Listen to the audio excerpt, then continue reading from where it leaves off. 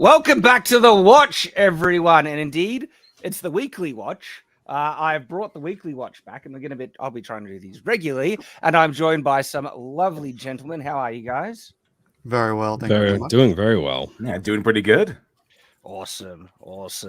So yeah, like I said, it was so much fun last week, and I already decided that I wanted to do regular live streams anyway. It's like, all right, we're doing it. I'm not sure I'm sold on the title for the streams, the weekly watch. What do you guys think? Nerds at the round table. Take it. It's yours. It fits with the theme. It does.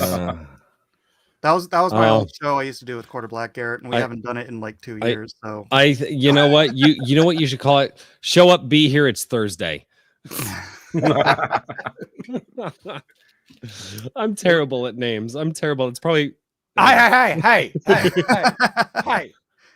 now. Have you thought about All-Star? What have you thought about All-Star? The All-Star. I don't care. I'm going to get my kid's xylophone and bring it down here and figure out how to play that. No. I got it. Welcome to the weekly now, All Watch. Get your stream on. The All Dude. Watch. Oh, The All Watch. All Watch. Have you thought about All Watch? Have you thought about All Watch? That's the thing. Just add all to anything. All of it.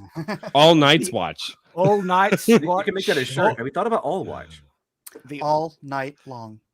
all night. Actually, stream. like if you did the all watch, you could do one of those, like on a shirt, you could do the all above and then the watch, and then you could have a knight standing there with his sword and do the laser eyes. But you That could would have All Night Long sounds pretty good. Shook me all night night long. Oh, God. They're all songs. They're all these The titles all- are songs. Space cows, Witherfang and chats. My Saturday streams, I've just been I did Saturday Night All Right. I think the next one that I'm gonna do is I'm just gonna meme whatever Saturday freaking song names that I can figure out for my Saturday night streams. So it's gonna be a different Saturday title. Night Fever. Right. Saturday Yeah, night's exactly. all right. Yeah, exactly. Everyone is Kingsman. like Saturday night's Wednesday. all right for streaming. Where's it? Saturday night's all right for streaming. Saturday. Well, night. I should break out my guitar and Saturday. actually Saturday. start Look at the recording Saturday night live. Saturday. Well, see, Night's Watch, I want to be independent of my own particular kind of brand. That's Shadiversity, and so that could work for Shadiversity. But the weekly watch, I don't know, it doesn't have the right punch or ring, and so maybe I do like the All Watch. Or Have you thought about All Watch? Have you thought about the All? I like that, or the All All Stream. You need to get a sponsor that does watches and get yourself an All Watch. Yeah. Well, actually, funnily enough, we have Did you know he already making, has one? We have looked at trying to find custom watches for Night's Watch. If you can get build the one Night's that can Watch survive the construction industry, because I will destroy it, but I'm one of the few people that actually still wears a watch. I would wear that every day. Do you know how wristwatches came to be? But I am very intrigued. Boring. Okay. Boring Wait. told me this story. All right. Let me think. They wanted to be able to tell the time Without wherever getting they shot. were. Without not the shot. I just was like, Without getting we shot. have a clock. So- What if we made it small? Well, no, because you had I thought that pocket was the watches. logic. No, you had Everyone pocket carried watches pocket already. watches. And Pocket watches were a thing, but you'd have to. You're true. And true. so Right. yeah, It's so if too you long. actually had a wristwatch on your forward arm of your rifle and you turn it, obviously the reverse way of we wear it now, which is, don't ask me how I know this. Yeah, no, that's yeah. right. But here's the thing. Here's how it became like you're wearing one right now instead of wearing a pocket watch like a real man, because men thought that wearing a watch was jewelry. So they're like, we're not going to wear jewelry on our wrists, right? So the army got together with this watch company, Wortham or something, I can't remember which one it was, and they said, we want you to make wristwatches for all the soldiers, because they were getting sniped. You pop that thing open, sun glares off of it, bing, and all this kind of stuff. And so they the company was like, no, there's no market there's no market for us, because if we make watches for all of your soldiers, What then when they time come period back, was this? What time period? I think it was after World War One. Oh, dude, there was a huge amount of public sentiment in the direction of the military during the World War time period. So, go on. Sorry. Sure. So anyways, the government, they said that, you know, we make watches to last. Like I've got a pocket watch from that company that's like 200 years old, right? So it's like, why would we make these, give them to all of your soldiers, and then they'd never buy another one? And so they made a contract with the army, then Navy, whoever, all the military. Everyone, when they went in, they got a wristwatch. They got used to wearing it while they were deployed, and as they were being decommissioned, they had to turn in their wristwatches, and they were destroyed. So they got so used to wearing them, they came back and they went, I want a wristwatch. And that's how the whole wristwatch market. Jeremy Boring from Daily Wire. Okay. Well, pocket watches are superior. I have a pocket watch. They are stylish, manly, but now we know. Now we know the origin of the. Thank you for that, Mike. That was knowing is half the very battle. enlightening. It's the most interesting thing I've ever heard Mike say. But hey, hey, I'm a history nerd, dude. Him. I love history. Guys, so stream. The ALLSTREAM. I like that. I think we're going to do, I think I want to call it the ALLSTREAM, because, hey, it's got origin to the original discussion stuff, but I don't mind that. I want people to keep on their radar All-Star, because that is, you know, being developed. I want people excited for it's the it. ALLSTREAM. Garrett, the ALLSTREAM. Garrett's in the chat. Garrett, I sent you the link on Twitter. Garrett, man. If you have time. Love for you to join if you can, mate. He's a decent way. But we got stuff to talk about, as you've probably seen from the title of this one. There is a larger discussion that I'm looking forward to have. Before we do that, though, guys, introduce yourselves, going around in order, starting with Mike S. Miller. How are you, mate? Hello, I am very well. I spent the morning finishing the second round draft of Shadow of the Conqueror, Volume 2. It's now 124 pages I have to draw. There's a lot more pages added to that than I expected. Yeah, well, because I had to add a page, and then every time you add a page, you have to add an extra page to keep the pagination correct for double page spread. So it's like 124 pages now. I'm a 30-year comic book industry veteran. Spent a lot of that time doing Injustice, Game of Thrones stuff. Spent a couple years doing NFTs, still do that on the side. But now I have come back because my dear friend Shad wants to do a second volume of this phenomenally successful book, Shadow of the Conqueror. Ooh. So that's me. You can follow me on Blacklist Universe on YouTube. And I'll be dropping the link to Shadow of the Conqueror in the chat over the night. So if you have not subscribed, or if you're not backed it so far, what are you waiting for? There's only I mean 10 days left. We've been out to extend it. That was always like an unknown thing, and so we're able to meet with the printers and work out all the ins and outs. Real quick, Shad, can you highlight BinTube's comment? Nathan, could you highlight that one for us? I haven't seen it, so thanks, Ben.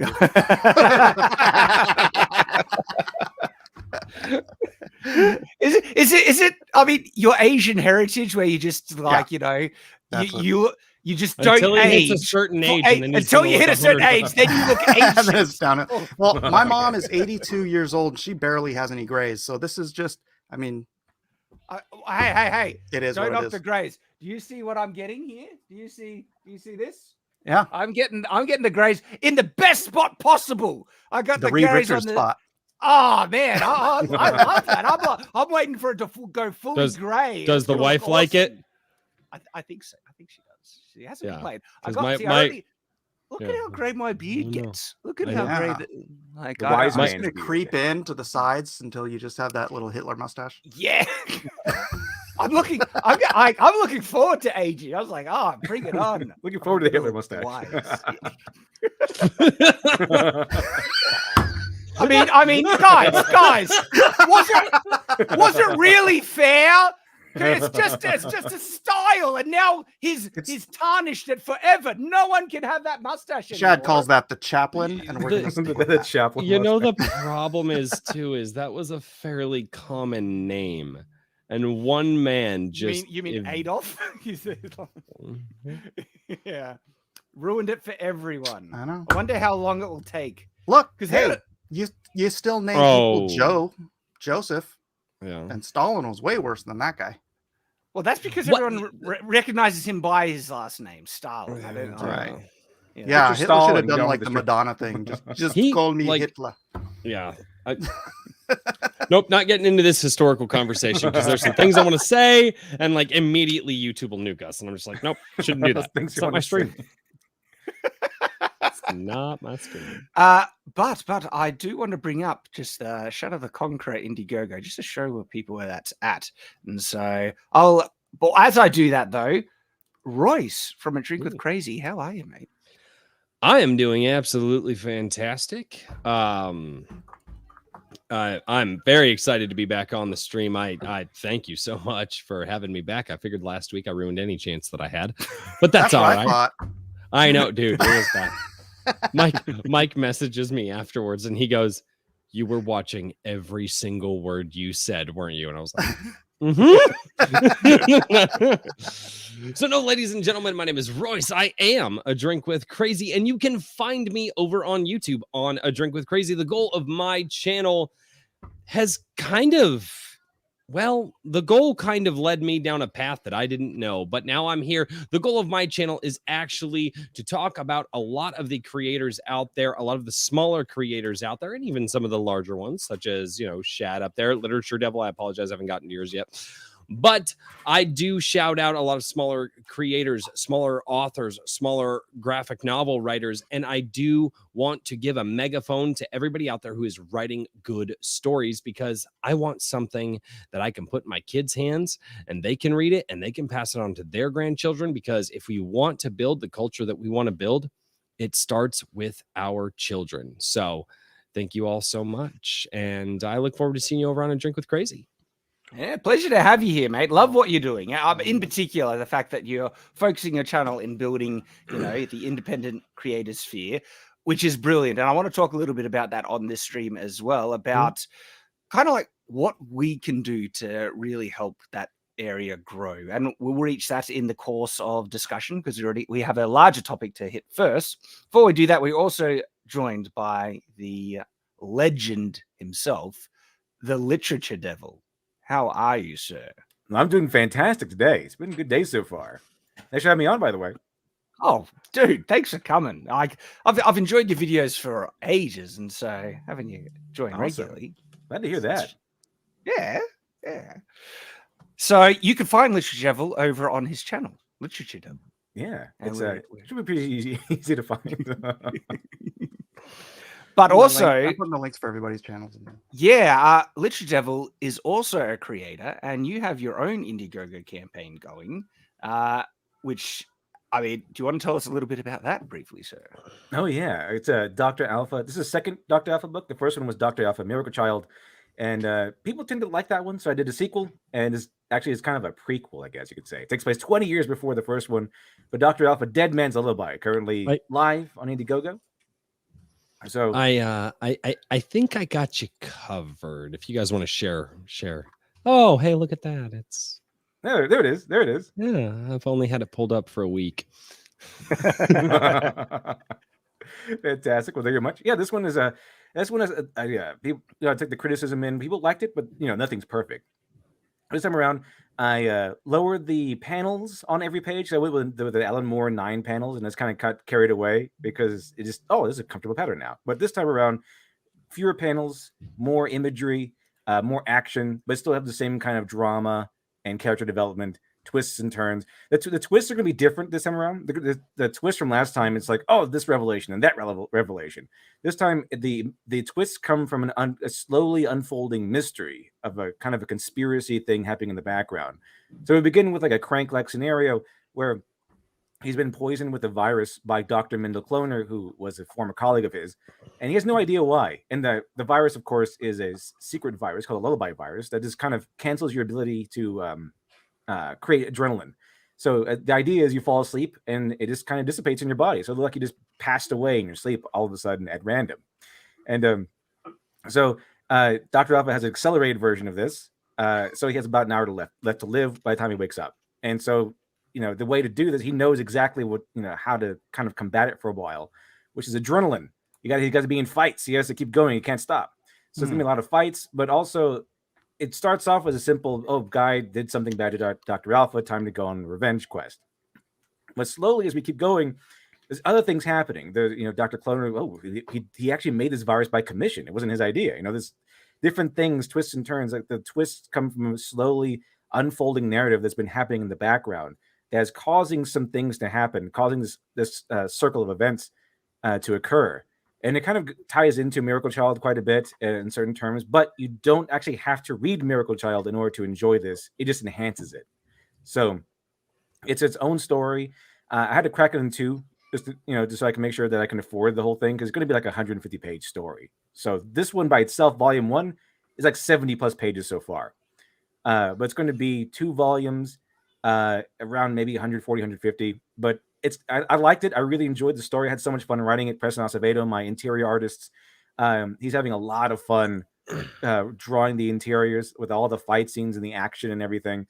And I kind of make fun of the Marvel heroes, because one of the themes of this book is going between heroes who are actually heroic and heroes who just want to ingratiate themselves, which is kind of like the Marvel hero today. And so he fights some like Riri Williams style, like Iron Man 20-something girls who's about fighting bad guys with no challenge, no nothing. So basically, all 3 of them arrive to fight Dr. Alpha, and he's like the first supervillain they've ever fought. Every other person has been like this street thug and everything. I make fun of like the idea of what would be like in what would the world be like in a world full of superheroes. So there's like a influencer hero who's like kind of like a Jake Paul type or something, just going around just being on YouTube and just chastising people and stuff. So I like the idea. One of the themes is the separation between actual heroes and fake heroes. People who are just in it for like the glory, I guess you could say. And then then we go into why Dr. Alpha turned evil, things like that. Why exactly he went to the side of villainy? Was he a villain? Was he always a villain? Of course not. So the tagline is "Evil is never born." So he was a good guy once, and we kind of go into some secret organizations, his past, things like that. So this is a hefty, meaty story, but I guide you in with some brutal, mindless action and brutal, bloody action. It's a lot of fun. Genuinely, it sounds great. I went on Literature Devil stream not too long ago, and he got to tell me all about it. And I think that was your announcement stream when launching this. That was a good surprise. It sounds great. I've totally backed it. Looking forward to get my copy. And guys, grab your copy. It's available at Indiegogo, and there are things to talk about with regards to Indiegogo as well. And so that's another topic that I want to get to through the course of the discussion. But the main thing that I'm wanting to discuss actually is it's a confirmation of something that we've known for a while. Okay. And that's going to lead us into a broader kind of discussion from something that came out recently. And it's that one of the people who was associated with the Witcher TV show on Netflix is now going to be working on Marvel's X-Men. And he got interviewed and he revealed that a good number of the writers on The Witcher didn't like The Witcher, the source material, or the video games. Unfortunately, it's not really a surprise. They kind of set to be run-of-the-mill by now. it really is. It's just like, the thing is, though, what I find really interesting about this part is that we have known for a while. I can't think of many instances where they've just come out and just said it so blatantly. But the thing is, they didn't need to say it for us to realize that this is the case. Like, there has been a sense of disdain and resentment, but also it's like from this condescending thing, like, look how pathetic these nerds are stuff. We've felt that for ages, coming from the creators who are in charge of many of our beloved properties. And it starts with the fact that they hate the fans. We have been seeing that so often, where and also their willingness to change the source material. As soon as they've been doing that, and they've been doing that for a while, that reveals a clear indication that, well, you clearly didn't like the source material if you think there's problematic elements in it that make you feel changing it would improve it. And myself as a fan, that was a good catch there, Mike. Got my mute, got my Kleenex. You got that mute right in time. Damn. I'm a pro, baby. So we've been seeing that there's this kind of disdain and dislike for, the things that we have loved for ages, and their willingness to just change what they want. They like, because remember, these properties that we have loved, well, they're clearly problematic. They're not diverse enough. And it starts with that. And then the fans who loved the original thing. I mean, when it comes to an adaptation, I want to see whatever is if it's in film or TV or anything. When I see the adaptation, I want my instant reaction to be, that's the thing I love. That and I get to see it in a new visual thing. And seeing it in live action was always a big treat. I remember just wishing and waiting for Spider-Man to come to film as a kid. I was just like, and the first one was so good. However, my favorite is the second. Wait, are you ignoring the Spider-Man film from the 70s? Yes. Terrible. That's no, sir. I appreciate you, but you're old. Anyway. Well, I'm back. yeah, I don't know what happened then. He says, hey, but it's back. I had faith. I just leave. All right, this is not as well. Yeah, no, I'm back. Awesome. Too good for us, I see. Well, too good for me, but these other guys, come on, dude. Like, so it's interesting. Like, Mike, you mentioned that there was old school Spider-Man film. I didn't even know that existed as a kid. Really? That might have been a good thing. it's I'm gonna bring it up. Like a lot of that stuff. It's campy. I've not seen all of it, but I've seen enough. Speaking of superhero movies, it kind of reminds me of this whole one Superman movie that never got made. And it goes back to the idea of them changing our superheroes and, of course, race swaps, gender swaps, and how we're all just sexist and racist because we don't like their cringy gender swap stuff and their race swap stuff. But the thing is, we like these heroes who are represented on screen as we knew them in the comics. Yes. We know what Superman looks like. We know what Batman looks like. We know what these characters look like. And that's why Iron Man was so successful, the first one. He looks like Iron Man. And the thing is, on the other hand, he acts like him too. They will never acknowledge that if we get a white guy to play Superman that doesn't look like Superman, we will also complain. Remember that movie? That Tim Burton movie that never got made, thankfully, where Nicolas Cage is going to play Superman. Like, I'm pretty sure people would complain about him. I don't know. I want to see it now for the memes. Yeah, for the memes, but not for like a serious outing of Superman. All right, so this was a live action TV show that I watched as a kid because I'm old, obviously. So as Royce enjoys pointing out, Mike. You're really old. I'm I was so on glad Royce's show the other day. They didn't realize that the Little Rascals came out before the 90s. I knew it had, but I had not. That was a tangential knowledge. Yeah. I had heard it because my parents told me. That's the only reason. Oh, it looks awful. Mute that though, Mike. God, I love that 70s hair. Is this like American? Because I know there's a Japanese Spider-Man that they also made that kind of looks like this as well. Have you guys ever? What was it? The 1980s when they came out with a Supergirl movie? Did you ever see that one? So hey, we won't get pinged for copyright with this one. I'm assuming it's safer because it's so old, but we might just need to throw in a pause regularly. Yeah. But wow, that looks, dude, in the 70s, that was awesome. That's not J.K. Simmons. J.K. Simmons. No, J.K. Simmons is the J.K. Simmons of the 70s, though. But hey, guys, we had diversity back then too. Guys, we are joined by the man, the myth, the legend, John De La Rosa. How are you, sir? Speaking of diversity, hello. Oh no, you could have. Nope, not going to make that joke. Never mind. Now I want to hear it. All right, could have fooled me with that skin tone. Anyway, Oh, Oh, you're hurting my soul. yeah. Stan Lee left New York to go to Hollywood in like the 60s and just was working on getting all these properties into Hollywood as cartoons and movies and TV shows. And I mean, that's why he's the most famous.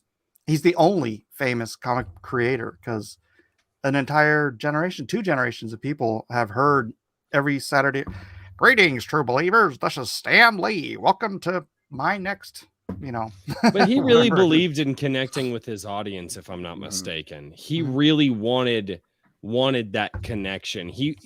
Stan Lee wanted to do what at least guys like myself are doing on YouTube. I mean, all of you guys are reaching out in very different ways with books and novels, and me, I think Stan Lee wanted to do something similar to what I think a lot of us do on YouTube. Is we just want to connect with people in that way, at least as much as we can over distance.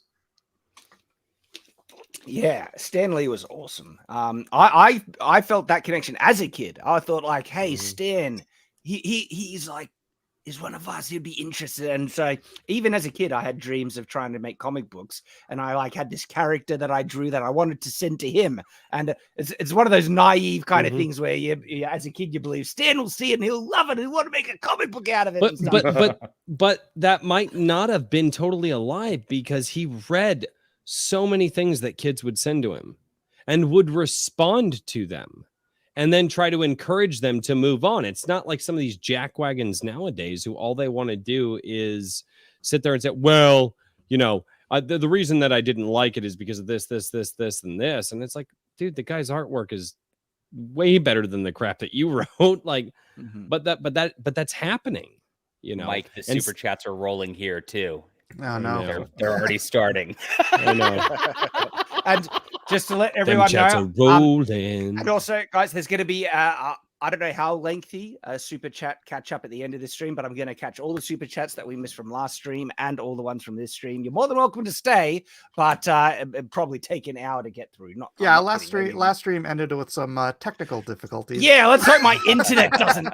I am so glad that they did, because that is the best picture I have ever shared on Twitter. Yeah, Shad's power went out because he's in Australia and they don't have regular power there. That's true. We have to battle the environments and the hellscape that is Australia constantly. And so, how big are the spiders down there? Are they as like big as people show online? Well, or they can get big, but the big ones, the big ones you don't need to worry about. It's the little ones you really need to worry about, like the funnel webs, the redbacks and crap. The rats down there are so big they gave them their own name. They call them kangaroos. Dude, thoughts one of the best videos I ever saw was some guy run up and punch a kangaroo who was coming after his dog. And I was like, that's a man.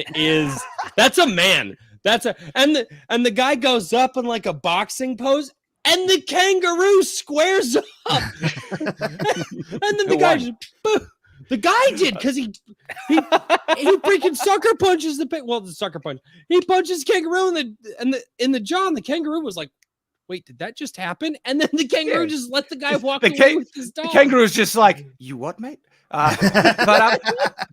John, you were about to say something. Right. Yeah, I was going to say, Shad, what are your thoughts on Australian tennis superstar Nick Kyrgios? I know the chat is dying to know about this. I was going to say Nick Cage. Why do you do this, John? I don't follow tennis. I'm not gay. I'm out there. I'm kidding. I'm kidding. That was a joke. He did a half hour the other day on his live stream about tennis. I forgot to do it today. Things like swords and dressing up like knights in comic books. There you go. Okay, we need a knight with a tennis racket. Knight in a tennis racket. Guys, that was also a joke. I'm reeling back, but they're like, it's funny how this is kind of related, that sometimes we can get these kind of elitist attitudes, like, one of the reasons why I kind of like to do it as a joke, though, is to reverse the tables on what it was like to be a kid, where when I was a kid, I got teased for liking Spider-Man. And I was in high school. I liked Spider-Man. That was a kid thing to get into. And so all the kind of jock kids who were like, heavy into sports and everything would give me crap for that. And it was that kind of mentality of the nerd, stuff that we enjoy being somehow lesser for kids, not taken seriously, and all of that. And now nerd culture has become so mainstream. And I've never hidden the fact that I'm a nerd. I have loved this stuff. And they still don't take us seriously, Shad. That's the topic we're talking about. Here's the thing, you're actually misremembering what happened, because apparently, according to what I've heard from the media and everything, it wasn't about people making fun of you. It was about how they really wanted to join you and play D&D and play in your games. And then you kept them out. You kept them out this whole time. Those poor women and those poor jocks they want to be part of our reindeer games, but you never let them in. That is such a bullcrap narrative that they spew. I can't stand it. Like as a kid, genuinely, I would try and get anyone into this stuff, into Dungeons and Dragons, Magic the Gathering, into comic books, and as soon as you found someone who was like into that, it was like kindred spirits. We're already friends. And then, holy crap, if a girl was into it, oh no, Royce, no. These are 20 years old. These are 20 years old. But this is what came out when I was a kid. But there was no Magic the Gathering when I was a kid. Like, these are 20 years old and still in perfect condition. Man. I have T-shirts that are older than that. The Yu-Gi-Oh kids that are older than that. They're like street gangs of the comic book shop. So the Yu-Gi-Oh kids go in there, they steal all the product, they pick fights, they leave a mess. Maybe nowadays, but when I was younger, that was not the thing. Before we get too distracted, I got this in the theater. That is cool. That is cool. But all right, we can show those. You are way older than you say you are. I'm sorry. I want to end off on this point that we're talking about, because it is important. It is an important point, because the fact that they try and spout this narrative that nerds have been gatekeeping nerd culture from the beginning is complete bullcrap. Utter bullcrap in the extreme. And the fact is why I get so pissed off about that. The reverse is true. We have been trying to get people into our hobbies and interests, especially girls, from the dawn of time. Speak for yourself, Shad. I am doing everything I can to make sure that women are not welcome in this hobby. But I have actually had a really deep thought on what he said, but not in a joking way. All right, what's the deep thought? Okay, so no, this is something that I kind of came to the conclusion of. So for those of you who don't know, one of my other nerdy hobbies is I love playing airsoft. It's an absolute blast. I love it. You look like a Call of Duty reject every weekend. You go out, it's great exercise. And in the airsoft community, a lot of people out there are like, how do we grow this community? How do we make it bigger and make sure that it can be seen more? Because like paintball, everybody knows paintball, but not everybody knows airsoft.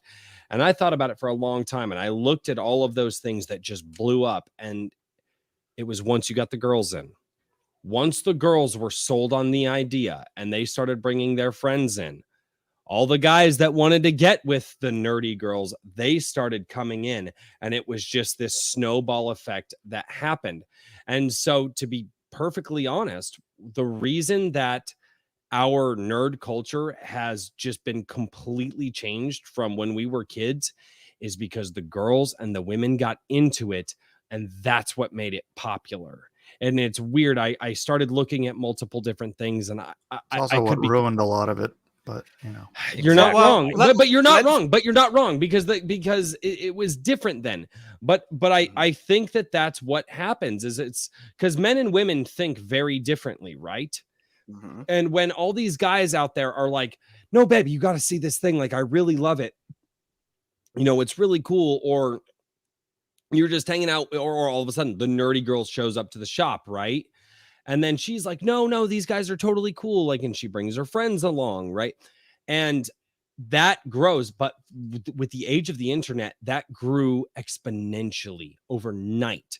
And I really think that what happened with nerd culture and why we are where we are today is because women finally decided to get involved in this. I really believe that. See, I would say it's not just like women, but there's also it's white women. Yes. Well, no, this is the thing. With their pumpkin spice lattes. No. And there's no issue. In fact, like always loved girls getting into these nerdy hobbies.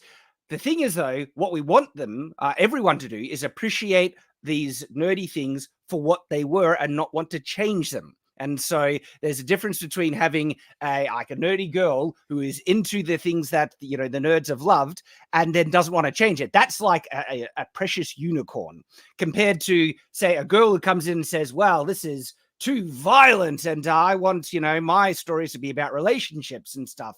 But now I want to be. And the thing is, though, never had an issue with comic books or anything nerdy that is made something new for a new audience to try and get, a new audience into something, so long as you don't take away the thing that we have loved for years. And that's what they've been trying to do in the modern stream. Instead of making new things for people who might have different tastes, they have been changing the things we love to cater for this new demographic that it's interesting. How interested are they in it really? Because let's have a look at some of the key examples of stuff that they've changed to cater for different audiences. And yes, we'll look at, superhero stuff that's been made to cater for, say, women.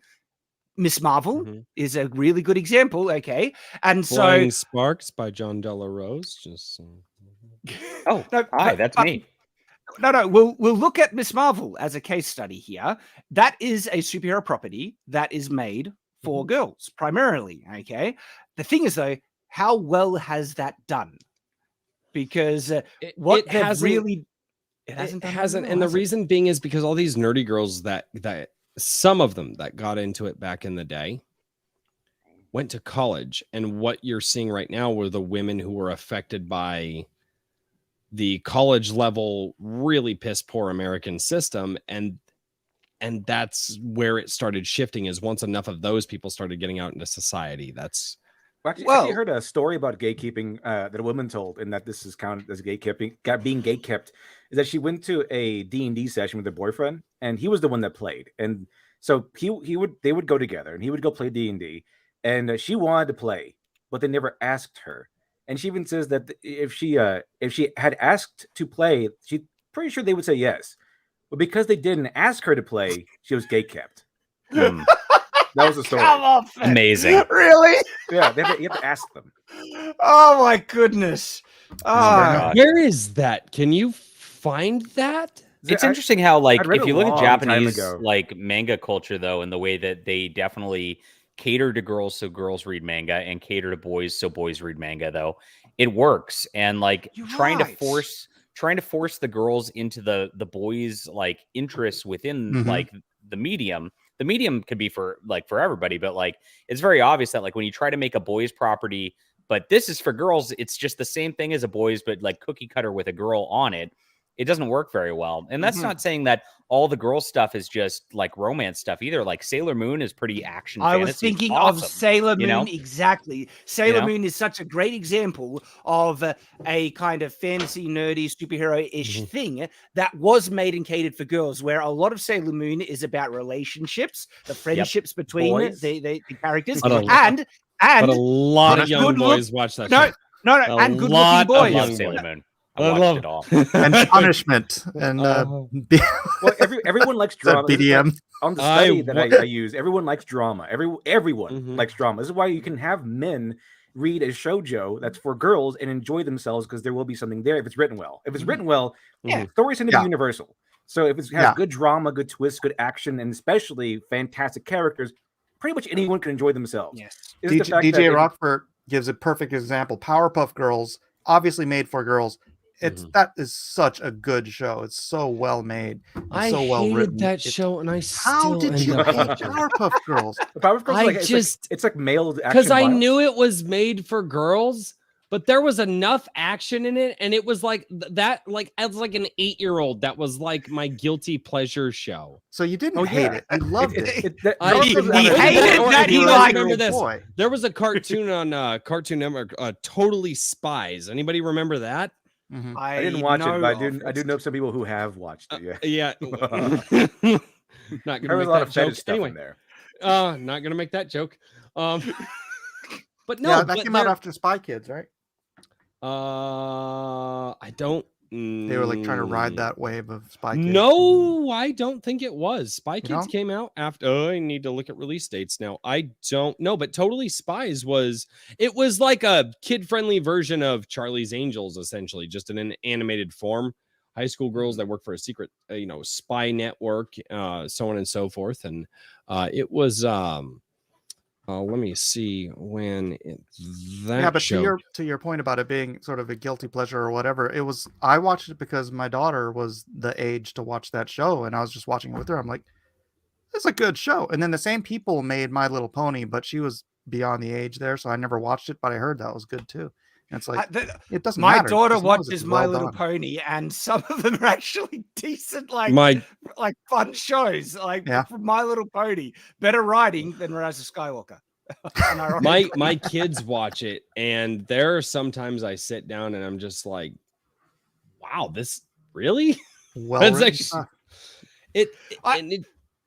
yeah. So, but going back to the point, what we're making here is that guys can like girl-centered media and girls can like guy-centered media if it's written well.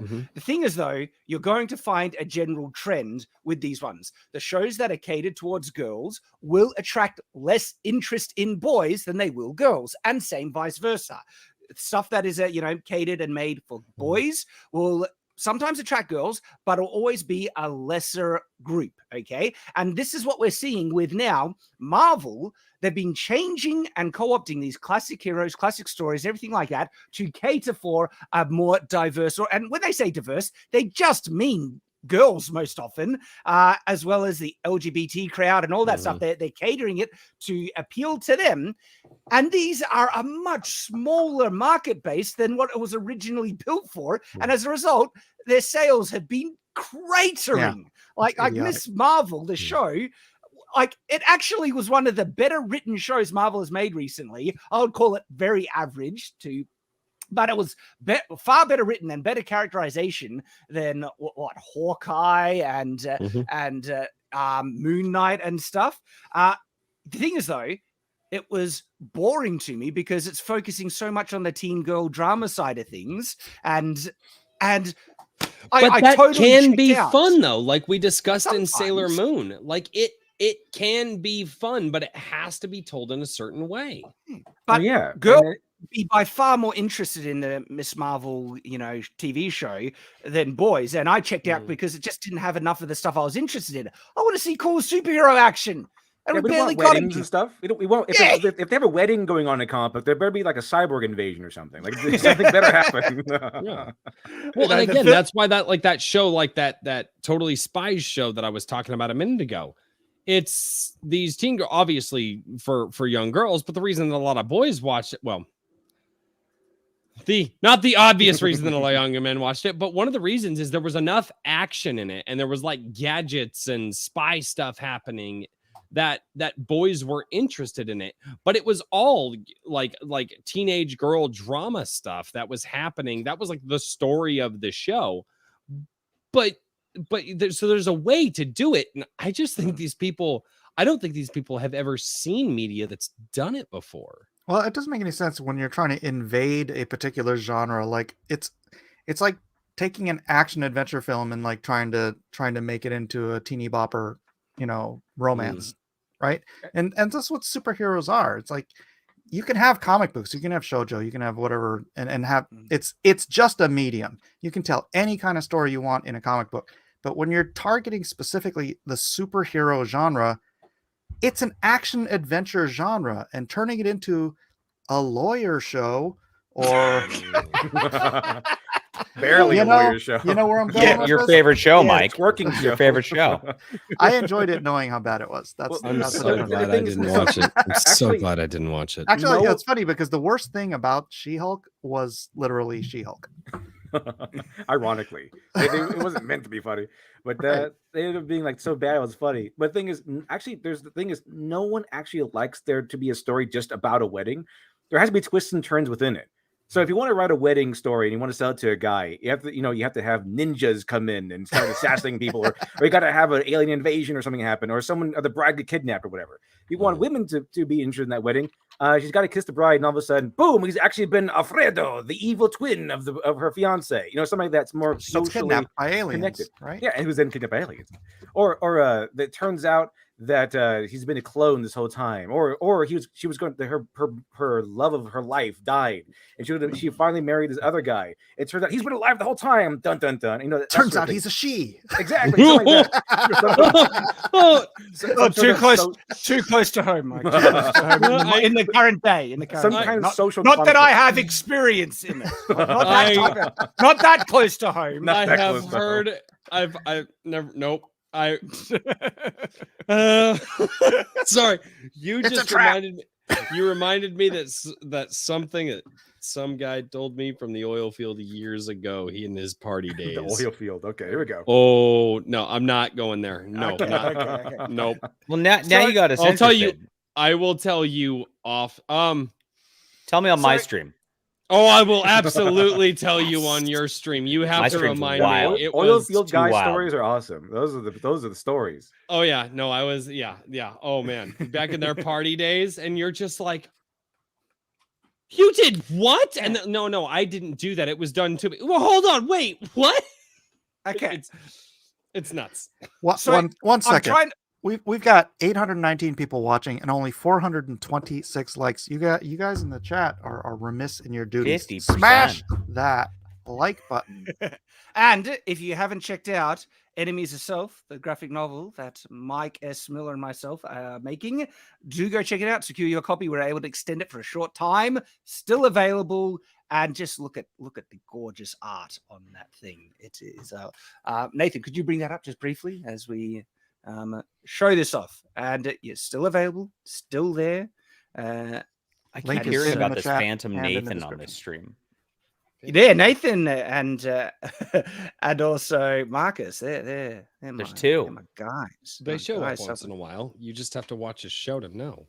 Yeah. Watch Night's Watch, and you'll see. So check that out, guys. It looks bad. I'm so happy with it. Make sure you get your copy. All right. So may I comment on something really quickly? Because because you guys sent me a review copy. I want to talk with who is your colorist?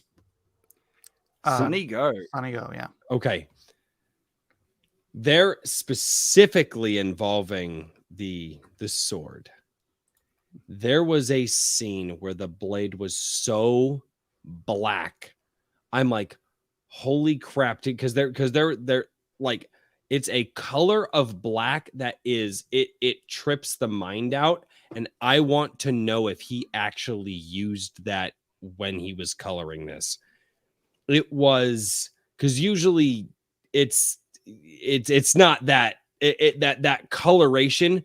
That was one thing that I saw that, and I've been wanting to ask for so long, what color did he use for that? What shade of black? Because it was, it's like the rest of the comic panel, like light could not escape it with whatever color he used on that.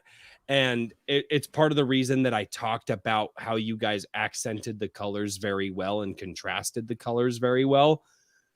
And I don't know if I'm ever going to get to talk to the guy, so I literally have to shout it out here because that scene was incredible, guys. Seriously, the just some of the colorations of this, and there were a couple times in the book that I was just like, holy Lord. Like that whatever. I want to know if he actually looked into that color of black that actually like absorbs light. It's so black the mind almost can't process it, because that's what I thought about when I saw that scene. And I think you guys probably know the scene that I'm talking about. Yeah, it's called Black. It's called Black. Also, I like Shadiversity's campaign. I like this one specifically because it's the first campaign ever. I've backed, I think, nearly 100 so far. It was the first one I've seen that actually caters to the concerns of literature nerds.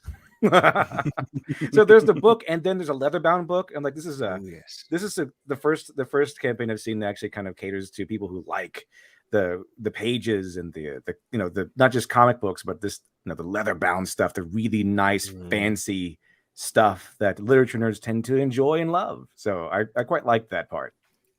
Yeah, thanks. And yeah, because I'm that type of person. I collect leather-bound, and so yeah, really happy with that. And we're going to make that a regular, make leather-bound available on all our books that we make. Oh, okay. Look at his. You got to bring up okay's chat. I missed it. There's okay. Oh, in the chat. No. We'll leave people to read that in the chat as normal. Thank you. No, I Royce, I think the reason you saw that is because I leave a lot of open line work. I leave it for color, and so there wasn't a lot of spotted blacks in the entire book. And so sorry, just on this note, right? This is one of my favorite pages in regards to the color. Like look at the color work on here with old Dalen and right above his index finger, right above the index finger. That's close, but that's not quite there. Like over to the left, that first panel. He's talking about the Darkstone. Yeah, right above, the Darkstone. So that doesn't seem to be the same tone that what was on the sword later. And that just blew my mind the way that the sword looked. Yeah, but you can see what I'm talking about, generally speaking here. I know there is some black in the continent there, but everywhere else it's line work. It's not. I don't spot blacks in general too much because I like, especially when you have a colorist like Sonny, fantastic. Then when you do have a spot of black, it means something, and it's black. It's not like maybe that's what I was just thinking. Another shadow. Sometimes it's the contrast by having the right color next to the black will make it give it a different feel. I'm an idiot. I keep telling people on my channel I'm an idiot, but nobody listens. I keep telling you, I believe you. You're the only one. So guys, grab a copy if you haven't already, and thank you to everyone who is supporting it. We're going to take this thing to the moon, and I'm so excited for the future projects. Like, man, Mike and I, we've already been working on the script for the second volume. It's great. Pages. So far, how many pages, Mike? How many? 124 pages. Oh, it's a big boy. This one's good. Yeah. And it's rock and roll, man. What happens in the second volume? It is. Reading through it yesterday, I was just messaging Chad. I'm like, this is really good.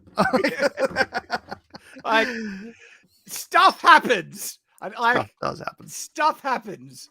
Like Vlad the Impaler stuff happens. But okay, so but the important question I have to ask: when are we going to see the big titty goth girl? The question's on her, one's mine. She's not exactly the shade. I married one, so that's what's on my brain. I could endow one of the shade. We'll see. We'll that see. kinda Shade covers up. We'll see. If you actually do that, you have to let me know. We don't cave into peer pressure here. Yeah. Look at what I've done. Like All-Star. Everyone was against me, and I don't friggin' care. Although Shad does the male want me to do mentality. essentially a double-page spread of naked women. That is. Wait, what? He did. He added that. To the So script. back the second book of Shadow of the Yeah, Conqueror. dude, dog. I would say, well, some ladies, more gentlemen. Guys, people will say this is a joke, but unironically, it's completely justified through the story. Oh, jeez. It is. It really is. Double page spread of naked women is justified in the story. Look, we're gonna try and keep that as PG as possible. Yeah. I'm not doing when, naughty bits. Sorry, it's sorry, kinda anyone like, who what's his name? desperately wants to see naughty bits. Kojima. When Kojima made Quiet, and like my theory is that he made Quiet in order to like get back at all the nerds and all the male feminists and stuff like that. They're complaining about how he writes women. So it's like, okay, well, she has to be scantily clad because she has to breathe through her skin, okay, and she has to be quiet and not say a word because she unleashes a horrible, horrible virus. So you balls in your court now, feminist nerds, okay? Okay. So on that note, there's a meta kind of thing in my book about something. So honestly, I love exploring cultural, influence morality systems and things like that. And so when you're world building, right, there's really important things you need to ask about every culture if you're making a new culture. What are their practices and traditions around courting and marriage? Okay, what are their traditions around death? What is their religion? What is considered polite and impolite? What is their attitude towards sex? These are all really important things to figure out culturally. And the other thing that I was also important to explore: what are their modesty standards? If you look throughout history, modesty standards are really intriguing, how they have shifted and evolved over time, where some things that we would consider grossly immodest were perfectly fine in the past, and then vice versa. There are things that we do that in the past would think, well, oh they're my still goodness. perfectly fine in certain places. Yeah. It's really intriguing. Hot places. And so I personally believe, you should dress modest. Temperate. No. But I yeah. do believe that modesty is an important moral Internal standard or that everyone external? should try. In terms of dress, you should dress modestly according to your culture and stuff. But the culture is actually what kind of determines what's appropriate and inappropriate. And so to play with this, it wasn't actually intentional, because I started with a culture that was like, all right, it'll be really cool to have a culture that prioritizes strength of will, strength of mind above all else. And that was the beginning kind of thing to developing a culture around this. And this is the Teresian culture, because what became really interesting is when I was asking myself those questions, I came to the question, what would their modesty standard be? What would a modesty standard be in a culture that prized intellectual strength of will above all else? Well, they would approach the human body in a very mature kind of way. They wouldn't fetishize it, or they'll think this is a body. It's just a natural thing. And that's the normal kind of thought process and extrapolation that I was honestly led to naturally from this beginning concept of a culture that prioritized strength of mind above all else. And then that evolved. Okay, how would they interplay this in terms of the development and how they want people to achieve this standard and stuff like that? And so the Teresian culture literally ended up being a culture that, from other standards, would be very immodest. A lot of them go around completely naked as a statement of their mental strength that they've accepted. It's a human body is a human body. It's fine and stuff like that. And then some even go out of their way to draw attention to that as a test for other people. And the interesting thing that I wanted to play with then is there's a character in the second volume who is Teresian and culturally Teresian, because technically there's already a Teresian in the book. That's Arik, and you meet him in the first volume, but he's not a cultural Teresian. He's a cultural Hermaran. And so there's a cultural Teresian in the second book, Cuseg. And what I find really interesting is that he's technically the scantily clad fantasy adventuring person, right? But he's a guy, and no one has complained about it at all, right? Not a single person has. Nobody's drawn him yet, Dad. That's true. We'll see people's reaction when we. I mean, besides me, because can you say banana hammock? No, he's wearing "I Dream of Jeannie" pants. The thing is, though, can't touch it. If a female, well, actually, there is a female cultural Teresian in the book. There's an interesting interaction between the characters there. But if one of the, if there was a female Teresian who was an archknight, she would actually look like the stereotypical scantily clad fantasy, character. But it's not only justified in the story. I didn't even build this intentionally to get there. I started with something completely different. And I am interested to see with this second book if there's a character that is like this, where it becomes a stereotypical scantily clad fantasy character, if people will complain about that. But then I'll be like, but you didn't complain about Cuseg, did you? So it's in terms of having things justified in the story, that got me off on the tangent. Yeah, we're gonna have to end up doing some sort of Deja Thoris level of because she's naked in the books, but she's never portrayed that way. Yeah. And so we'll keep it as PG as we can, especially with that character in particular. And so anyway, we got off a tangent, but let's bring it back to what we were kind of talking about, which is the theme of this stream. And that is the discussion about how a lot of people have looked down on nerd culture, okay? And now the people who are actually in control of a lot of our beloved properties actively despise not only the properties they're working on, but the fans that have loved it at the beginning. And I want to continue a discussion where we're at. And that was basically the evolution, because originally guys loved it. We always encourage, especially from, I remember my own childhood, encourage anyone to be into this stuff, especially girls, because that was like a girl that was into the stuff we liked and she was pretty, you know, you found a unicorn.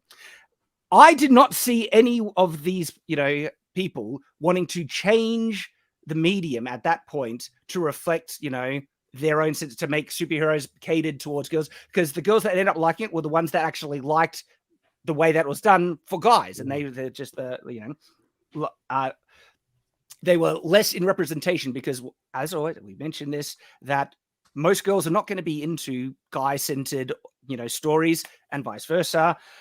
And so they didn't want to change it, the girls that ended up liking this stuff. And I did not see any kind of subversive intent or you know, desire to try and criticize classic comic books and guy stories as problematic, as inherently violent, as toxic masculinity, all that bull crap, right? None of that existed then. What happened is the next evolution in kind of nerd culture is films were made of them. Now, what's interesting, films had been made. We had the classic Christopher Reeve Superman and stuff, and I loved those as a kid. How they were big films in the day, weren't they, Mike? Mhm. They yeah. were. Yeah. They were huge. Yeah. Those were, yeah. At least the first two. Yeah. Right. Third one kind of went. What's interesting? That What didn't about the seem- fourth one, Mike? I don't even remember the fourth one. I Is know. that- I know nobody does. I don't know the Atomic Man or something. They made it. They made a number 4. The Fight for Peace or whatever it's called. Where he has to Yeah. fight. Yeah. No, yeah, that's yeah. 3, isn't it? No. No, Is Richard it, Pryor. is it with the black guy who made and Richard they make Pryor. the machine? No, that's Richard Pryor. That's Richard Pryor. That's He number was 3. Yeah, that's number 3. Is it the Richard one that Pryor where there's an evil Superman and he has to fight himself? Sun God, I dude, whatever. thinks so. With the God, fight on the moon. Dude, I don't even remember. I just know that it exists. I just It got don't so remember. cartoony. Well, what's weird, right, is that was a really popular Quest for film. Peace, Superman 4, The Quest Oh, for Yeah, it was yeah. like something for peace. It was, Yeah, it was yeah, the Quest for Peace. Yep. So they were really popular, but they didn't launch the superhero genre into the mainstream in the sense that heaps of more. Marvel just took ages to pick up on it. DC, they made Superman, and then they made Batman. Okay, and that was also really popular. Yeah, the that was original like Batman. 5 years later. The Superman 1 was 84, right?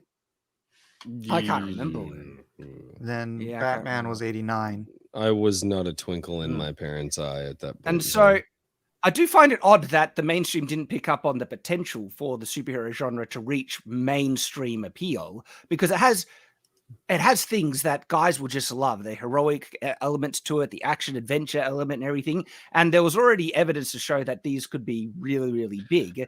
It only really started to pick up and explode in the mainstream when Spider-Man was made, when the X-Men were 78. made, and Marvel started to really, you know, they sold the rights, and then other people picked them up, and some seriously good stuff was made.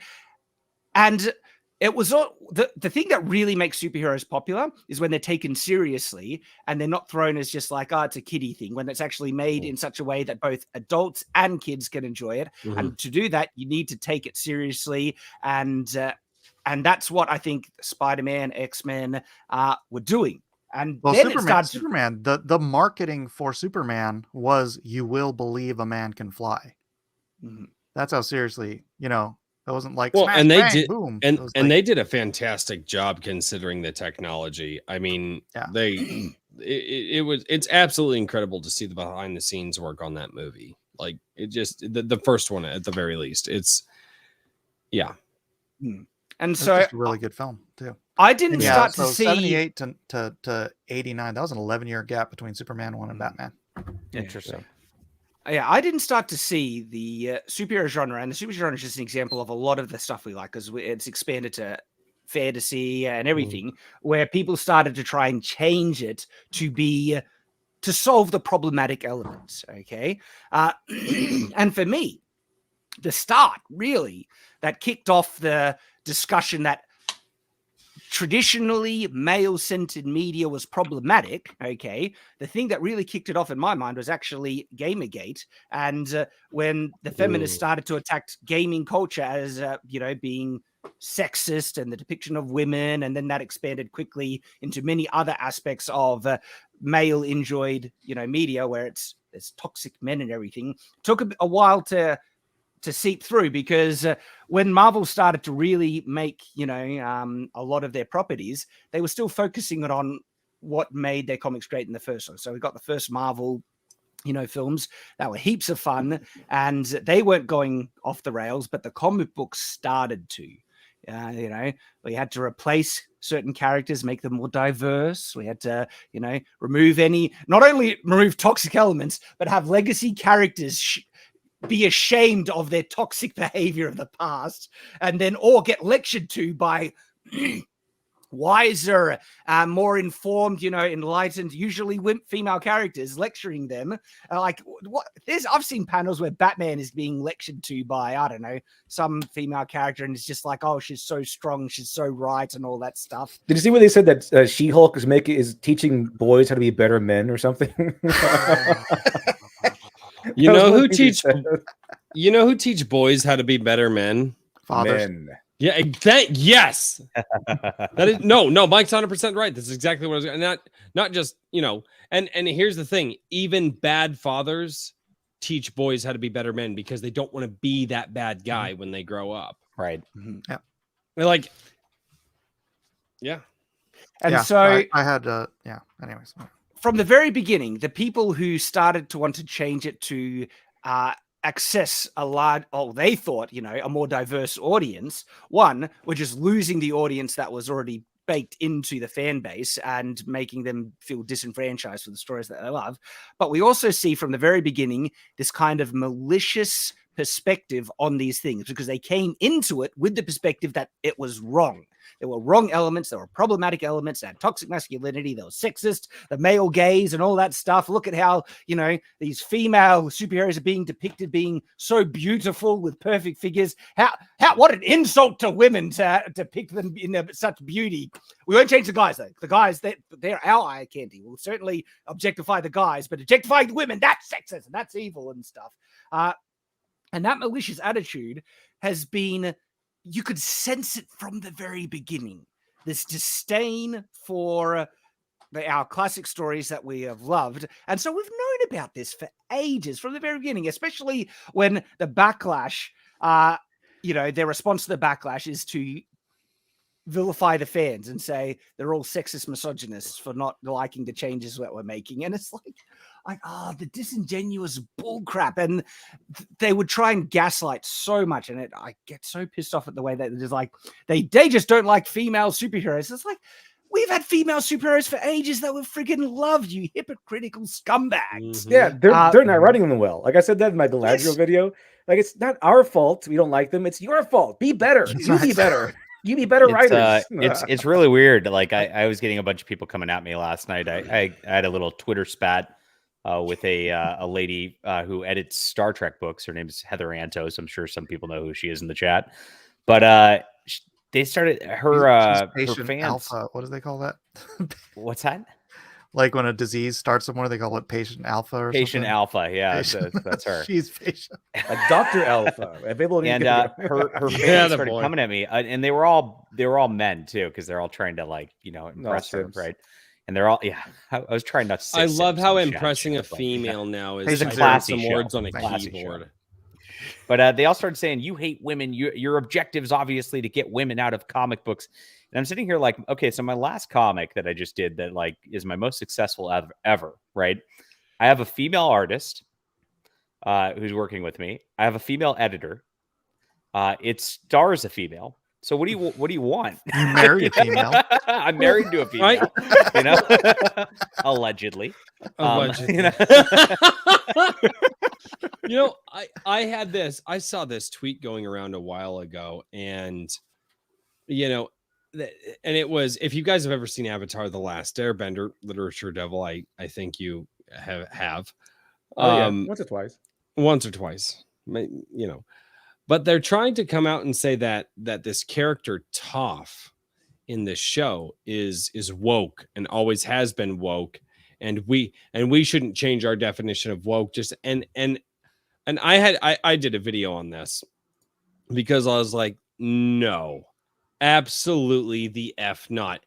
And I'm somebody who will even defend the second Avatar series to a certain point. What, Korra? To a certain point. There's one particular thing that I disagree with, and the show itself had a lot of problems, but there's one particular thing that I disagree with on Korra. That a lot of people levy at it, and I just don't think is true based off of especially what happened in the third season. But getting back to Toph, they're trying to say that she was a woke character because, oh, well, she's a little blind girl, and and she won most of her. Oh, thank you. I just realized you're not talking about the Blue People movie. No. Wow. He's old too. So, no, and they're trying to say, oh, well, she was a blind girl. She won like 90% of the fights that she was in.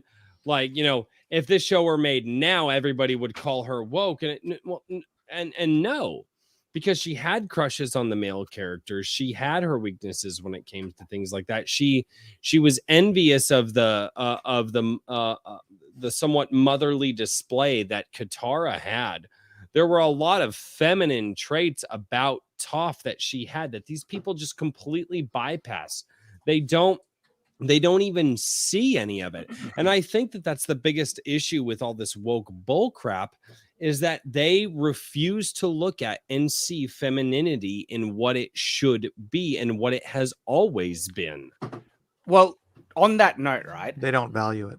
They don't. I don't think they do at all. The mainstream feminist movement has been vilifying, marriage and motherhood to an extreme degree, proclaiming that it's, just a type of enslavement for women, getting them enslaved in their household, and they should be free to pursue careers, even though having a career oftentimes is more depressing than being able to be at home with your own ironic children. Name for anything ever. The feminist movement is trying to turn women into men. I know, it's bizarre. And they actually have an issue with traditional femininity, and they keep trying to push women to act more like men because, interesting thing, in the workforce, stereotypical male traits usually do lead to promotions. Stereotypically, men usually work more overtime hours than women do. They ask for raises because men are stereotypically more disagreeable and assertive and things. And so, to make women excel in the workforce, to have equal representation in the CEO positions, well, you must have to, be more aggressive and end up acting like men, even though that seems to make women more depressed on average, because the things that the stereotypical way women behave usually are the ways that lead to them being more happy. And they usually choose more work-life balance as a result. And shock horror, a lot of women do want to have children, and it does bring them happiness. Like, what a crazy thing to say in the modern day. Yeah, women tend to want families where men they tend to build a legacy. And if you look at the what was it? I keep coming with Kantian ethics. No, it's not. Carl Jung. He went over this, and he went the whole subconscious narratives. Superheroes appeal to men because one of the things that men really want to do is build a legacy, and superheroes kind of fall into this category of mastery, mentorship, and legacy building. And that's what men really want to do at base level, is they want to amass resources, build a legacy, just do all these things that build up something huge. And that's kind of I'll let you keep and add to protect those things that they build up. Oh, absolutely. Absolutely. Provide protectionship and guardianship. And oddly enough, this is explored in depth in things like American Psycho and Fight Club, which are both kind of also, may I interject, the first Last of Us video game, and I found that the theme of that game was the protection of innocence, because if you see how Joel interacts with Ellie, his whole goal is to protect this young girl and keep her young and keep her a child for as long as he can. That and they changed it. He massacres everyone at the end. But this is especially something they explore in Fight Club. And that, you get the fighting stuff. That's sensationalism. But what actually it kind of explores is the idea of men being in these dead-end jobs. The men are willing to work and they want to work, But the thing is, they get trapped in these dead end jobs, these desk jobs, and they tend to work in these environments without any. They get paid, but they don't get the legacy built. So people tend to be. So men tend to get lost. They tend to be depressed. And why one of my favorite scenes in Fight Club is actually the apartment scene in the beginning, where he's talking about all the things that he's amassing in his apartment, all this useless crap that he's amassing in his apartment. Like I got the yin and yang coffee table thing. I got the bowl set that are made with the bubbles so they can have the imperfections. So look, they're made by the hardworking people of wherever, that sort of thing. So and that explores the idea of these being fake things, a fake legacy he's building. He's just filling his life with useless items, useless crap that ultimately mean nothing, to make up for the fact that his whole entire life is going to work and building nothing.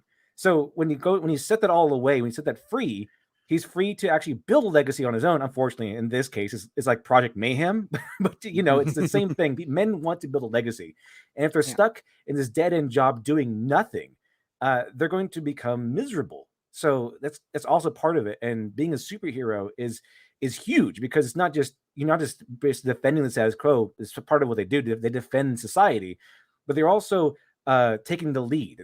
We admire and aspire to be Superman or Batman. They have to rely on their principles. There's no boss telling them what to do. They are men who take it upon themselves, on their principles, to go out, fight bad guys, and uphold justice on their own, even against the whims of society. So they'll become vigilantes. They'll turn against laws and men and all these things. They'll fight against that if it means doing the right thing. And and because of that, they tend to build a legacy. It's not something they maybe tend to want to do, or that's not their main aim. But as men, it is something they will just, at the very least, subconsciously do. That is the like the heroic subconscious, like you're saying, subconscious. That is the heroic ideal and all that stuff. But I just want to say, it's like, freaking hats off to the guys who will do that grind and just and give up their hopes and their dreams in order to take care of and raise their families, right? Yeah. And I was going to jump on that point as well, because men, they actually find great purpose in building the legacy, and usually they find it in family. And as a result, men generally tend to be more willing to do that grind work because it's supporting and providing the thing that gives them fulfillment. And, and the guys cleaning the sewers are men, and they're doing it to take care of their families. That's heroic on a very real basis. Actual people who look at certain studies, and my reference here is Warren Farrell. He was actually a feminist spokesman, and then he started to look into statistics, and he found that, there's a lot of things in which men are getting the short end of the stick. And one of the things that he found is that before marriage, usually men earn less than women, but after marriage, suddenly their pay, and careers go up, because now they're so much more committed to providing for, in regards to the contextualization of the discussion currently, the legacy that they are building and things. Yeah. Men are willing to do awful jobs. I'm not saying women aren't, but men actually find it great. 99.999% of them, they won't. They're all done by men. The thing is, I know. But I'm saying there are some women who is willing to do that, but usually women prefer much more work-life balance, okay? And they find that the best, the thing that achieves that most is actually motherhood and children. Massively so. And the way that men usually find the satisfaction is in providing for that, same unit, which just naturally leads both men and women into, guess what? The traditional roles that we've been doing for, years upon years. Because building a family is part of building the legacy. And what Fight Club usually explores is not family men. It's men who are living alone and who are just grinding out just to survive and just not building anything. So family is a huge thing in terms of building legacy in parts of the male mentality. So like in Fight Club, if you look at it, the people that join this Project Mayhem thing are guys looking for something to build their life on, to set their life on. It's always men who are either single and without a family, or people who have lost their family, like his name was Robert Paulson in that movie, or in the book too. But it's usually men with who are aimless, who have nothing and are just kind of wandering through life without anything. And so men will always want to build legacy. Fortunately, for some men, they will take the grindstone. They will grind every day, and they'll give up on maybe sort of their hopes and dreams, and they will just take the pains to provide for the family, because that is satisfying to a lot of men, building a legacy through family. And seriously, that guy that goes into the coal mine and does the most back-breaking, monotonous jobs to support his family, to me, that's like the greatest act of heroism in the world. That's manly. Okay, it is that is manly, self-sacrificing to protect and provide and build, the legacy, the family that you have. Is part of the core of true manhood in my mind, and sacrifice. And it is so overlooked and demonized today. Yeah, why? Down on. Why? By the sacrifices because the reason why people mainstream feminists hate it is the fact that men, when they are motivated to hit the grindstone, they usually work longer hours, take less time off, less sick breaks, everything that leads usually men to be attracted to higher paying careers. And so if you look at, for instance, STEM fields are usually pursued more by men than women. And it's usually down to the fact that the natural things that men and women like. Men like things. And women usually are attracted to connections and relationships. And because men are usually into objects, men will usually be into hobbies that can be like video games, nerd things, comic book collections, collecting all these nerdy kind of things. And this is just the natural, Cars, tools. Yeah, exactly. But what's interesting is that it's not like reality set this up. It's just the natural, reality or natural thing of what has happened is that a lot of the things that men are into are easily scalable and easily more marketable. And so, for instance, sorry, I'll let you say your point in a sec, Royce. A lot of things that women generally can gravitate towards in terms of career path, like, if it's interior design or midwifery, I believe it is, or many of the career paths that women usually gravitate to that are associated with connections between people. Those are actually hard to build into scalable kind of products that can be sold on the mass market, where a lot of the things that guys tend to be into can actually be scalable, sold to mass market. And so that's why STEM fields usually lead to quite lucrative careers. It's just what happens. All right. And because men end up earning more, well, people try and claim that's a power imbalance then. And that's why it's problematic. Sorry, Royce, you were about to say something? No, it was a thought that I had, while you were talking about, men enjoy creating, men enjoy building things, and they're more interested in things and whatnot. And that does go two ways. And one of the ways that it goes is because men are more interested in things. They tend to have two natures if you don't teach them appropriately. It's something I tell my son, boy, men are good at two things. We're really good at building stuff, and we are really good at destroying stuff. And if you don't focus on building something, and that goes back to the earlier point you guys were making about building a family, crafting a family, if you don't teach that, naturally men are they're going to be interested in things, but now they no longer know how to build. And so all they're going to want to do is destroy, because they still want to interact with the thing, but there's only two ways that guys think about it. And if they're not taught to create, that's where they'll end up, is destroying. Mm-hmm.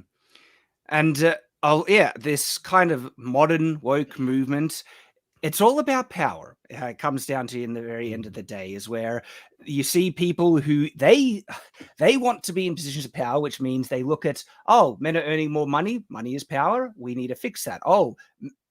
This is just the reality. Men consume more political based content, and news, and what's happening in politics. Men naturally, if you look at the statistics, end up consuming vastly more quantities of this than women.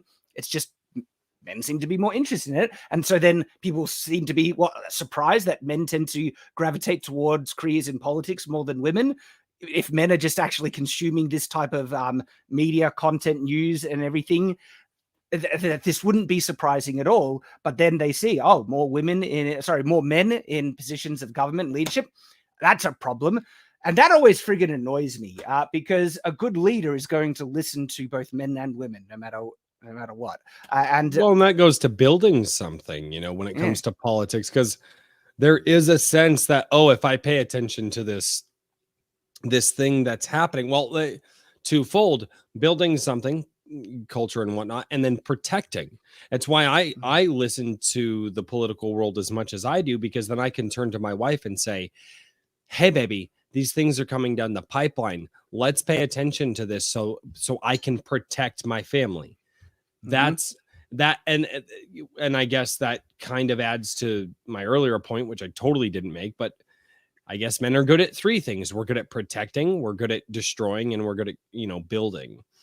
And so you actually added to my point quite a lot there. I think one of the things is that things were progressing naturally, so everyone was doing whatever they wanted, and then here comes this faction of people that just saw like, oh look, there's this place a lot more men than women, and it's kind of made up the fact that it was due to bigotry, just out of nowhere, just so they can get a moral high ground. These heroes are all white guys. It must be due to bigotry. When in fact, like a lot of the heroes are made by guys that happen to just white guys or whatever. They're like them or whatever. So that's kind of, you write what you know. You write your own people from your own culture, things like that. A lot of those men saw incredibly hard times. Some of them went to war. Yes, absolutely. And that's the thing is they took what they learned from those hard times in war and just extrapolating what they saw, and probably pulled from a few examples. Sad to say, they probably saw a certain amount of death. They said, this is what a good man looks like. This is what everybody should want to be. And it doesn't seem that people are looking at what you should want to be anymore. Oh yeah. But now people whose worst trouble has been ordering the right latte at Starbucks thinks they can write better than them and correct the wrongs of the past. Of these write better stories than these people who actually had experiences, horrible experiences in some cases. I got a whole milk latte the other day, LD, and I didn't get my almond milk latte. You have no idea how troubling. So my life is so hard. Like, going to war, sure, yeah, whatever. But my mocha latte came in with like 3 chips of ice instead of the usual 7, and oh my goodness. hey, speaking about men and like real men and heroes and all of this stuff, this is Bass Reeves. It's by Kevin Grievous, creator of Underworld.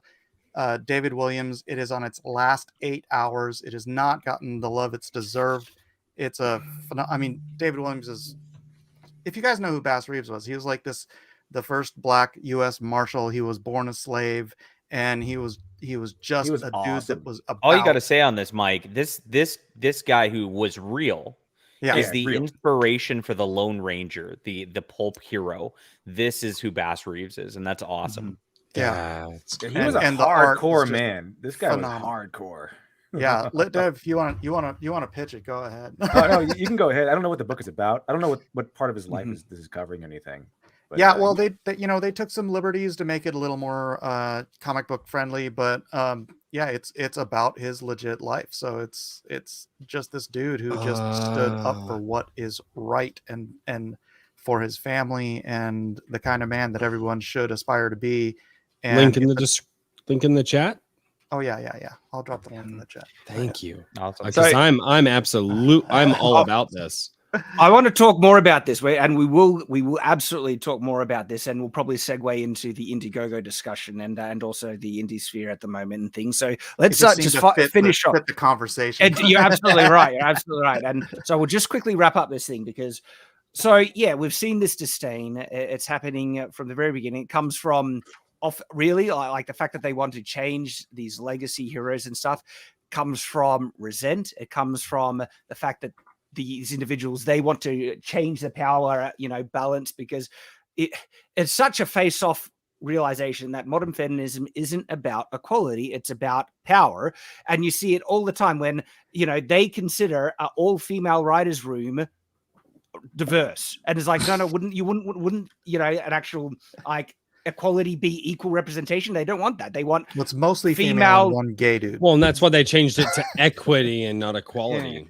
Yeah, exactly. And we see, like you see it again and again, the feminist monopoly gave women 200 passing go and not men. And you know, you see the characters in like Wheel of Time in these adaptations where the men are, you know, given sideline roles and often depicted as cowardly, pathetic weaklings, and the women, they can't be taught by men and they're elevated, and we see it with She-Hulk as well. Like, it is not about equality, it's about power, and they want to oppress who they have identified as the original oppressors, and that's a vile mentality, and it's evil. It's unironically evil, and it's a lie when they say it's about actual equality.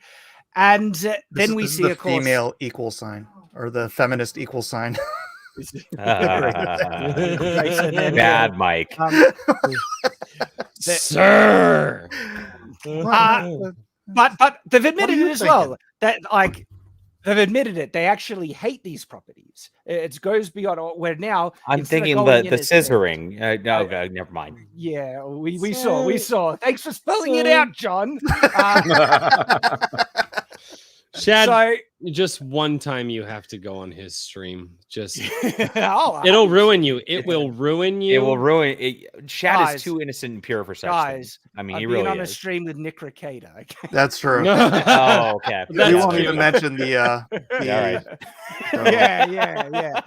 no, but what you're saying, Shad, is dude, it's really hitting our particular niche of our nerd culture now, but they've been tearing down the man in family sitcoms since like the freaking 80s. It's been a long grinding road where they've been trying to emasculate what it means to be a man in popular culture since I was a kid. And what was one of the last shows that you think showed a proper like companionship? Cosby. I thought that Home Improvement, Tim Allen, Tim the Toolman Taylor. Fair call. Yeah. I thought that because I loved that show, but once we got past that point, I don't think I saw a show that showed a good man and woman and husband and wife relationship. I really think Home Improvement might have been the last one. I can't think of like a sitcom long-running series that did it. I can think of a couple of notable exceptions in media, and these are the exceptions. They're the not following the trend, which is actually why I really love them. That shows great concepts of, you know, self-sacrificing fatherhood that is inspirational and hits me right in the heart. Top Gun Maverick did it phenomenally well. And interestingly enough, the one that comes to my mind is the Croods, the first Croods family. That was great. Top Gun didn't do it though, Maverick, because Tom Cruise went back to a gal and then he apparently lost the gal from the first movie, and they had a divorce. Well, did you see what happened to Kelly McGillis? Come on. Yeah, no. She actually mentioned that herself. Did you see that tweet that you made? She actually said they asked her whether she was going to come back into it, and she's like, "I've aged like a 65-year-old woman, and I look like one. Do you think Hollywood wants to see this?" So she had a good sense of humor about it. Respect to her for saying that. Yeah, that takes a lot. Yeah. Well, I was referring to his relationship to his students and how he he does something in the end that was a truly, self-sacrificing thing to protect who he saw as his children, and that hit me right in the feels. I mean, the other character was technically his godson, right? Yeah. So it was very much he was the only father that guy had left. What about The Incredibles? I didn't even think about that. They ruined him in the second film. They did. It was terrible in the second film. They made him into a joke. I knew they would. They didn't watch it. I go back and forth on that, and that goes into a personal thing. But I've seen, when dad gets laid off and, good point, and mom has to step up. And that's kind of how I read that kind of a situation. No, maybe I was too quick to pull the trigger on it, because there are interesting elements in it, but there's definitely a tone of someone is vastly more competent in that relationship. Doesn't it do the whole thing where the dad has no idea how to change a diaper? even though he's had 2 kids already. Yeah, good. And so Yeah. That just means that he was a man and he made his wife change the never did. diapers. I mean, no, it's I've changed so many diapers. What? yeah, I know, Yeah. same. Yeah. The amount of 5 kids, like, yeah, and you like Four. how many do you have, Mike? Yeah, I've got 5 kids, and one of them 5. special needs, so he's literally still in diapers. So I've been changing diapers for about 21 years straight. Like, as a parent, you just have to learn to live with poo. It's a reality, okay? Yeah. You can't be precious about this stuff. You have to just accept that certain things are a natural course of life, poo being one of them. It doesn't mean I'm getting a dog. You know, I'm not chasing a dog around to pick up. One of the things that, and I have to say this because I feel the conversation is going to move, and I really want to say this, and I've said this to my wife, I've said this to friends of mine, and I have said, if I had to sum up the ultimate, like, this is how my wife and I are in the family. Let's say some people are breaking into the house and things are going down. It is my job to step up first and stop that threat. And when I am bloody, lying face down on the floor, it is my wife's job to step up and pick up where I left off to make sure that my children are okay. And I feel that in my life, that sums up the relationship of men and women. I'll step up first, but if I fail, there's only one person left who can stand up for my children, and that is my wife. And that is why it is so important to pick that woman who can do that. And that's just how I thought of it, is with the way the world is going. In that sphere is absolutely, yeah. But I also feel there are other like roles in which women will need to be the ones to step up first because they do certain roles vastly better than men, and it's on them to be able to carry that aspect of the relationship and the family unit. I'll be honest though, none of that crossed my mind when I picked my wife. Sir, me too. I wasn't thinking that far down the road. I was just like, me too.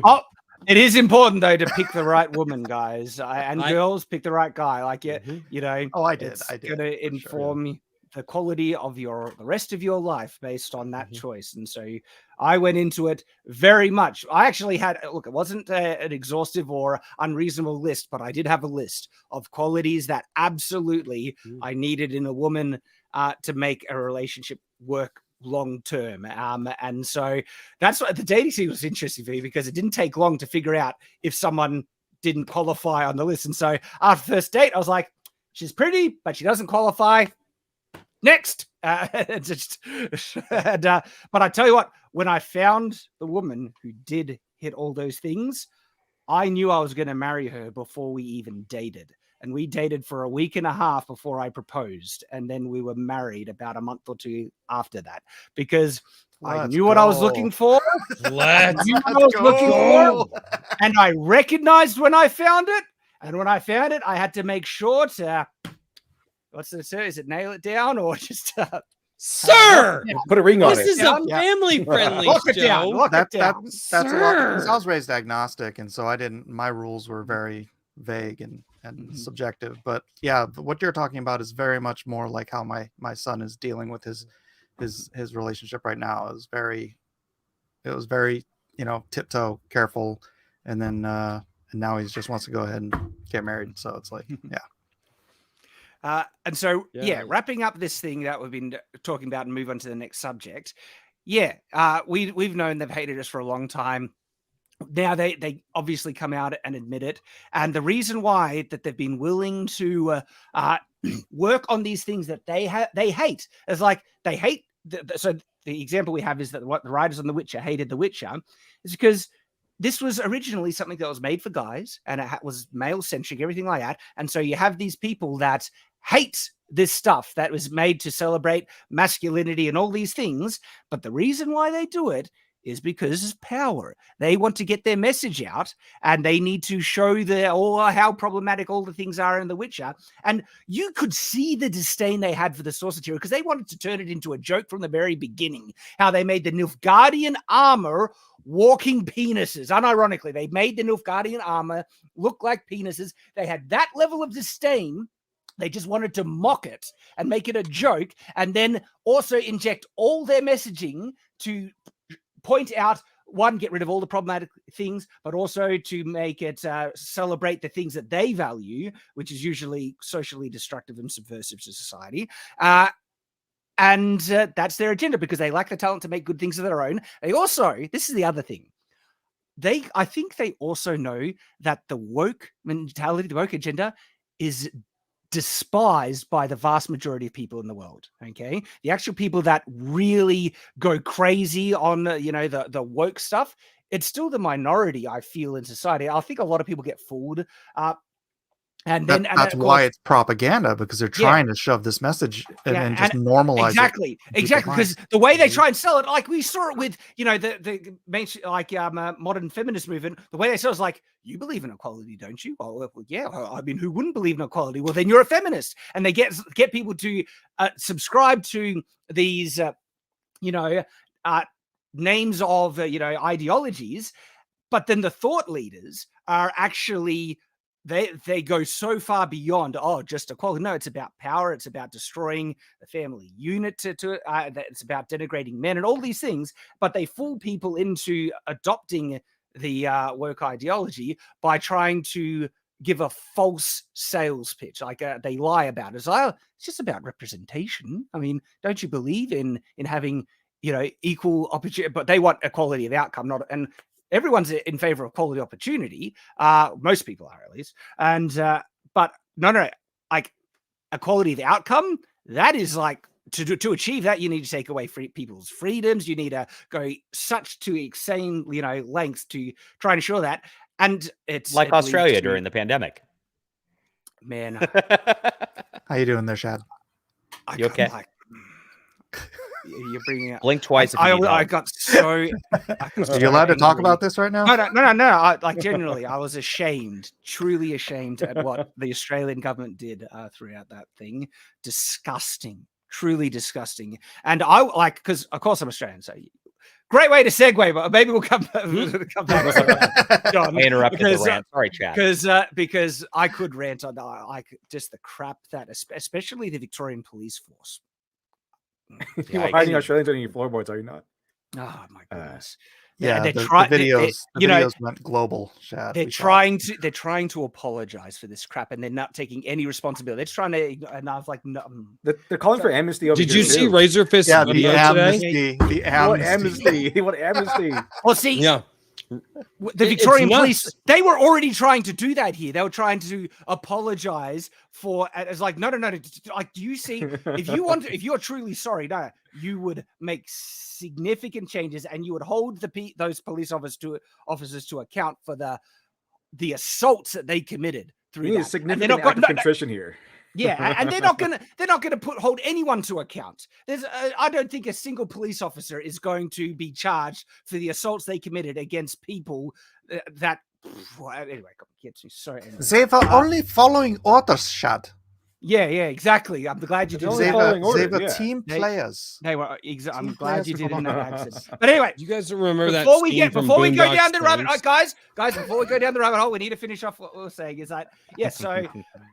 They're doing it for power because they lack the talent to make something else. And also because the actual truth behind their ideology is vile. Okay. It's hateful. They hate, straight white men. They hate, traditional masculinity.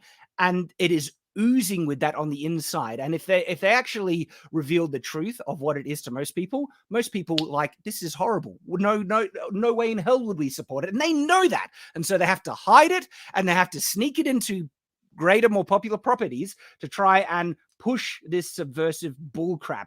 And this is just another face-off. We've known it for ages, but it's like, yes, we know you've hated The Witcher. We know you hate the stuff we love. And we know why you still pursue jobs in these properties and the things you hate, because it's just to achieve, to tear it down and to push your own agenda. And thank you for confirming what we've been saying for a very long time. It's very interesting because this is straight out of the social Marxist playbook, where you've seen it in the real world, where they're tearing down statues. They want to call the founders slavers. They want to make everybody everyone who's a hero. Christopher Columbus is now a villain.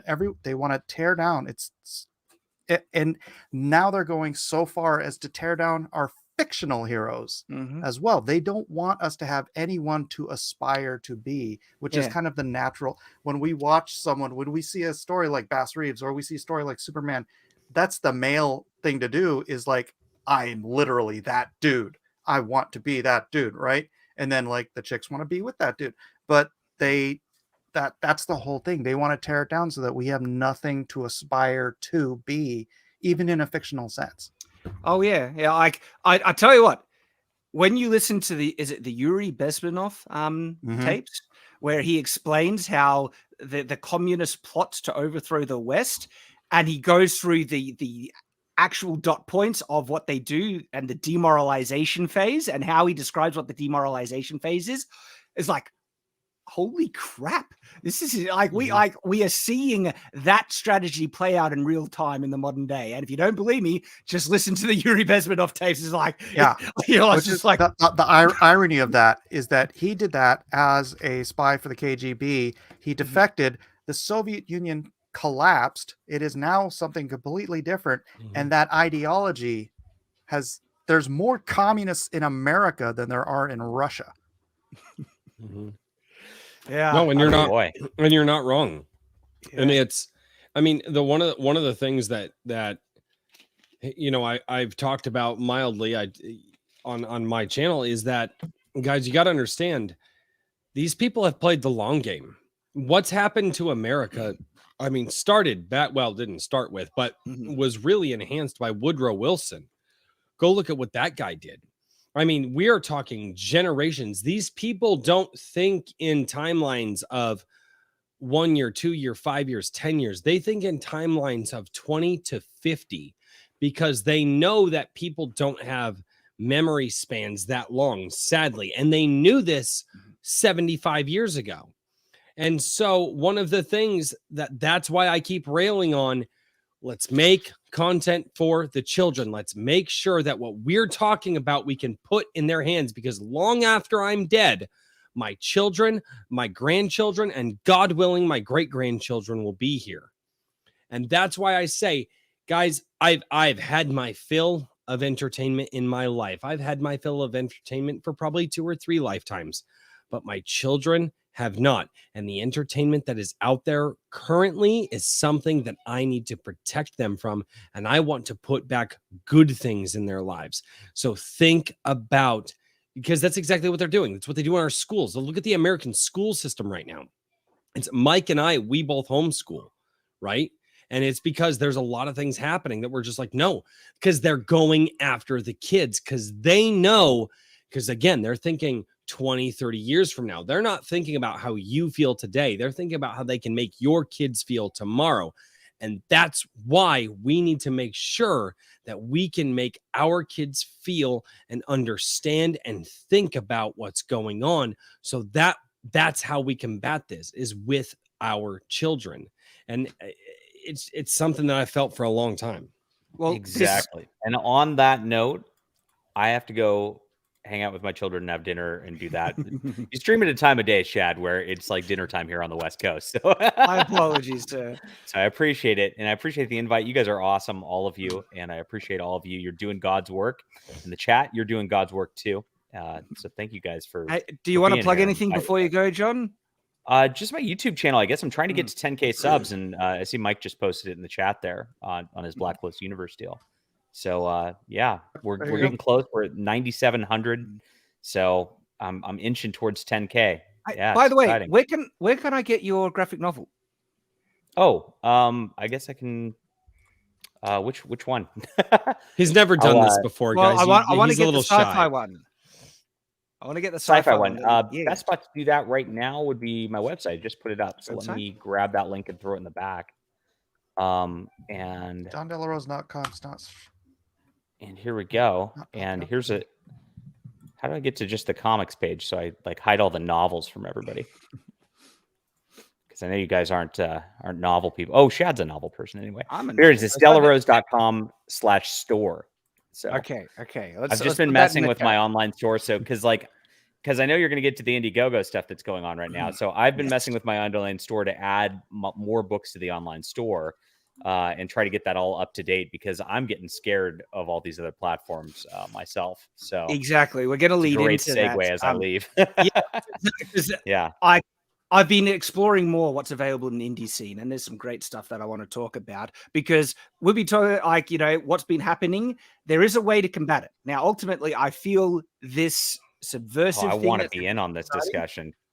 Let me talk to my wife real quick. Well, ladies and gentlemen, that was the front runner of the Manosphere presidential race. Manosphere.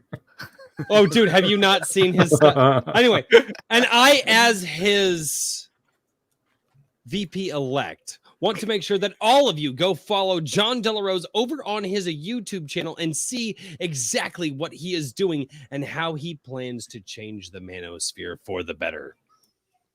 Mike, I hate you for showing me that he elected me. That's right. Royce is the official vice presidential candidate for the Manosphere. So here's the thing, right? This subversive movement will lose. As I mentioned, when average regular people find out what they're really about, what their true intents are, how they just hate men, usually they hate masculinity, they hate traditional relationships and everything like that, and they hate letting children grow up and just be themselves, and they want to try and indoctrinate children at a young age to get them to adopt anything that's in the LGBT thing when they're far too young to even think about this type of stuff. But they also want them to all of that. Okay, as soon as people discover the truth, most people are common sense people is like, not a chance. There's not a chance in hell.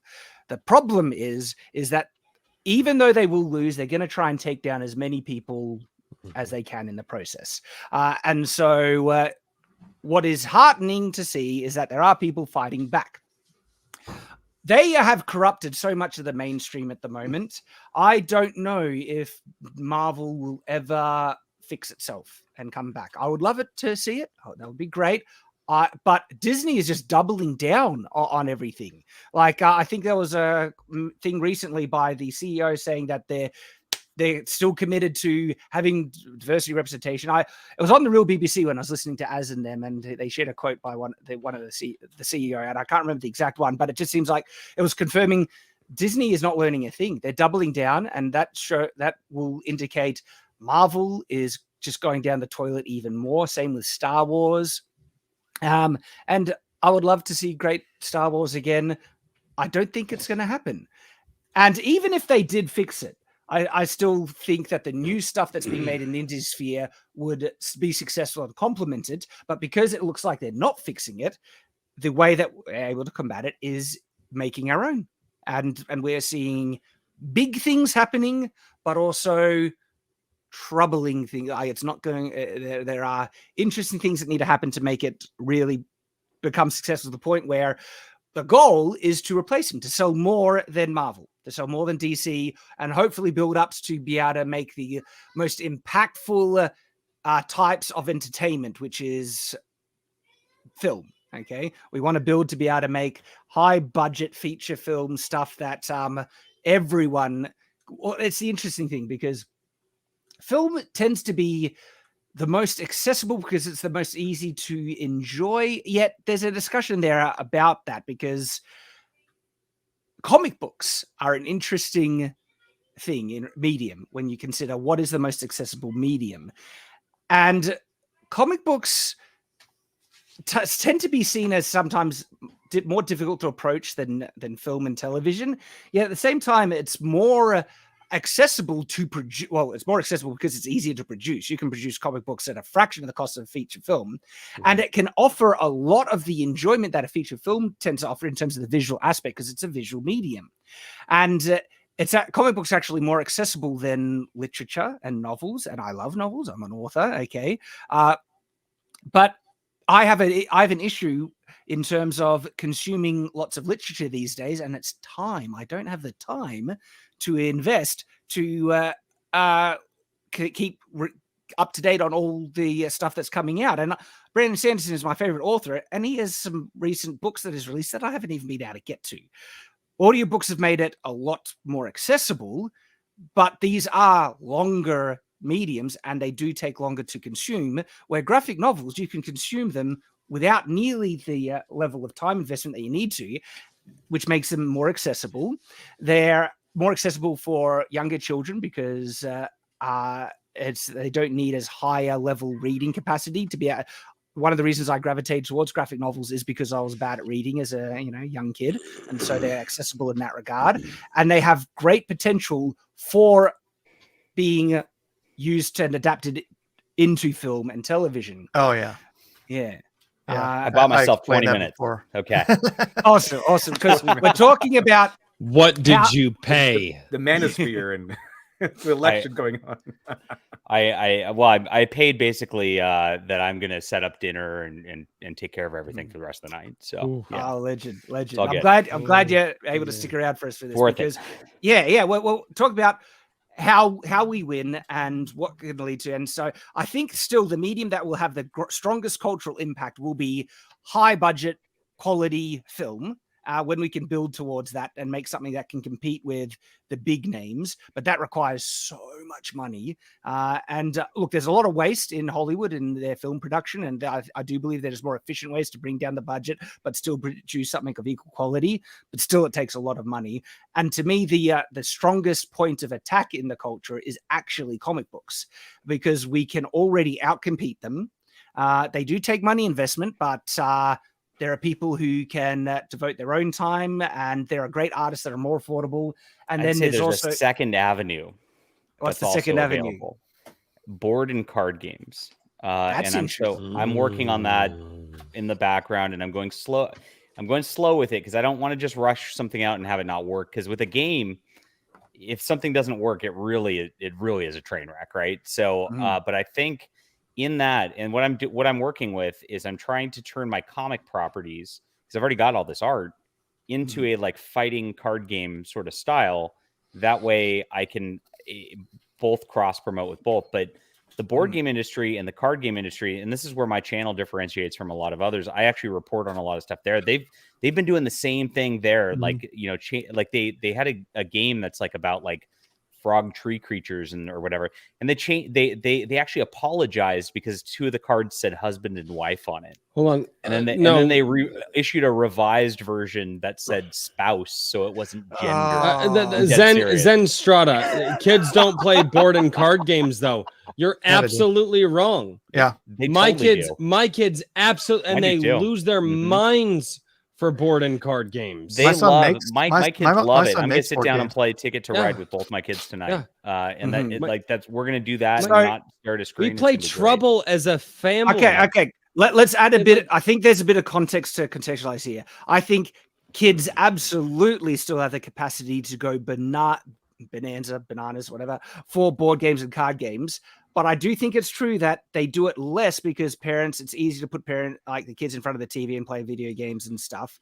So slap the parents. That's the key. To get kids into board games and card games. My kids, they freaking love Talisman, and they're asking me to play it all the time and stuff. Great game. Yeah. And so, the capacity for kids to be into this stuff is as great as it used to be. They do have to compete though with more accessible video games, and video games that is a reality. Pokemon's as popular as it's ever been, if not more so. It is. My oldest is very into Pokemon. He forces me to take him to little Pokemon tournaments every weekend, and I'm happy to do that because it gets him off a screen. I think it's great, and then he's in real life space with other kids, hanging out, doing something competitive. It's a nice thing. And so I think it's a good thing. And SJWs have taken over that industry and done the same thing, like I just illustrated. Wizards of the Coast has been completely overrun, and they have like Dungeons. They have like what they're doing to D&D and Magic the Gathering and stuff. Like Wizards of the Coast is run by just full-on ideologues. It's nutty. Yeah. So there's space for this to happen and space for us to move into that also. Yeah. And I think they complement each other because you tell a story in the comics.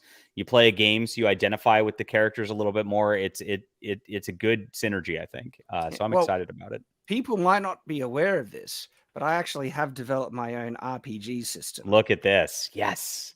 Oh, It's called Cogent is it Roleplay. called the All System? No, it's called Cogent Roleplay. I developed it with my brother, Jazza. You might know him from the YouTube channel Draw with Jazza. Yes, he is my brother. People oftentimes are unaware of this and they get surprised. They're like, what? Draw Jazza is your brother? Yes, he is. And we developed this. Now, Cogent Roleplay is interesting. It is mostly done. And I'll share it here. And so this is, you can go to cogentroleplay.com and it's free. You can download the rulebook right away and start playing it right now. And so where it's at the moment is we wanted to make a rule system that was infinitely adaptable into any genre, whether it's fantasy, sci-fi, or whatever. And we're pretty happy with where we've gotten it to. There's only some slight stuff that we want to polish up with it. And then Jazza and myself will probably we will be using this as the base system for our own kind of adaptations or RPGs. So if I did like a Chronicles of Everfall RPG, it would be powered by Cogent. Cogent would be the underlining rule system that the role-playing game would be built up on top of. And so maybe I should promote this more because it's actually it's a are you going to license that out or do you? Yeah, and so I was just going to ask that. I'm like, can I skin this with my sci-fi stuff? Yes. As a core rule set, we want to license it out for people to build their own role play systems on the framework of the rule system. And the rule system is great. I'm so happy with it. I'm in, Shad. I would love to do this for real. So that sounds great. Yeah, that's pretty cool. Yeah, I guess I haven't made too much of it because there's only some slight things that we need to do to finish the alpha and then put it into its full release. And the full release is free. It's like you can play the system, but if anyone wants to use it as the base core rules of their own roleplay thing, that's when the licensing comes in. And you just reach out to me or Jazza and yeah. I might reach out to you. Yeah, there's but like I said, I haven't promoted heaps because we have final things to just finish off with it, but it's mostly done. But it's there. Like Cogent Roleplay, I agree. Like there are things to be done on that front, John. And awesome. And I've been doing my part. Even simple board games, even things that are just, I mean, that are just fun. Like my kids get into freaking Uno. Oh yeah, we love Uno. Oh, and chess. Dude, if you want to see a family go at it, Uno in trouble. Like isn't that cultural appropriation?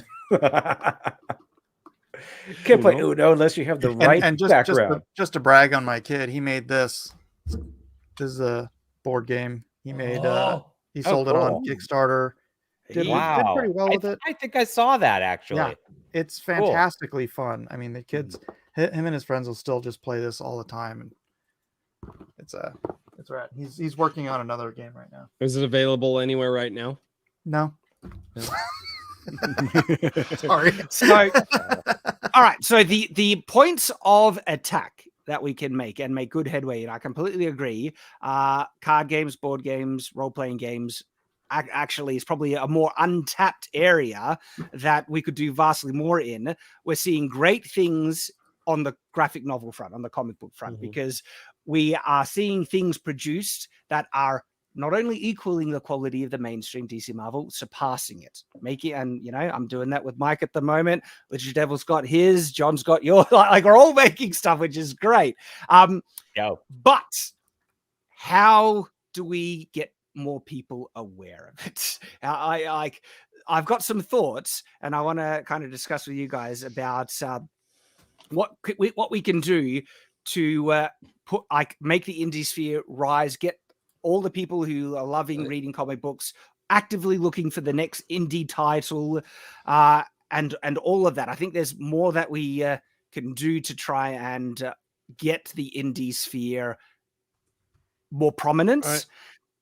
One of the interesting issues, and that's also arising, is the platform that's used, because there are some great stuff on Indiegogo, but interesting things have been happening on Indiegogo lately.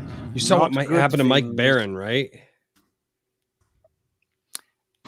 Completely shadow banned off of everything. Yep. Oh Yeah, my yeah, god, so that was yeah, horrible. You can't even look him up on Indiegogo. You have to do no. the link. You have to click on the link that he sends out. I did a video with the code that they actually inserted into it, and it is actually they inserted a code into Indiegogo to delist his campaigns off the search. I will function. share it in the private chat. This is insane. You literally can't find this unless you have the link to the channel. Right. Yeah, Well, John did a whole video. Horrible.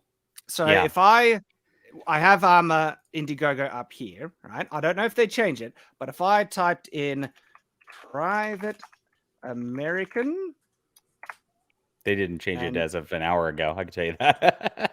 and it's not there. It doesn't. Search his name. Come up. Search his name. That's what's great. Just type in Mike Barron. Search his name. This is where it hit me. BARON. BARON.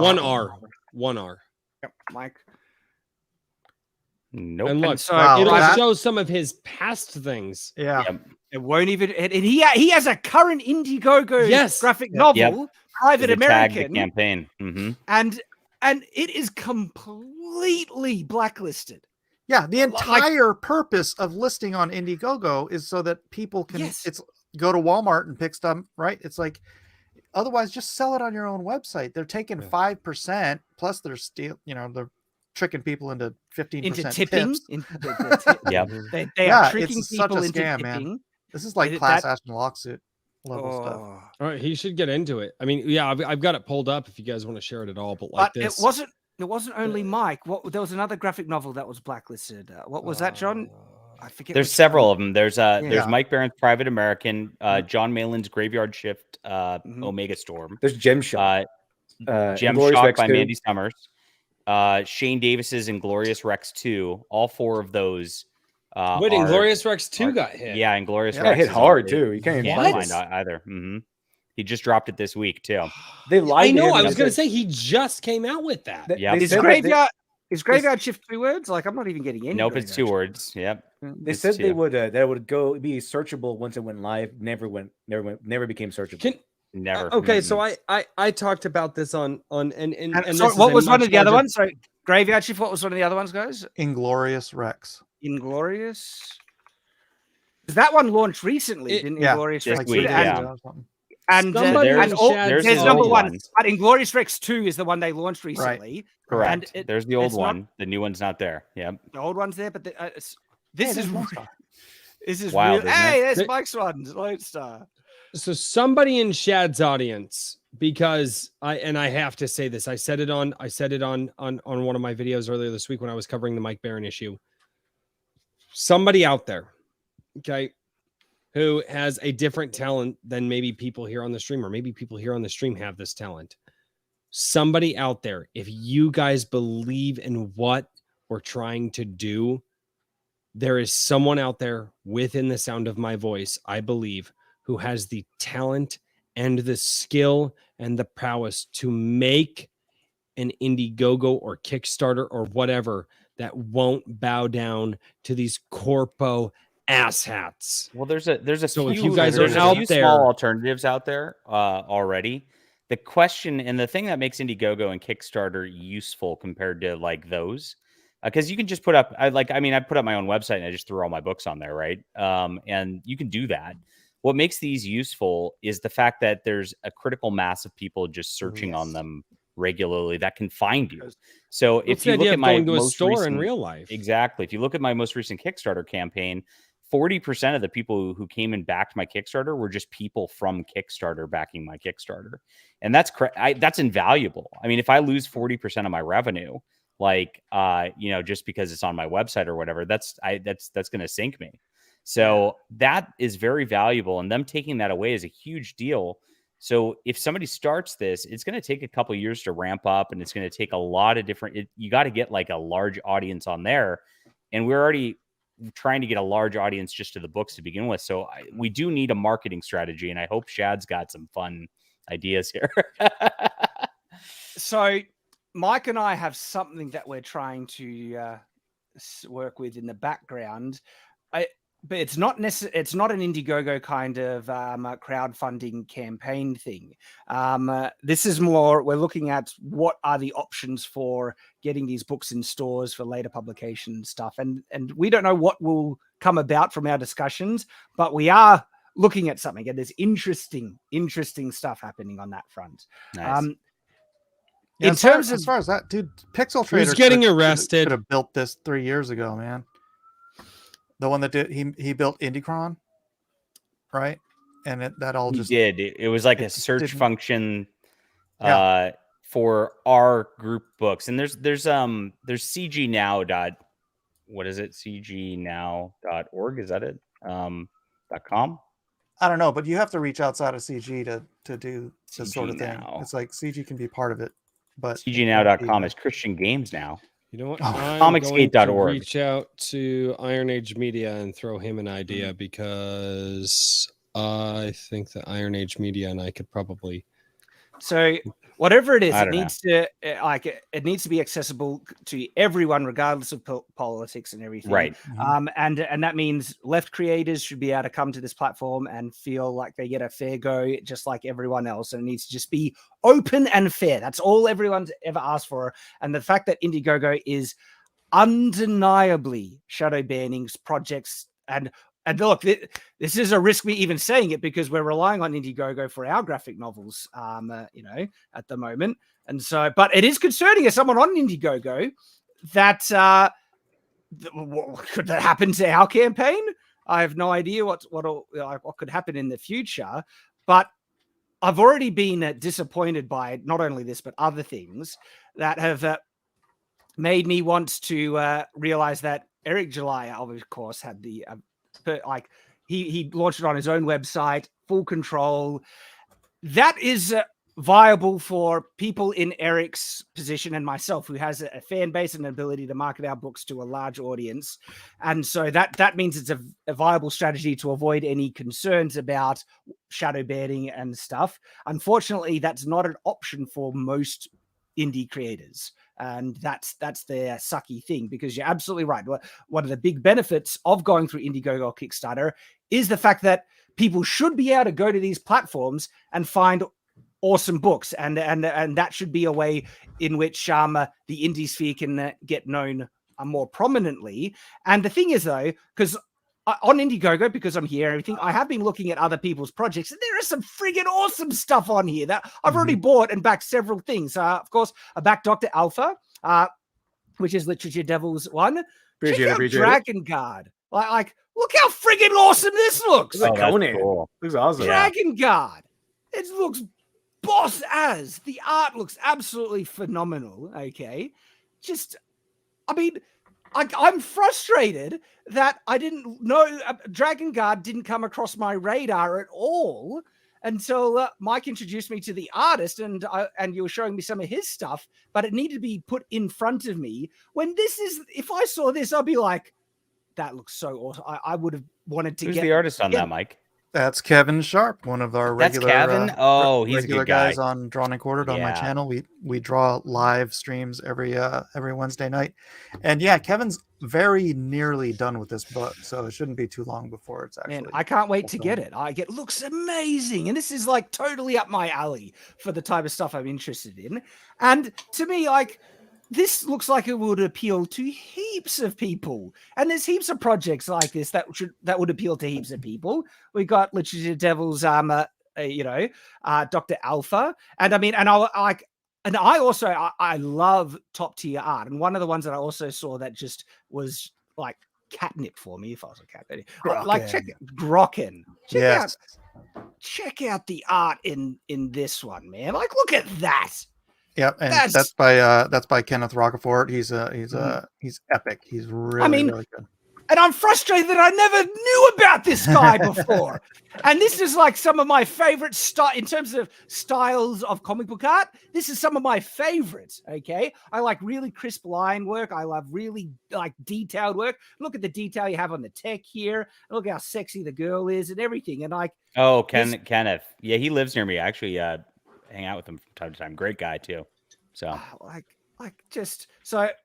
yeah, of course I got this, and This is the campaign for Grokken 2 and is also selling Grokken 1 as part of the bundles. Totally back that.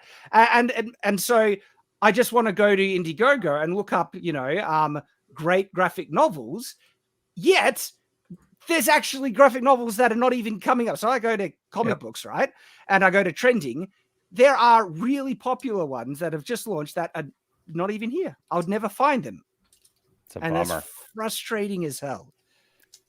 And nobody's responding on the Indiegogo side. I mean, there's been lots of complaints lodged from customers, people who buy books, who give Indiegogo money, and they're not saying anything. They're not replying. I thought I emailed Joel directly to, and this is a religious war to these people. That's one thing you cannot discount is whenever you get someone's faith involved, and never anybody mind, this is their faith. This is what they believe in, which is terrifying. But once you get into that faith argument, and once you start fighting people on that front, it is next to impossible. They will lie, cheat, and steal. I know it. Yeah. SoFi in the chat says, I got one. I'm trusting you guys. Thank you so much, SoFi. So are we able to link to these campaigns directly that are blacklisted at the moment? That is the thing. Yeah. If you have the direct link, you will find them. Book. And so Private American was one. That link is in the private chat. Is it? Private American's the one that I'd say is struggling the most from this. Mike Barron is a longtime awesome writer, great guy. He wrote Punisher for years. And actually, I think he's the definitive Punisher writer. He really fleshed that character out a lot. Yeah. And basically, this is his like vigilante character that he's trying to make himself now. And he wrote Punisher, guys. He wrote on Punisher, right? And now it can't be seen. Yeah, for a long time too. Mm-hmm. Okay, so there was Private American, Graveyard Shift, and I'm having trouble remembering the other one. Inglorious Rex. Inglorious Rex number 2. Inglorious Rex number 2. Let's get those links. We'll also add those in the descriptions because it's a friggin' outrage that these properties are getting blacklisted. And that note, my 20 minutes is up. I don't want to be blacklisted from. So that's definitely a blacklist you don't want to be on. And also, guys, check out John De La Rosa's books. It's available on his website. Okay, because thanks for joining us, John. Really appreciate it. I'm happy to always. You guys are awesome. So I'll see you soon. Awesome. Cheers. And until next time. And so, what I want to try and encourage and build towards is one. I want people to get hooked back onto comic books. I've been checked out on comic books for ages because Marvel has been making trash. And so nothing has been encouraging me to get comic books. And as a result, I haven't bought them in ages. And I have loved this medium ever since I was a kid. I still have copies of comic books, that I bought when I was a teenager, all in my bookshelf here. And they're such. I love the medium because, especially when you get ones that with great art and great stories and things, they are so much fun to consume. It's actually, I find them easier to consume than even committing to full, novels. I still love novels, but if you want something that you can just casually get through without the longer time commitment, comic books are friggin' awesome for that. And then because they have the visual aspect, they can convey certain things so quickly and so well. Like if we were to flash, even briefly, let me bring up a picture from the graphic novel. And so it'll be this one. All right, so let me share this, right? And if I just share this even briefly, so I'll stop sharing and share this new one. It's just to demonstrate what the visual format is capable of. And so I share that. You have a look at it, stop sharing. Okay. More like the information that was conveyed in that short window, that short visual window, if it would take me pages to describe in text. Okay. A picture's worth 1,000 words. That's one of the great advantages of my pictures are worth 1,500. Oh shit! I thought your pictures were just old. But seriously, like kids these days. The sword. Sorry, Mark. I mean Mike. To describe Imperius in the book, I had to like devote like a couple of paragraphs, and even then it's left a lot up to the own reader's imagination, because I couldn't describe exactly what Imperius looks like because there's a lot of details there. And so the visual format, the graphic novel format, you can get the best of both worlds, where you can show things so quickly and efficiently visually that paints the picture and immerses people. And then you can also convey deep kind of complex things, because one of the things that film and TV struggle with is conveying internal thought and monologue, because it comes off as really unnatural when you have the characters' thoughts just projected and said. They tried to do that in the first Dune. What was that? The first Dune adaptation? But it was the original, like one of the old ones, where Dune has so much in the book has so much internal monologue that to adapt it, they felt they needed to share that internal monologue in the film, and it ended up being jarring and it's really hard to do. That's one thing I actually complimented in what you guys did, was the ability to, and I never thought about the visual medium being tied into it, but I think that that's probably why, for me, in your book, or in your graphic novel, the internal monologue actually worked. And I never thought about that, because usually when I get that long in the tooth on some internal monologue, like what you guys had, usually I kind of I'm like, I get tired of it. And I didn't. And I was actually asking myself the question, like, wait a minute. Why didn't I get tired of it? Because normally I would. And you just connected the dots for me, because I have not been able to figure out why. I was like, well, no, wait a minute. That went way longer than I would normally have accepted. But you're right. That visual medium is giving you simultaneous information while you're reading along with the internal monologue. Wow, I'm an idiot. Nobody listens. Well, Mike also, hi, Kat. Having Max. Good writing is also, if you have a bit of a more lengthy kind of speech bubbles and internal monologue, having it well written helps the people get through and digest it, and it's very important. No, and I don't disagree. I just like the internal monologuing thing, or just monologues in general, aren't necessarily my thing, and so I'm a lot more critical. I'm a lot more critical on that than I am, let's say back and forth dialogue, between a couple of characters. And I couldn't quite place my finger on why I wasn't as critical on your internal monologuing in the book, and I figured it out. And it's because the artwork was working with it. Obviously, it was written well. I didn't have a problem with any of the writing. But yeah, that makes a lot of sense. And I never thought about that, but that's something if a picture is speaking 1,000 words to you, and you see 5 pictures on a page while a story is being told, that's just that. It's a massive strength, and it's a unique strength to comic books, where you can get the best of both worlds from literature and visual storytelling together. And comic books are awesome, right? And as a result, I want people to remember the strength of the medium and to get people hooked again into reading it regularly. Because at the moment, it seems like for some people, it's kind of like a novel where, hey, someone I like is making a graphic novel. That's cool. I'm going to do it as a thing because I like the story. I like the stuff. And I think a lot of people have backed Shadow the Conqueror in that mentality.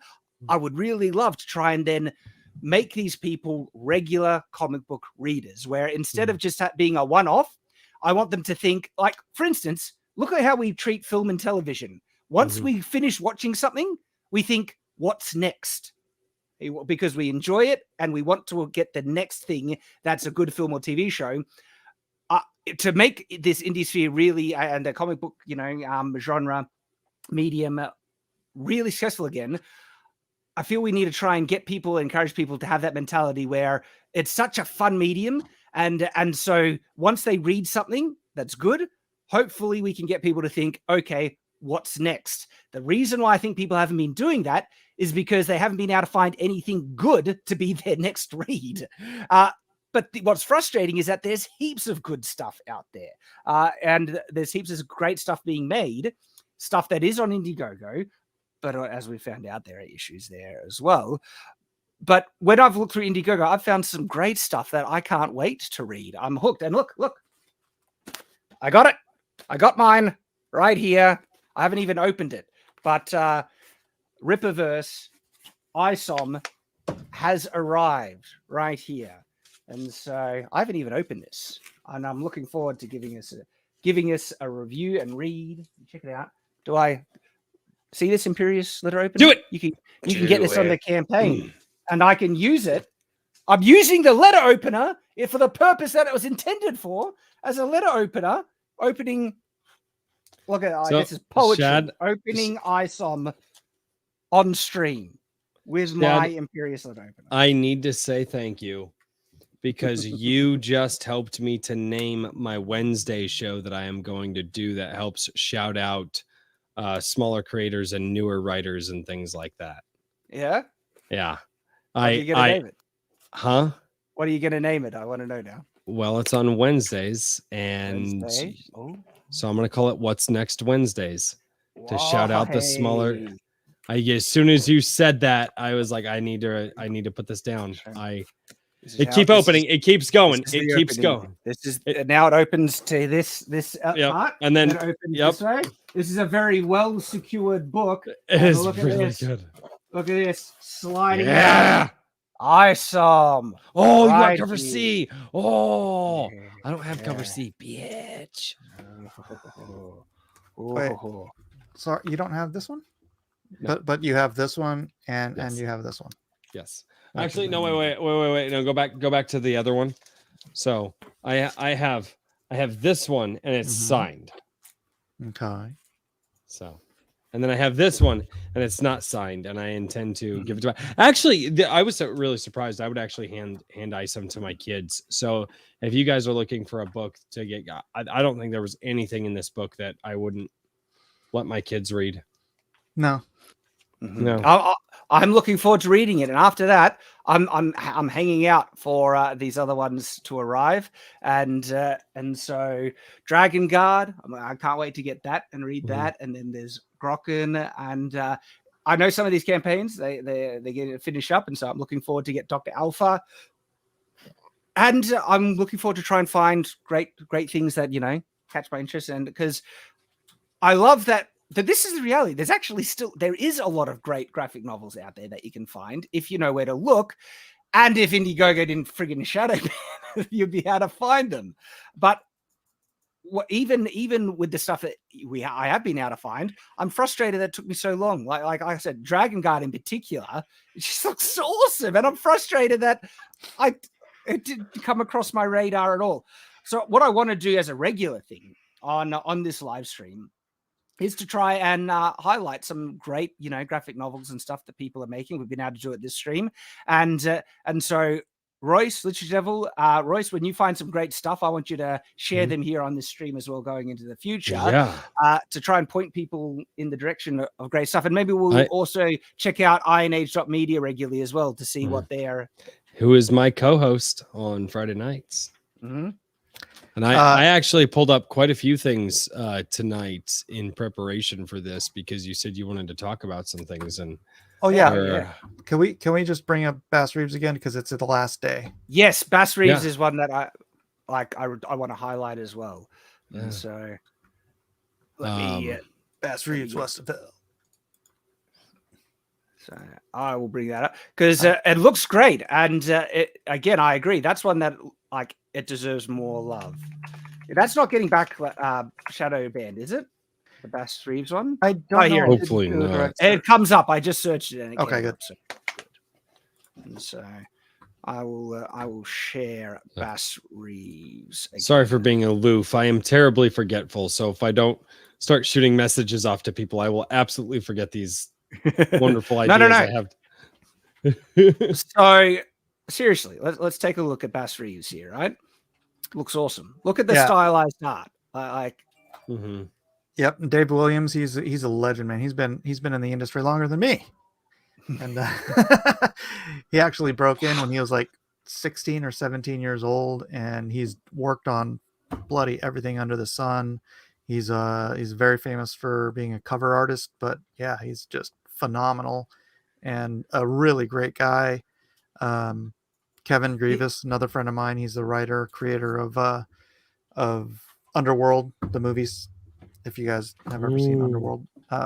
Yeah, first one was good. The others sucked. So his art style looks familiar. He didn't do some interiors for Spider-Man at one point, did he? I'm sure he did. Because this looks very similar to like some Spider-Man comics that I bought back in the day in terms of style, and like he was fighting Doc Ock, and this looks very much like that artist. Yeah, so. he's fantastic. I wouldn't doubt it. Like I said, he's done just about everything under the sun. So I actually inked him back in like 93, 94 on what was it, X Factor, maybe something like that. So, guys, if you can, of course, back Shadow the Conqueror, but also Bass Reeves. It's only got 6 hours left, and get into graphic novels. Trust me, it's one of the best mediums ever for the things that we talked about. It brings the best of both worlds in terms of literature and the visual storytelling, like film, in a way that no other medium can. But also, comic books are an important medium because it's a great entry point for reading for kids, especially young boys. And so I want to get kids reading comic books more often as well. And there's great stuff being made. Bass Reeves is definitely one of them. And so please support it. You can get there's a soft cover starter pack for $30. That looks great. So I'm can I show something? I shared.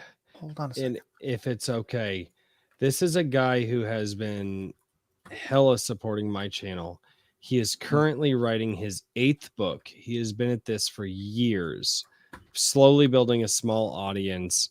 And from what he has shown me and talked with me about, and I actually have his first book coming to my house, hopefully this weekend, depending on how the mail works.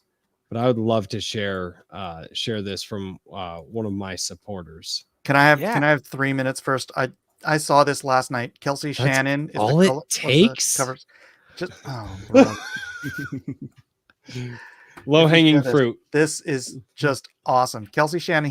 He's one of the colorists worked on this book, and oh my gosh, it's great. Just watch.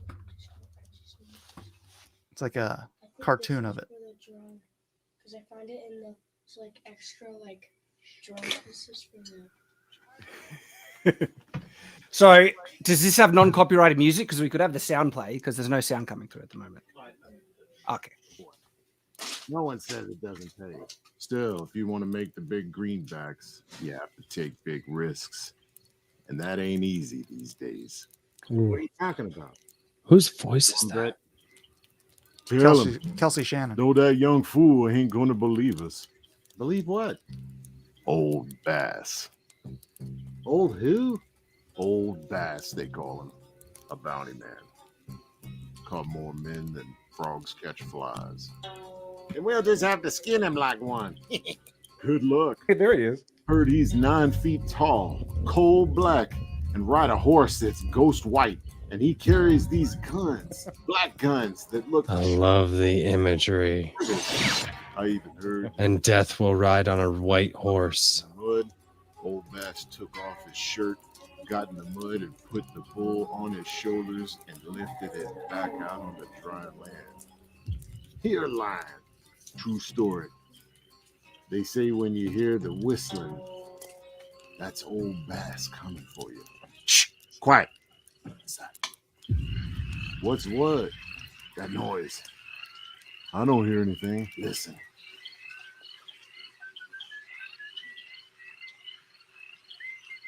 It's him. It's Old Bass.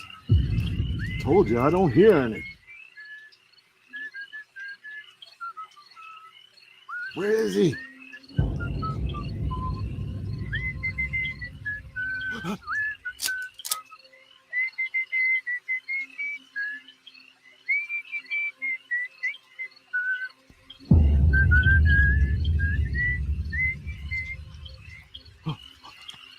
Will you be gathered like wheat, or burned like chaff?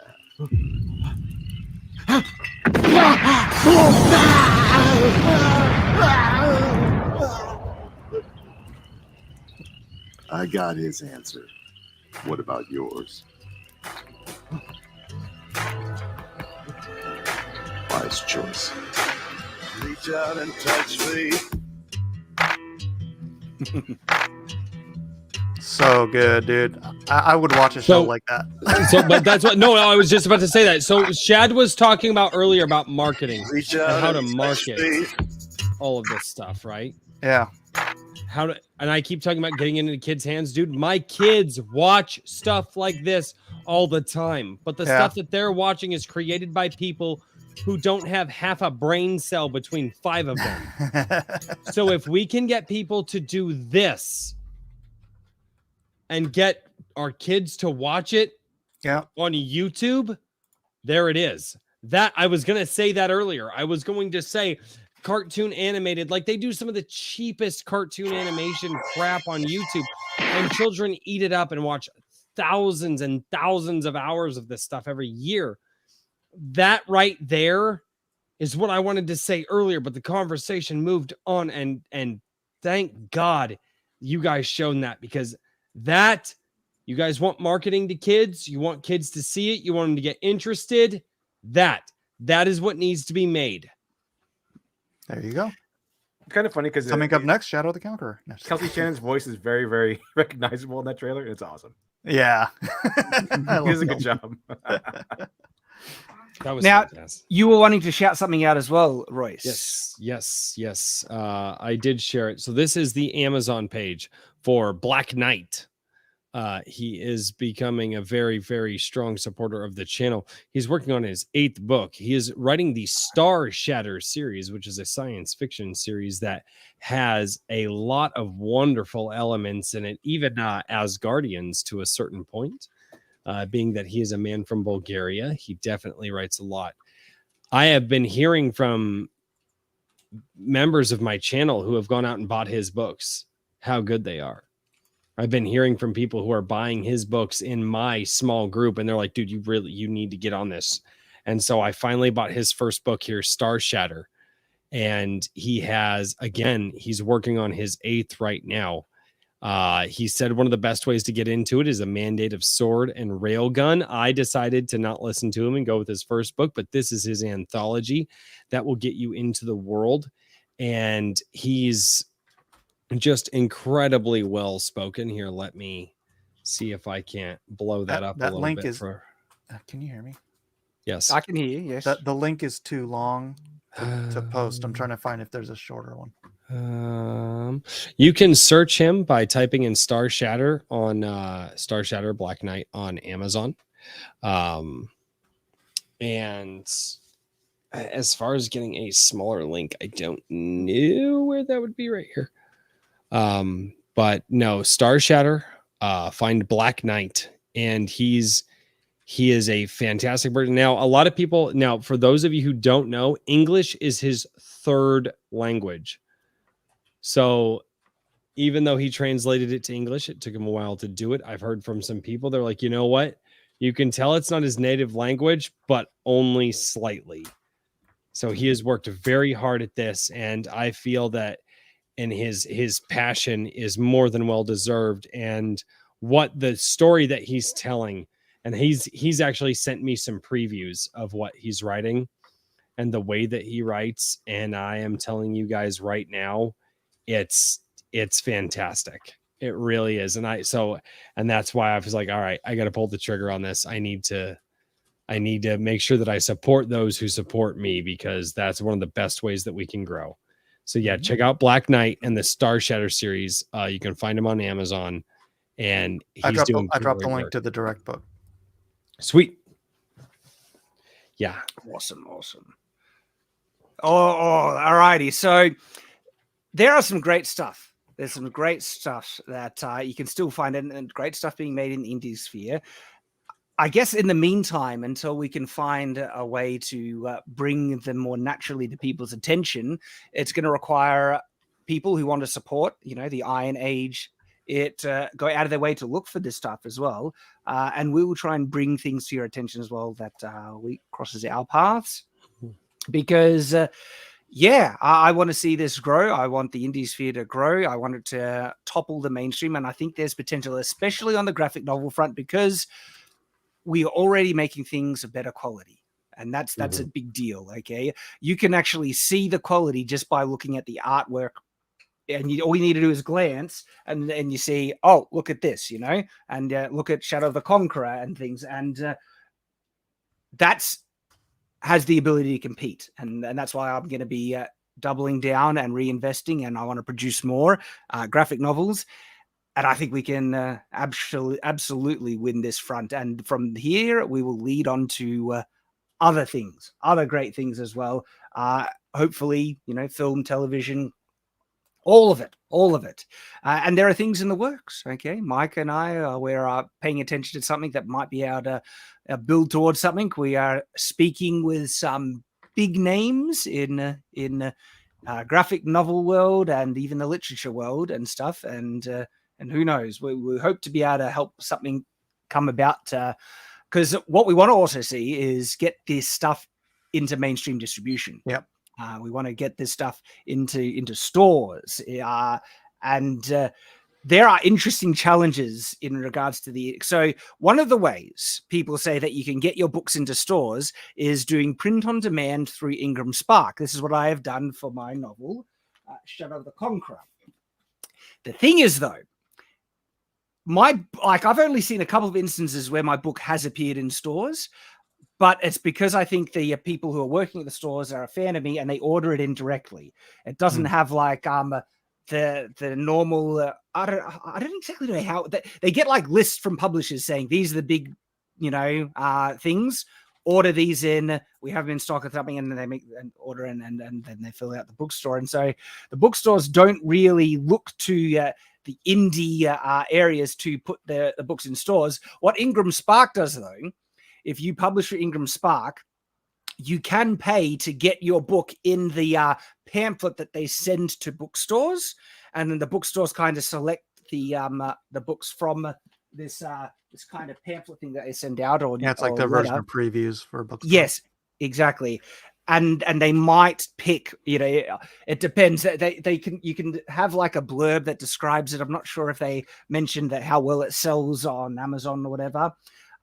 I have not seen or got confirmation that my book was picked up that way at all, and gotten into stores. And though some people have texted me, messaged me saying they found it in a store, but I think that was from direct ordering, because there's another big problem with Ingram. I like Ingram Spark, so the print on demand is vastly better than Amazon's one, and the fact that they give you worldwide distribution for your print books is insanely good.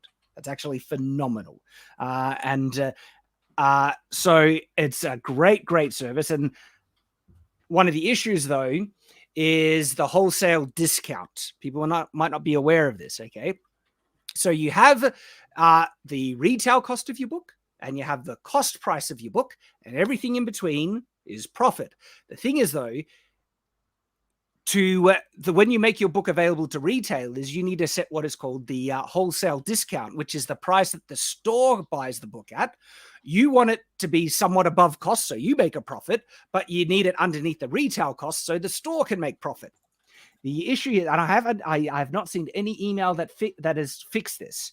Ingram Spark only allowed you to set the wholesale discount universally, which meant Amazon would get the same wholesale discount as a brick and mortar store. And Amazon, that's the main distribution for my book. They don't need to get any more profit through my book. And so by giving Amazon the wholesale discount that I would need to do for a retail store would be ludicrous for me. And so to make the most profit off of my print book, which is available through Amazon, I logically nuke the wholesale discount to basically there is no wholesale discount, because Amazon will stock and sell my book regardless. And it's just completely ludicrous to give them money when they don't deserve or need it. But as a result, the bookstores, when they see my book, like Ingram Spark it's baffling they haven't done this. And if they have changed it, I haven't had an update in a while. It'd be great if they've changed it. But like I said, I haven't had an update. They need to be able to give you an option to set a different wholesale discount between Amazon and brick and mortar stores, because I would happily have a better wholesale discount for regular stores. And that means when a regular store looks at the cost of my book to stock it, that they actually get more profit when they stock it, and they'll be more inclined to do it. Because at the moment, there's no inclination or benefit for them to stock my book in brick and mortar stores because they don't get the right profit, and I can't differentiate the profit margin for stores versus Amazon. And so, big issue right there that exists if you're in the indie sphere and you're looking at print on demand and stuff. And so, what we need is a better system. And plus, the general price of print on demand is so much more than the web. There press. was yeah. So that's the other thing, by the way, on print on demand is you do not make a lot of money off of print on demand. So, for instance, my book the paperback sells for $15. Okay. By nuking the wholesale discount, I can make about $3 profit per sale. It's crazy. Which is you're just paying printers. so Ingram Spark is making most of the money off of the prints of this book, right? If I did a print run of my book through, say, API Prints who were doing the graphic novel, I could get a copy of this for maybe depending on the volume. Volume really determines how much it would cost to, but I could print a paperback for between $2 to $4 per paperback. And that would just get shipped to wherever I ask them to ship it to. And then if I sold those copies, I would be making nearly $12 profit per print. And so that's the difference between doing a bulk shipping print run of your book versus print on demand. Print on demand, crazy make expensive. Far less. It's a lot of monetary stuff, but this is exactly what you have to consider if you want to do a graphic novel. Like doing a graphic novel, it sounds like a lot of fun, and it is. But if you're doing it on your own, making the actual book is only part of the battle. a lot of it's like shipping costs, shipping supplies, labels, printing, all that stuff. There's a lot of monetary stuff. So if you want to do your own graphic novel, budget. You have to do the budget like 100 times. Make sure it's on the ball. So you have to get what you need. Absolutely. You were talking about brick and mortar stores there, and I saw somewhere so Rick and Morty stores. Anyway, but I saw somewhere, and I don't know if it was on Twitter or if it was on my YouTube. Been reading a lot of comments from people. There was somebody out there saying that they're trying to, in their local area, they are doing a brick and mortar store for indie books and indie comics and things like that. And I need to hunt that down because I don't remember where it was. But something like, do you guys think that something like that could be viable if we can get some creators such as myself, you guys, or other people to kind of help build that? I mean, as much as we want to raise up the individual store, I mean, that's the thing. It's like, that's just an individual store. But when you're being a publisher, you need to be able to reach 2,000-3,000 stores in order to make a print run worthwhile and make sure you get a significant. I mean, even if you're just selling one to each store, that's still a lot better than going to going to digital press and doing print on demand. And the reality is, brick and mortar stores are struggling in the digital age and online marketing. Our local bookstore is packing up; they can't compete. But there are some really popular ones that are still going strong. And when I say mainstream distribution, I'm not just referring to like the the classic bookstore, but also supermarkets. They sell books and things and get them into the larger retail chains and everything. Is a step that I want to figure out, is there a way to make that work? And at the moment, you're limited as an indie creator. So it's on, as I was mentioning before, it's on the audience to be able to, I guess, go out and look for these directly. Amazon is the easiest, biggest distributor for indie books at the moment. You can follow ironage.media, which are doing reviews and everything. Follow A Drink with Crazy. He's going out his way to find this stuff. We're going to try and mention what we can here. But there are things in the works that hopefully we could build something that caters to indie authors that also offers better large-scale distribution of print. And that's one of the fronts that we need to tackle in this, battle to overtake the mainstream. And interesting things are happening. meetings are already scheduled. Yeah. So and have been had. have Hatchet been Jack asks you, Shad, where can I get a good leather-bound graphic novel? sir, Hey now. if you're wanting a leather bound, I hope more graphic novel indie creators do leather bound. I think they're very popular. We love them, and so you can grab Shadow the Conqueror in leather bound right here. If we scroll down, I'll show you one of the templates of the leather bound. Look at it. You can even get the regular book, but look, leather bound right there. Okay. Wow. And look at the leather bound novel and graphic novel. You can grab that. When I And the get it, second one I is am gonna be- going to review on how it smells. And the final version is probably going to look slightly different. The silhouette is probably going to be silver instead of gold. Still going to look like amazing. I can bring up the template for that and show what the final looks like. It is right here. This is the template. I will stop sharing that, and I will now share what the template looks like. And it looks pretty cool, guys. It's gonna check this out. Look at that.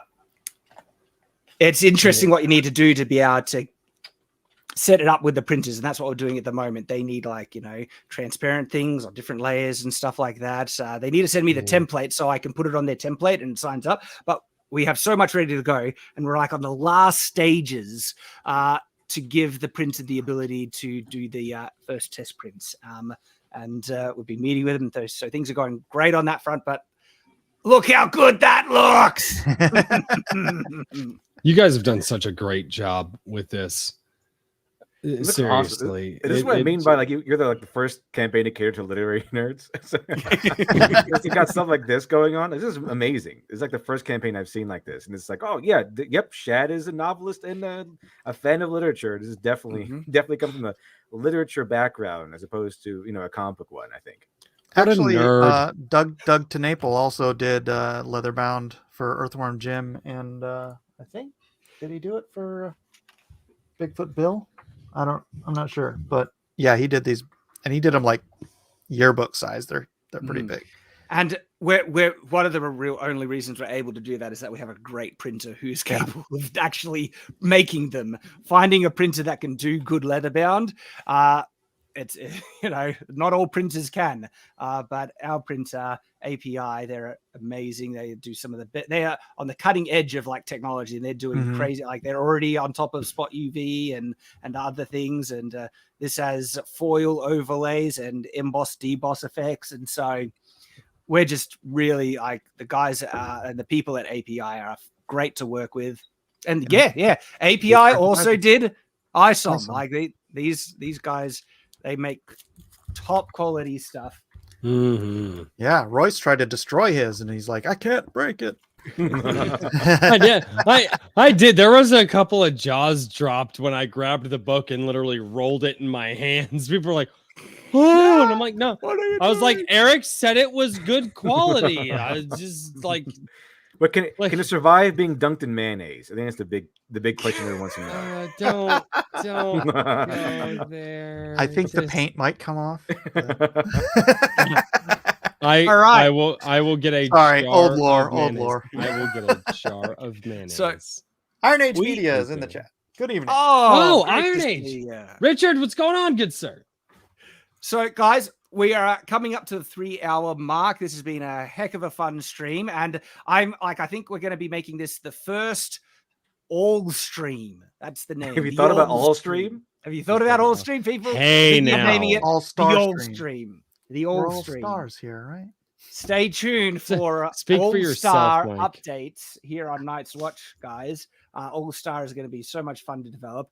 I was able to devote a good chunk of time, but then we needed to finish off the script. And so Mike sent me the script for the second volume, and that's taken most of my free time in reviewing that, but it's coming together so good. I can't wait. Yeah, and I just sent Shad right before this show. I sent him the completed revision to volume 2. Can I expect 200 pages out of the next? It's 124 pages, Royce. You want it to get done or not?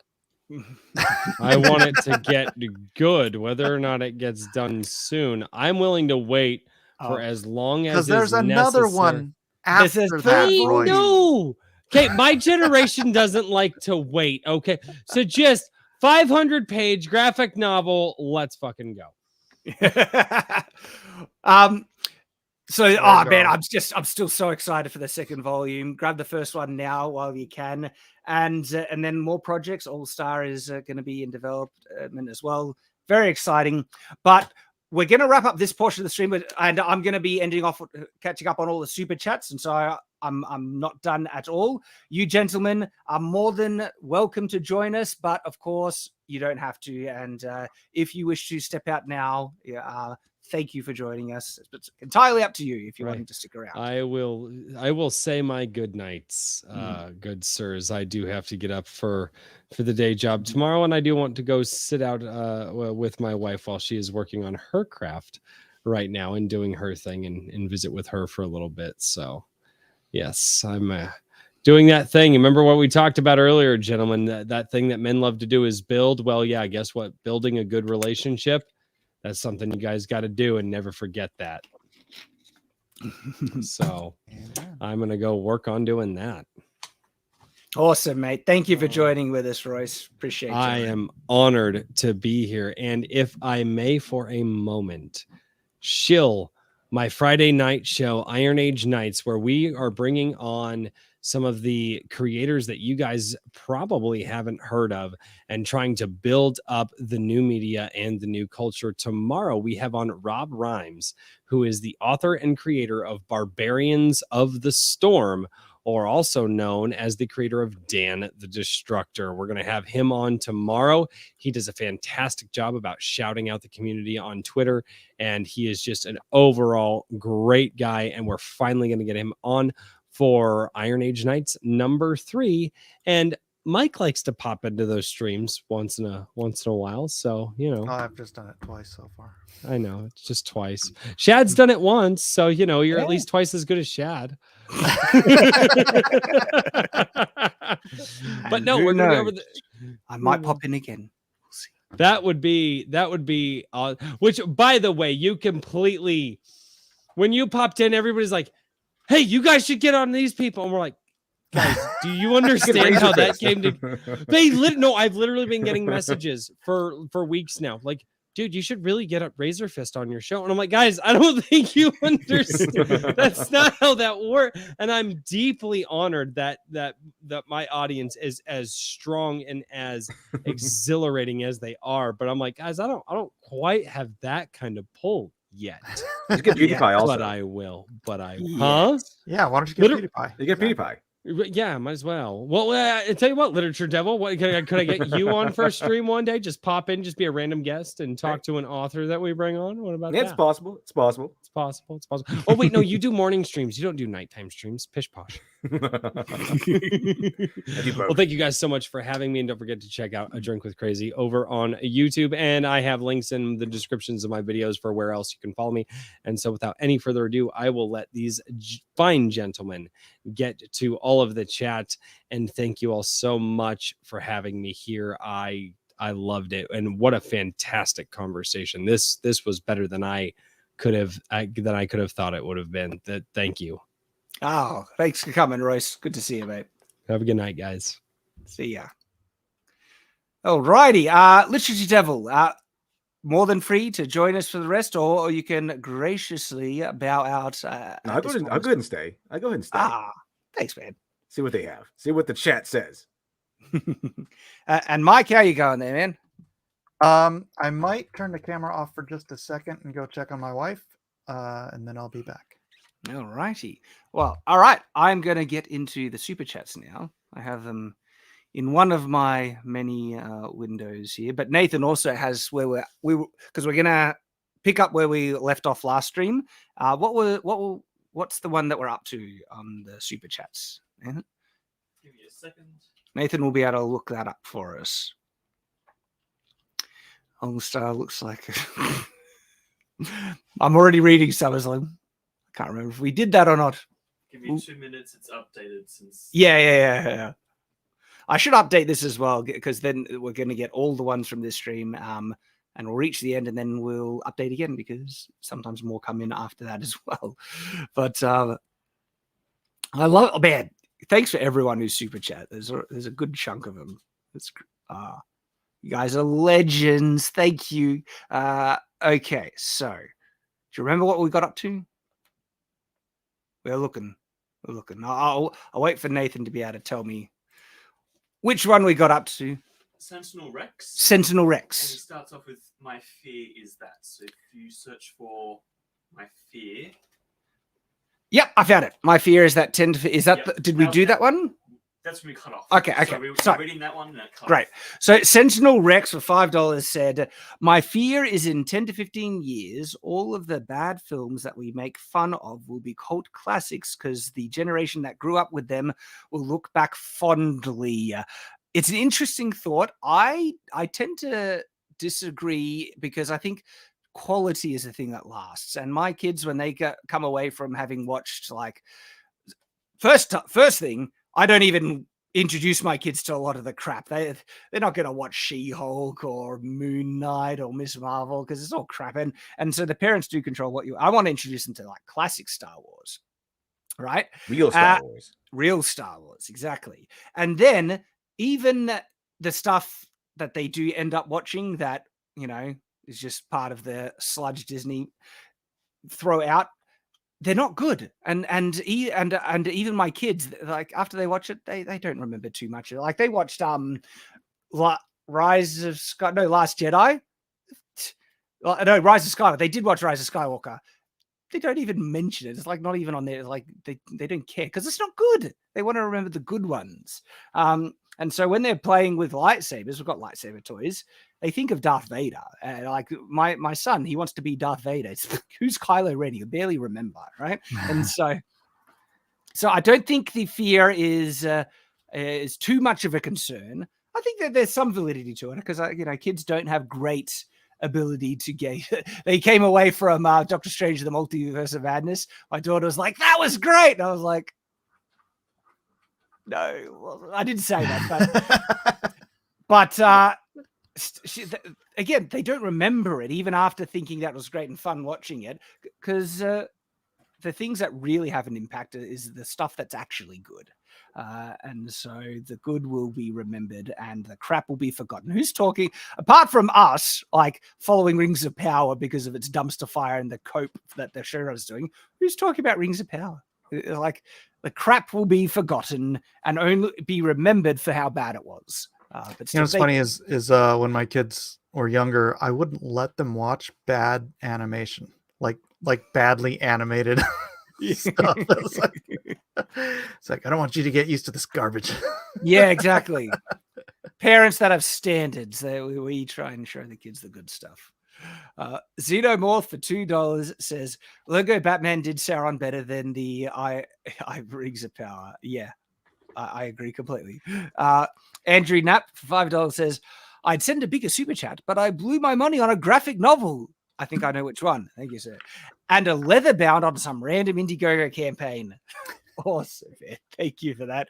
And I seriously, if the choice is between a super chat and backing a campaign, I would encourage anyone to back a campaign. But the people that do both, you guys are legends. Thank you. And of course, thank you to anyone who has chosen to leave a super chat instead. I really do appreciate the donation and the comments. But thank you then for that, Andrew Knapp.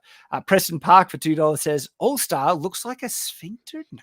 No, it looked like a star. It would have to be all-star. An all-star. That's right. Nick Oh my Patch. gosh, you just reminded me. Like, it came up last night on Drawn and Quartered again. But this one time we did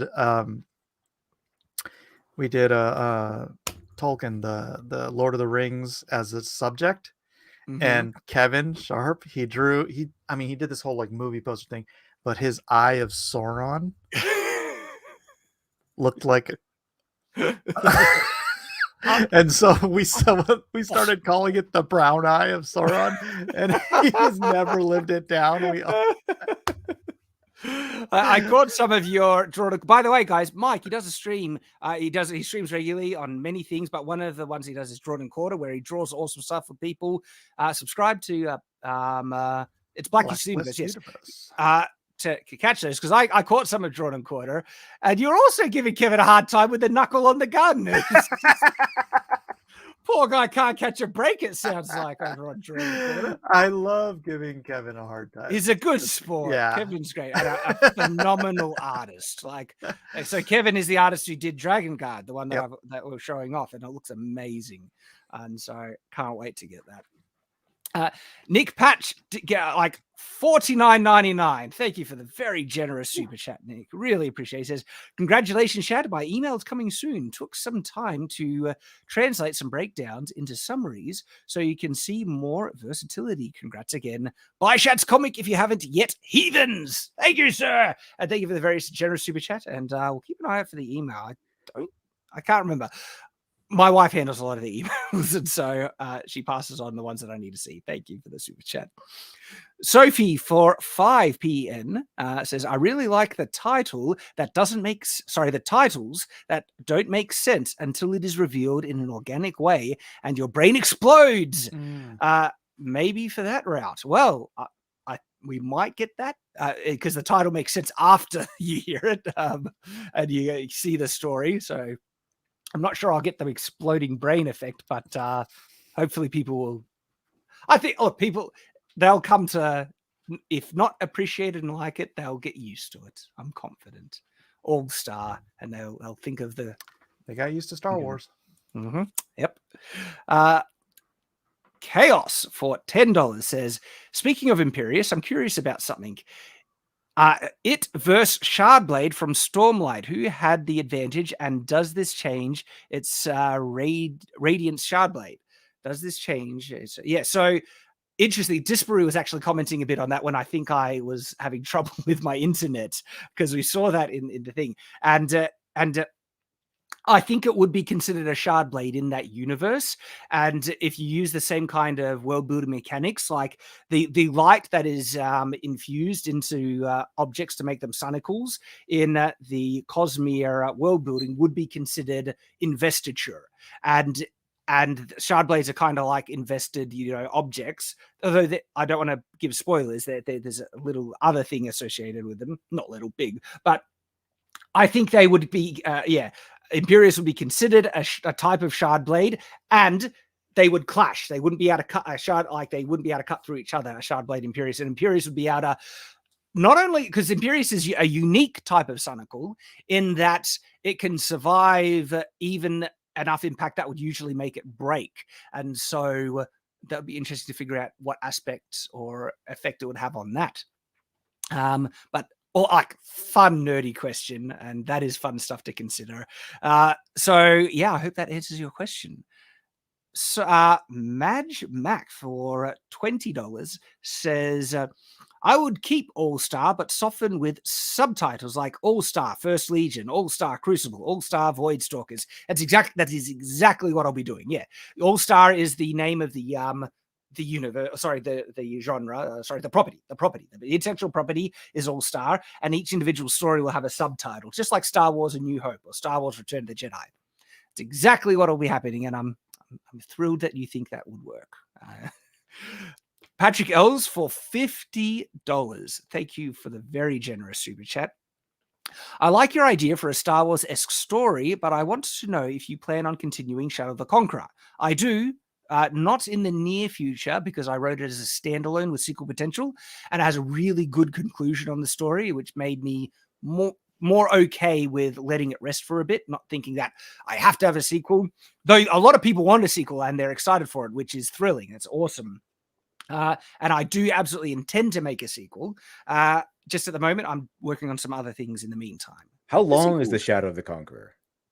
How long is the shadow? No, how long is his shadow? Well, it's a metaphorical shadow, and the character Dalen will never escape that looming, reality of his past. A gentleman never tells. Yeah. Mm-hmm. Yeah. I also had an idea for a Star Wars thing, but it's like less world building and more of a flip on the story. Like, what would happen if you had the story of Luke Skywalker. Oh, he meets Ben Kenobi. They start talking, and then Luke Skywalker goes home to Aunt Beru and Uncle Owen, and he gets killed alongside them. And so it's Ben Kenobi goes back to war and goes on a roaring rampage of revenge, John Wick style, against the Empire. Like that'd be kind of a cool little flip on the head. It's actually a really interesting point that people do bring up a lot, that oftentimes the old mentor is more competent than the young chosen one that they're trying to train. And if he just went and did the heroic quest, he would do a better job at it. I get the same thing for Rudy Kenshin. Like this, I'm pretty sure that Seiji Hiko can probably beat up Shishio, but it's not really his quest. So, that sort of thing. Well, I kind of purposely did that with Shadow of the Conqueror, where the hero is actually the old, experienced, World War kind of character. And instead of needing to teach, someone else the skills and everything like that, he actually becomes young again, and he has all the talent and ability from his whole life, and he's the protagonist. And I particularly loved the fact that having an old character, but beyond his prime, and because having all the strength of a young man, gave me the justification to give him all these, abilities and skills and training. And I didn't need to go through, sometimes training stories are really fun and dynamic. Don't get me wrong, but I didn't need to do that because it was already done. It's like, and so I can throw him right into exactly. Skip ahead and go right into the serious elements of the story. I actually noticed that aspect where like some people might say, oh, Dalen's a Mary Sue because he's got a lot of skills and a lot of stuff. But I was like, no, because we call a lot of modern day characters Mary Sue's because they're like 20-something-year-old girls who have like all these skills and knowledge, and they have like all the background of like a 40-year-old. Like they've been in like Black Ops, and they've been like this special, super special, awesome, whatever. And so with Dalen, it's not how it goes. Yeah, he's young throughout some of the story, but he's an old man in real life. Like he's just he's an old man who regained his youth.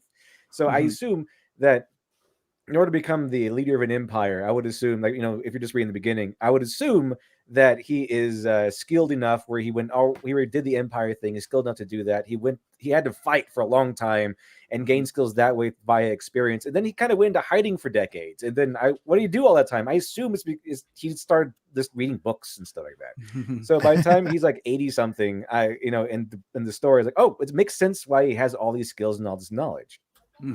Yeah, and I did it intentionally. I mean, he has a lot of skills that are, and so he was already a bit of a prodigy being young, and so I get that people sometimes think that, oh, he has so many skills and they feel it's a bit too much.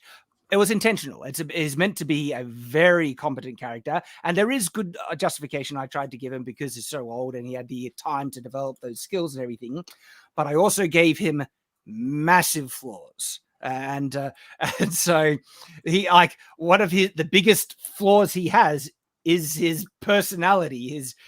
One thing I found really interesting that I particularly love doing with Dalen is giving him the stubbornness of an old like, have you come across this where you meet older people and they have this stubbornness, which can sometimes be endearing, but also sometimes can come off as actually quite immature, where they feel like they're too old to learn anything new, and they already know you can't teach them set in their ways. They're set in their ways, and so I absolutely did that with Dalen in a big way, because I found that just an intriguing aspect to see this old person, but because they look all right, young. Shad, who did you model him after? Not you. I mean, he's not that old. Like, he's not that old. He's only 80 something. He's not that old. He's my mom's age. But what was interesting, that type of, grouchy kind of attitude that not all elderly people have, but some elderly people have, is actually a type of immaturity that comes off as almost juvenile at times, and it made him act more immature, and it suddenly suited his. And he's like, he hates people calling him young, yet he's actually acting immature, but it's an aspect of his age, and it was a fun character to write. I think anyone who's ever been held up in a line while an old person is at the front of it just insisting that a coupon is actually still good and you can still use it, despite the fact it's been invalid for 3 years. It's like, we'll recognize. Yep, old people can be pretty stubborn. Yes. Oh yeah, and so he is extremely stubborn, and he also is extremely prideful, and he has a massive anger issues, and he's just a hugely flawed person. Look at his past, and so he is hated by so many, and so yeah, like to me, it's impossible to qualify as a Mary Sue because there are many aspects in which he just is the exact opposite in terms of characters aren't belittled to make him look amazing, and he's also hated by nearly everyone in the world, and he's obnoxious, but like it's not like the type of Galadriel obnoxious where they think that's just a strong character access. No, he can be unlikably obnoxious, and yeah, but I do appreciate that. Also, you notice those things, Dev. Oh yeah, it's part of my job, in fact. Oh well, you're very good at it, sir. I appreciate it. I think maybe we should jump ahead to one of the most recent super chats for $200. Oh wow! Holy, then maybe a good idea. Yes. Yeah, put that handle. You can skip the line, sir. And I have it queued up too. So, Kikoman for 200. Holy mad lad! He says, "Big fan, Shad. Can you please shout out a drink with crazy Gilded?" So Gilded is like Discord, but not by a company that is woke and does stupid things. So he has a Gilded. Check out his Gilded. He, as Kickerman says, the #1 Iron Age YouTuber. Also, if you can play my theme song, Fight Kickerman, Mike Mark saw it. So Mike Mark, I've got it queued up. This platform, Hail the Iron Age. All right. Can we play that quickly? Yeah, it's a 2 minute. It's 2 minutes though. All right, maybe we'll do a snip. $200. So we got no sound though. We need the sound. Oh, we need this. So wait a start second. again. Why isn't it? Hold on a second. Nathan, could you? We don't have it muted. Share screen.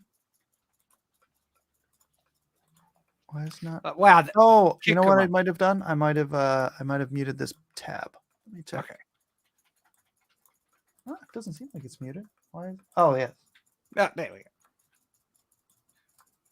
No, it's not. Still got no sound. That's weird. Hold on.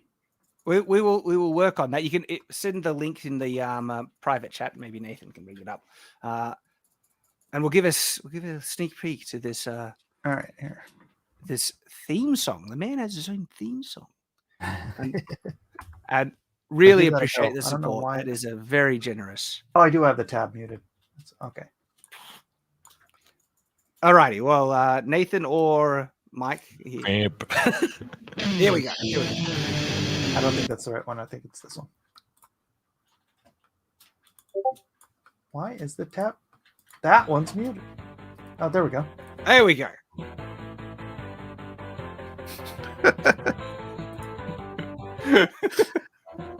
That's him. He's Kikoman. Kikoman. Soy sauce man.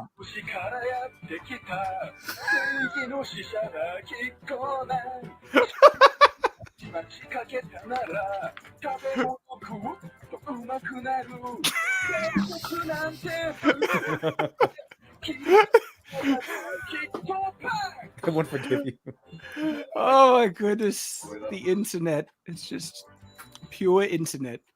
He's making soy manly again.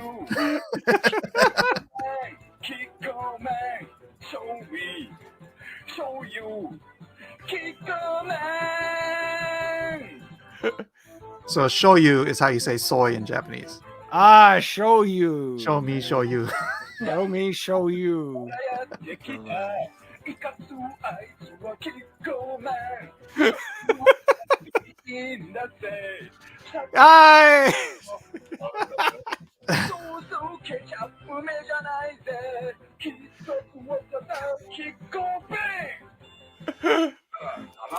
Kikomaru. What are you doing to us? Show me, show you, Kikoman, show me. This is so random. It is just pure internet.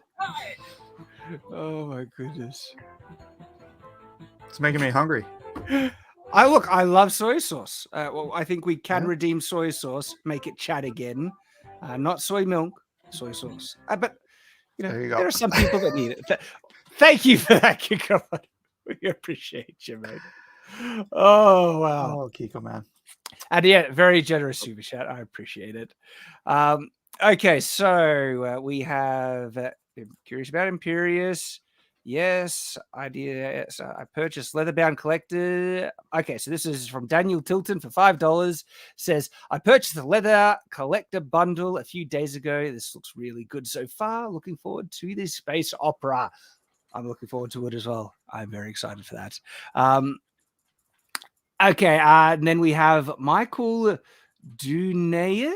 Sorry for the bad pronunciation, but big $50 super chat. Thank you, man. He says, missed my chance to get signed items. Wasn't missing my chance at Shadow the Conqueror signed by Shad.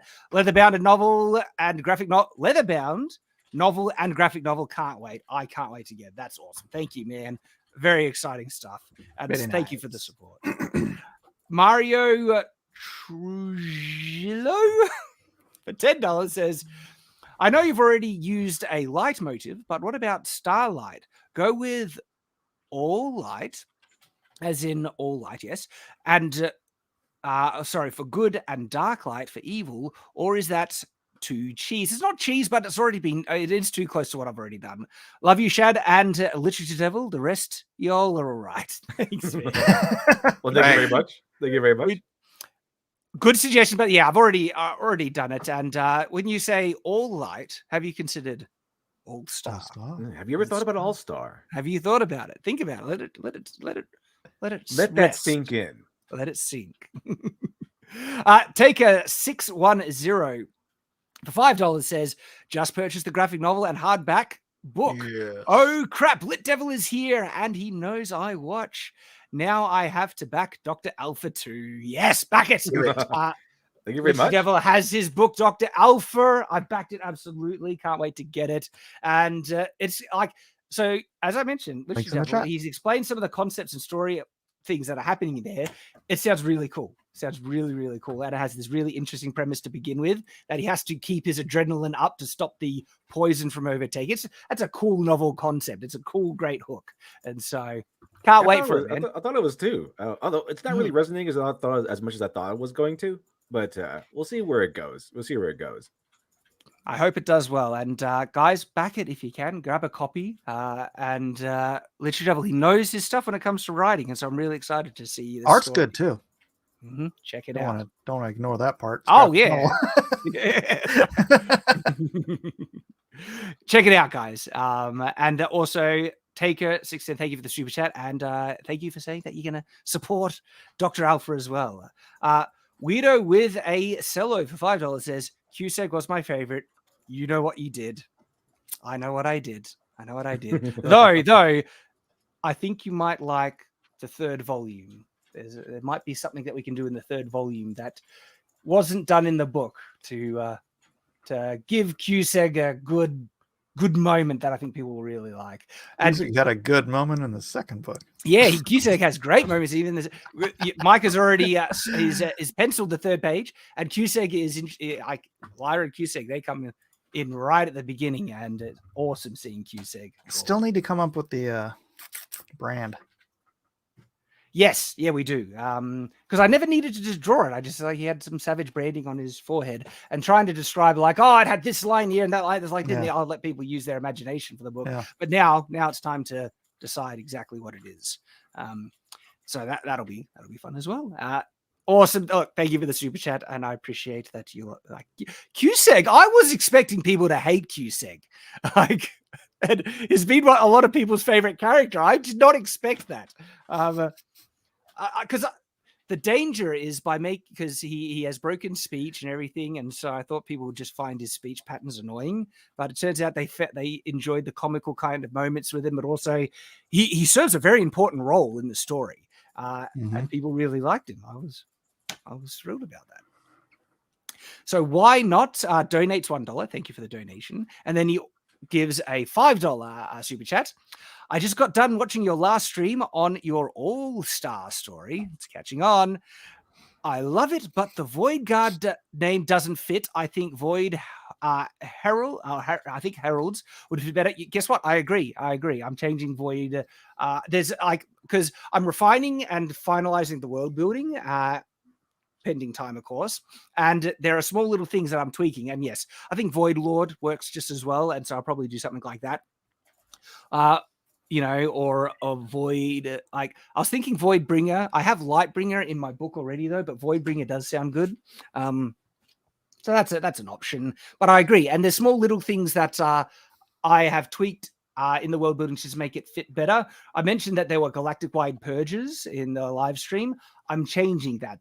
I might make it, they're still somewhat possible, but I like the idea that evil could reign forever, and it is required for good people to rise up and fight against evil to destroy it, where the Galactic Purge basically destroyed everything, including themselves, resetting everything.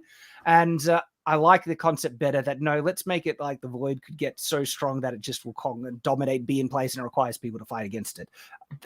Also better potential for story as well in that regard. So small changes, tweaks that I feel are good improvements. And you point out exactly one of those areas. So thank you, why not? Mighty Chan for $5 says, YouTube plus the purpose of Stan Lee's legacy. A storm is brewing. The Iron Age will remain standing once the winds die down and the giants will fall. Yeah, I love those quotes that you shared from Stan Lee. Blew my mind a bit, actually. It was a good fun stream as well. It's really, they're way better in considering that every single one of these people who tried to shove their politics in the comics, like, oh, Stan Lee did it. Because Stan Lee, we could do this. You like Stan Lee, so we could. Then you actually listen to what he has to say. It's like, no, he didn't prove any of this. And then they go, oh, but the soapboxes. Yeah, but where are the soapboxes? Were they in the comic? No, they're in the back of the comic. He didn't put those soapboxes in the comic. He put them at the end. And only because he knew his readers wanted to hear his thoughts on things. That's the only reason he put it in there.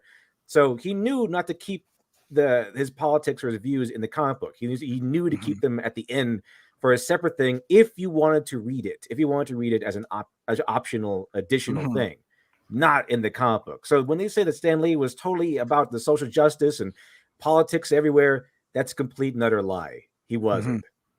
And legend, and he was a smart guy. He understood it, and is going to be missed. But we can carry on that standard, and we're going to do that. And it's great to see. And it's awesome. I'm like I said, I was blown away when he was saying stuff that we were saying on that stream, and I hadn't heard him say that before. It's like, there we go. That is what a privilege and honor to carry on that legacy, and we're already doing it, and we're going to go further. Thank you for the super chat. The Winged Hussar for $20 says, greetings, Shads. I'm working on a pulp fiction gothic horror comic in lieu of Hellboy and classic Hammer films. Can you help me get this put out in physical media and Kindle? My artist is sick. I think when he says sick as in cool, like, oh, that's sick. I think that's the context of the artist. And so I could not do anything more than what is available at the moment for you.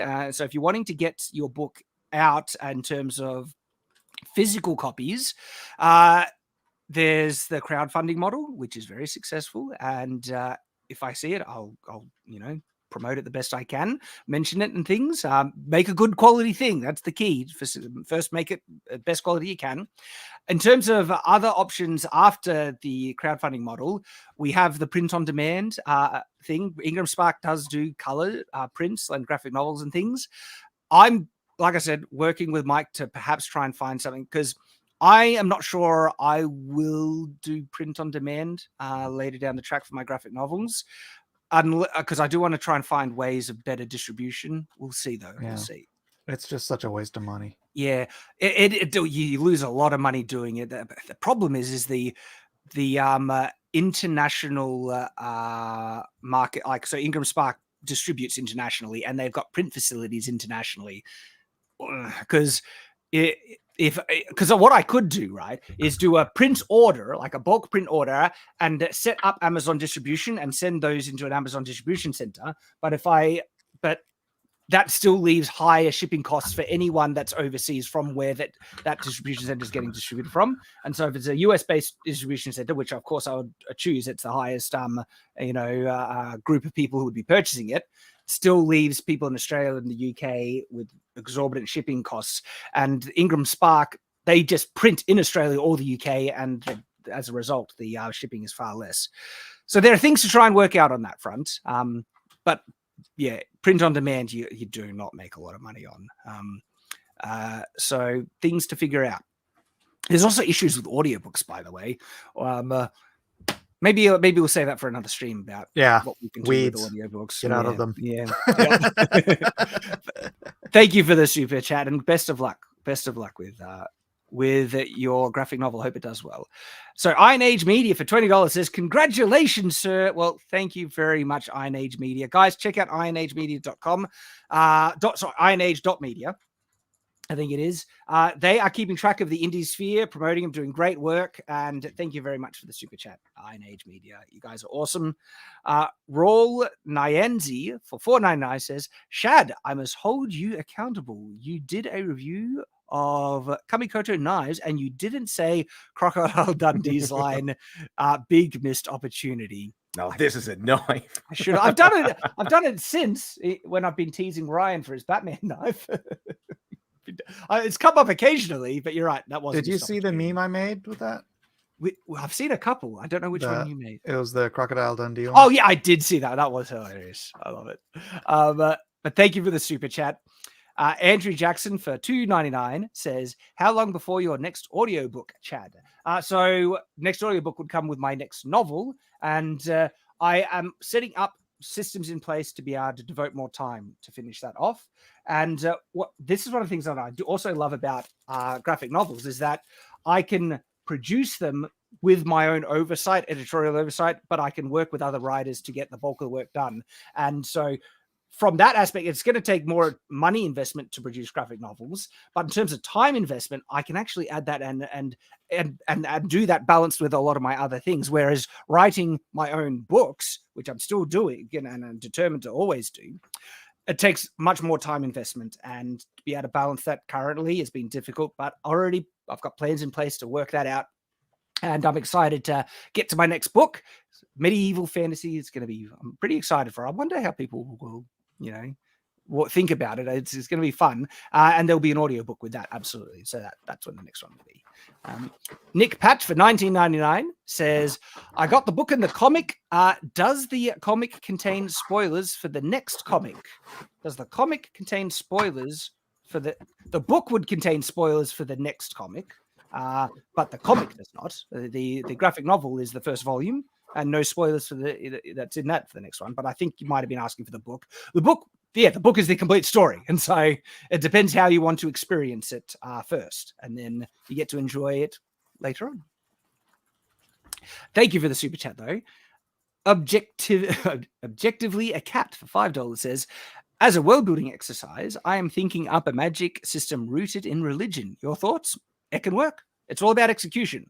And so just saying if it's rooted in religion means it'll be good or bad. No. It's all about if it works and you do a good job on it. So execution will determine that. And yeah, religion has been used in magic systems heaps. Okay.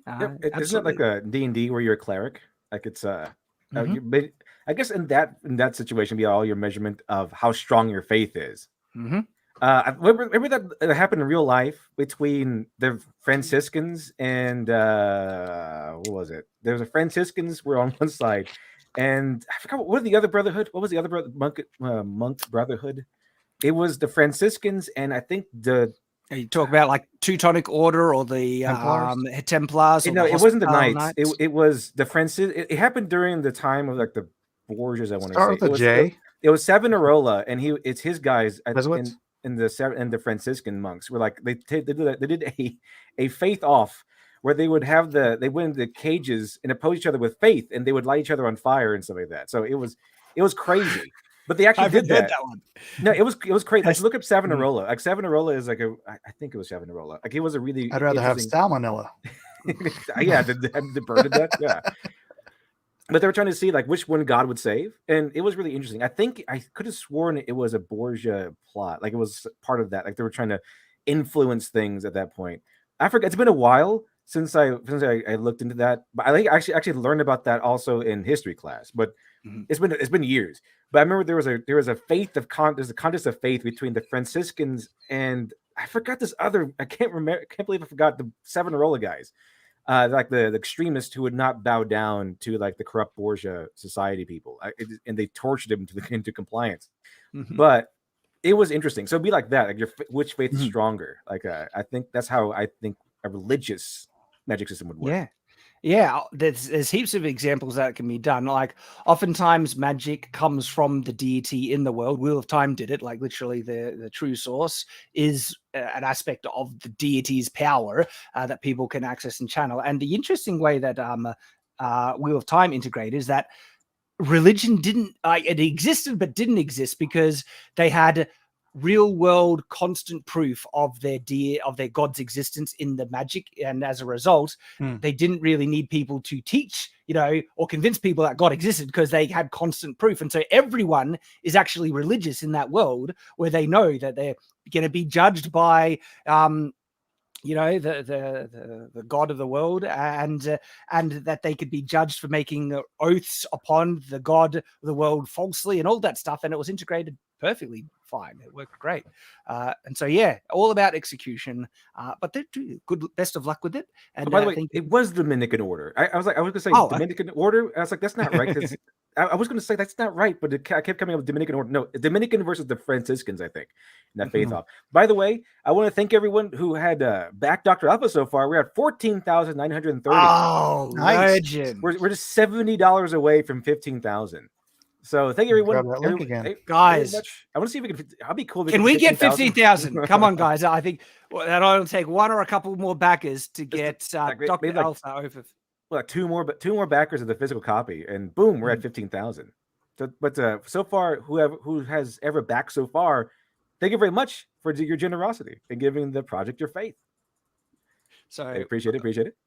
I'm going to quickly share that. I want everyone to see Dr. Alpha. Look at that. We're up to 14,900. Man, it looks great. I'm excited to get my copy. So if a couple of you guys can back it, let's get it over the line. 15,000 by the end of the stream. That would be awesome. So unlike the mainstream guys, I actually listened to criticism from the fans. I mean, people told me they liked it. They said that they enjoyed it for the most part. Like they said, it was really good, the first one. So, but nothing is perfect. So I took whatever criticism was thrown my way that I thought was reasonable and everything, which is a lot of it, because people were very nice, people were very generous, and I went ahead and implemented those criticisms. So it's going to be more comic book-esque, because my last way people tend to like, but obviously I come from a literature background. I wrote novels and stuff, so it really felt more like that, and it was obvious. But this time around, I'm going to start more action, more to the point. So I've been studying things, I've been studying a lot of like Will Eisner stuff, been studying, the classics and how they produce things. And last time I did a lot of 9-panel pages, and unfortunately it became a habit. So there's like a ton of 9-panel pages in there just because I wanted to have a 9-panel page. But this time around, I look at the dynamic layouts here. Yeah, far more. I made sure it was far more dynamic and far fewer panels per page on average. So I went with like an average of 5. Some of them go to 7. Some of them are less than 5. But I try to hold around 5 instead of 9. So I do an average of 6. Yeah, something like that. Like it's way better, I believe, in terms of what I've been told. So I went away from the 9-panel pages. I think there might be one 9-panel page, maybe one 8-panel page, but usually I kind of stayed with the 5, around 5 or so. Of course, a lot of them went to 6 or 7, but my goal was to keep around 5. I'd like to remind everyone who is backing this currently, change the tip when you're checking out. Yes. Don't tip Indiegogo. You it's can't get automatically rid of that. set for 15%, and that's a scam. It is a garbage tier. Yeah, and it goes change it to 0. The entire tip goes to Indiegogo. None of it goes to the creator. None of it goes to the creator. None of it. So and it's automatically on when they purchase. Yeah, that's really schemy. I mean, it's one thing to have a tip, I guess, but it's another thing to just automatically add it on. And some people have fallen for that, where they gave Indiegogo $20 for no reason at all. I just backed it lit. Oh, very much. Appreciate it. You got it. And then there is, I think there are still a few physical copies available of the first Dr. Alpha. I didn't see that. Yeah, there's a few left. It's an add-on. Oh, so when you're checking out, you can add it on. I make sure to put in the campaign, but I don't know why. But for some reason, after a certain point, it just kind of skips like a ton of stuff. There's a big white space at the end, and then all of a sudden, there you go, you get your cover. Like I don't know why there's a big white space there, but there is. Yeah, well, I kept going because that's a great cover. I love that. It's by Anthony Figueroa. He's the guy who did both covers for Dr. Alpha Dead Man's Lullaby. And there is an art print of him in the elevator. That's going to be the art print. Now, one thing is that's more special now, because one thing I did get backlash on is that Dr. Alpha was naked in the beginning. So, and he was going to be naked in a lot of the fighting, because I thought it'd be kind of cool, like Celtic running the fights naked, or Beowulf fighting Grendel naked, and that sort of thing. And kind of the idea of, you're stripped down bare to nothing, and you have to fight your way up from nothing to something grander. But people didn't like that as much. So we are changing it to now he gets, he collects an outfit. He gets an outfit together. It's pretty cool. It's kind of like a Conan style, where he kind of just puts together some outfits of people he's beaten. So it's kind of like the hunter who wears the skins of the kills. And I thought I want to keep it primal and savage in the situation. So he's going to have an outfit now, which means that by the time he gets to the elevator, he has clothes in the comic now. So that print is kind of archaic. It's kind of a leftover of what we were going to go with it. But that's going to be the print anyway. That's going to be the print. So it's not going to be like that in the comic book. However, you will get this exclusive print available only with this campaign. And well, there we go. Awesome, man. Absolutely. I think we'll be able to get this over 15,000. We are close, guys. Back it if you can. Looks awesome, and best of luck with it. I'm going to be keeping an eye on this one, but we'll be coming back. We'll be coming back to that screen and to get an update. And in the meantime, we'll keep going forward with the super chats. Appreciate all you guys. So. Rooted in Religion, thank you for the super chat. That was from Objectively a Cat. Thunder Spear 22 for $5 says, might I suggest your characters to make their armor out of pyrocarbonate laminated with overlaid titanium? Interesting, because as he calls out, the acronym for that would be plot armor. Keeping awesome. Thank you, Thundersphere. That would be interesting, like armor that actually, By the way, thanks to Mike Miller, we are now just $5 away. $5. I should have pitched in $5. It's like I have to go on Twitch Stop. You don't have $5. Twitch Stop thing. $5. Oh man, I can't stand that entitled mentality where this creators that think they don't. You don't deserve spit. You earn everything, and you be very grateful for every bit of support. Anyone is willing, every single penny. I went to a whole entire seminar. My dad used to take me to seminars when I was in elementary and high school. And one of the things, a lot of these, because it's successful men, businessmen who put on these seminars. And one thing they always said to do was be thankful for every dollar you get.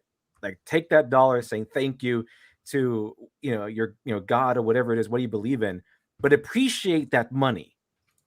Even at the smallest, the penny you find on the ground, appreciate that, because it's more than some people have. Exactly. And I do appreciate it. I do appreciate every single dollar that comes my way. That's the difference between someone who's happy and someone who's miserable. It doesn't matter how much money you have. If you appreciate what you have, you can be happy with a stone in a newspaper, and you can also be miserable if you've got a freaking 40-story building under your name. Absolutely. It's your gratitude that that depends on how happy you are. And it's interesting. It's interesting how fundamental that is to certain ideological views, where one ideology where feels everyone should be equal breeds a sense of entitlement that I deserve all these things. Exactly. I deserve what someone else have, and their wealth should be distributed so we're all equivalent and everything. And so it breeds entitlement, but it also breeds dissatisfaction and unhappiness because they're not grateful for what they do have. And you can see why certain groups are less happy in life as a result. Be grateful for, like, studying history really opened my eyes, because holy crap, the luxuries we have in the modern day even the poor of well-established countries, like in that's the Western countries, they live better than kings of the past. If you have electricity, hot water on demand, that's like insane for the people would go like the kings of the past had trouble even having that. You have light in your home with a flick of the switch. You could cook your food by just turning a knob, and you don't have to. You can get rid of your poop with this. With this, just like it's crazy. The luxuries. I forgot who did it, but there was some comedy group that that had the idea how weird it is to explain modern day conveniences to someone who doesn't have them or grew up with them, like in a third world country or something. They're like, okay, so you person living in a small hut, just ground in a roof.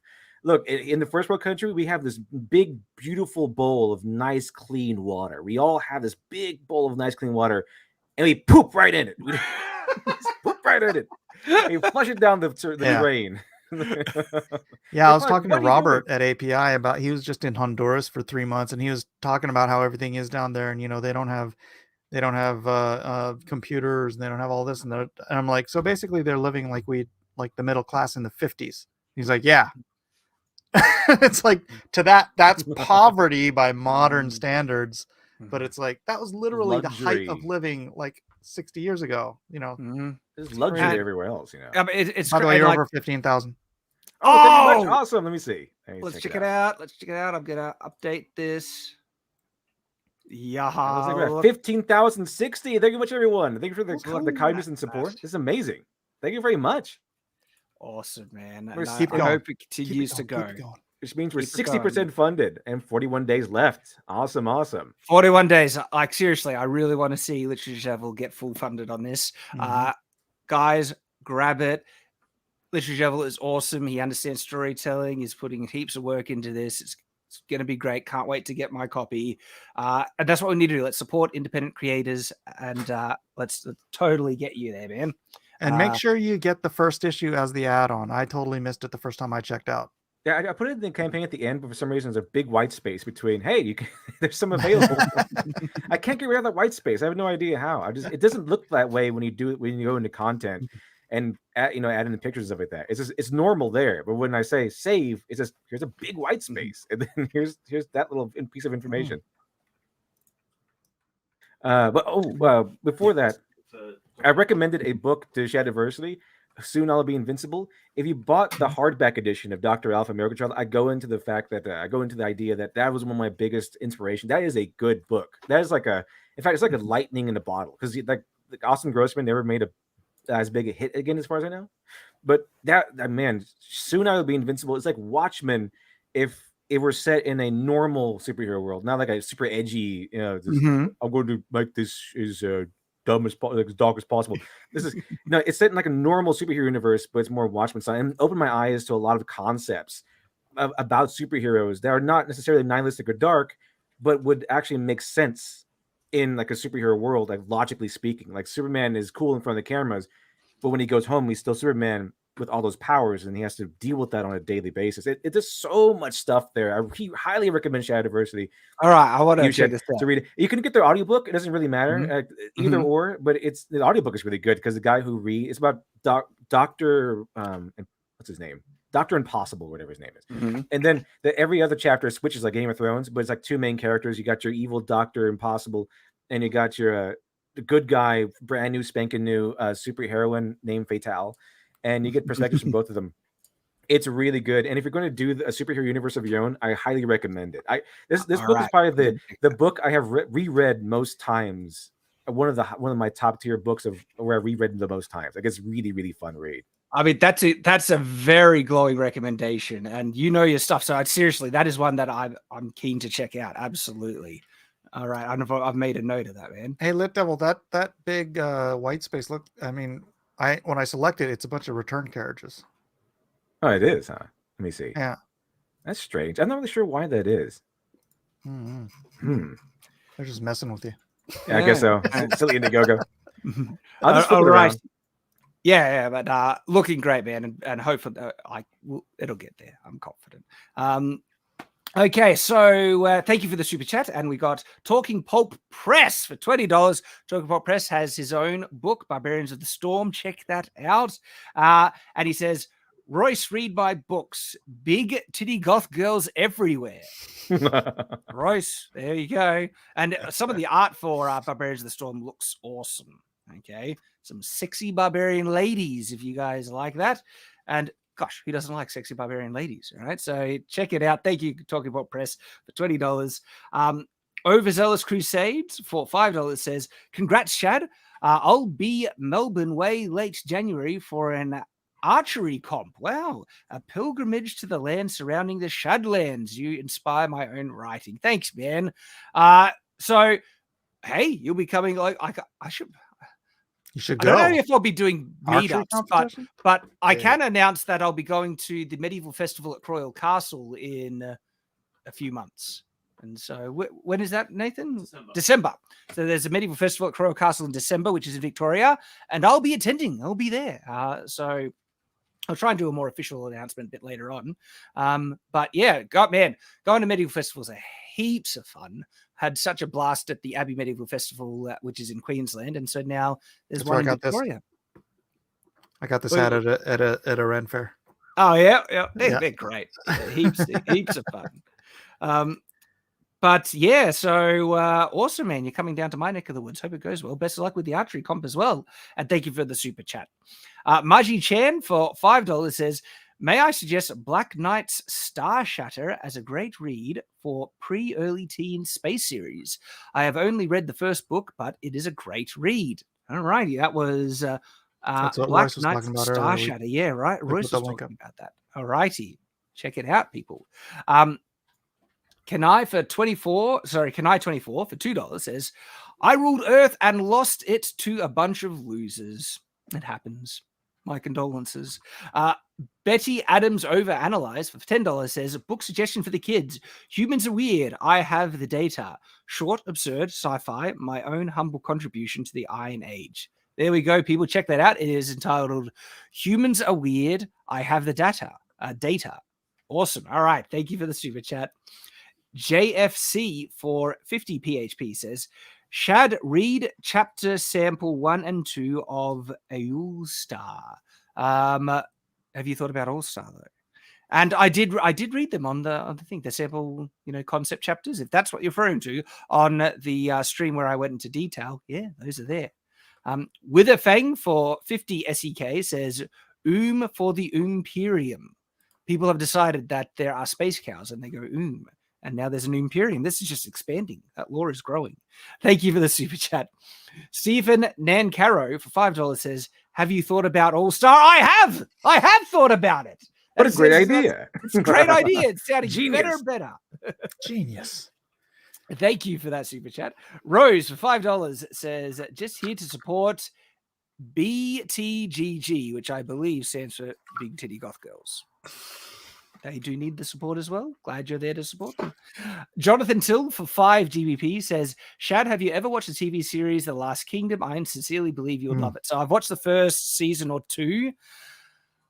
There's interest. I was very divided on it. There are things to like, things I disliked, but it's been too long since I watched the season, and so I need to rewatch it again if I was going to review it. You watch Vikings? I watched the couple of seasons as well. Again, things to like, things to get annoyed at. I hate the leather dress crap that they wear in Vikings show. I hate it's a lot of ahistorical stuff, a lot of inspired historical things as well. So as a medieval, purist, I'm divided about those shows. There were some really interesting concepts in Last Kingdom, though. Don't get me wrong. There was some I liked how I forget the name, but the king. Alfred.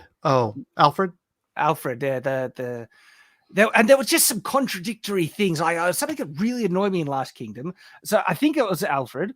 The main character does some really important things for him, and he just doesn't acknowledge them properly. And then when there was a moment where a guy basically gets this big punishment, there were things that frustrated me.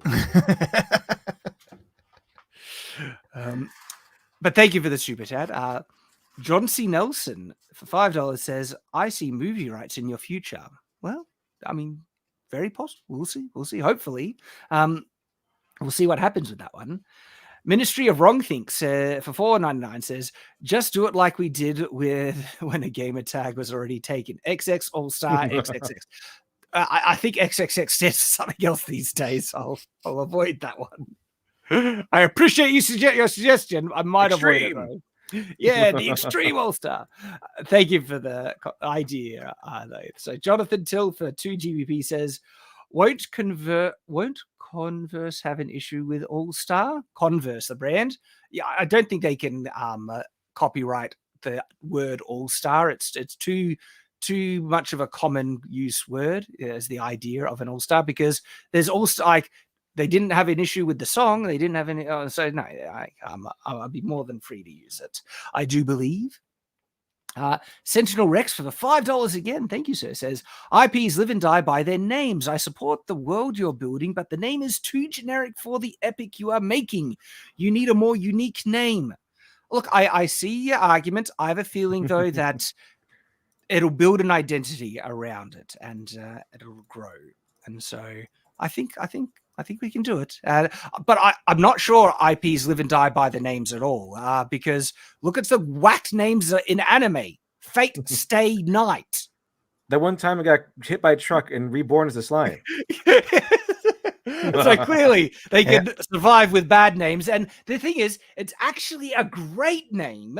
It's just the association that people are having issues It's been with. trademarked, yeah. Also, have you played Elden Ring with the loathsome dung eater? I'll be back in a bit.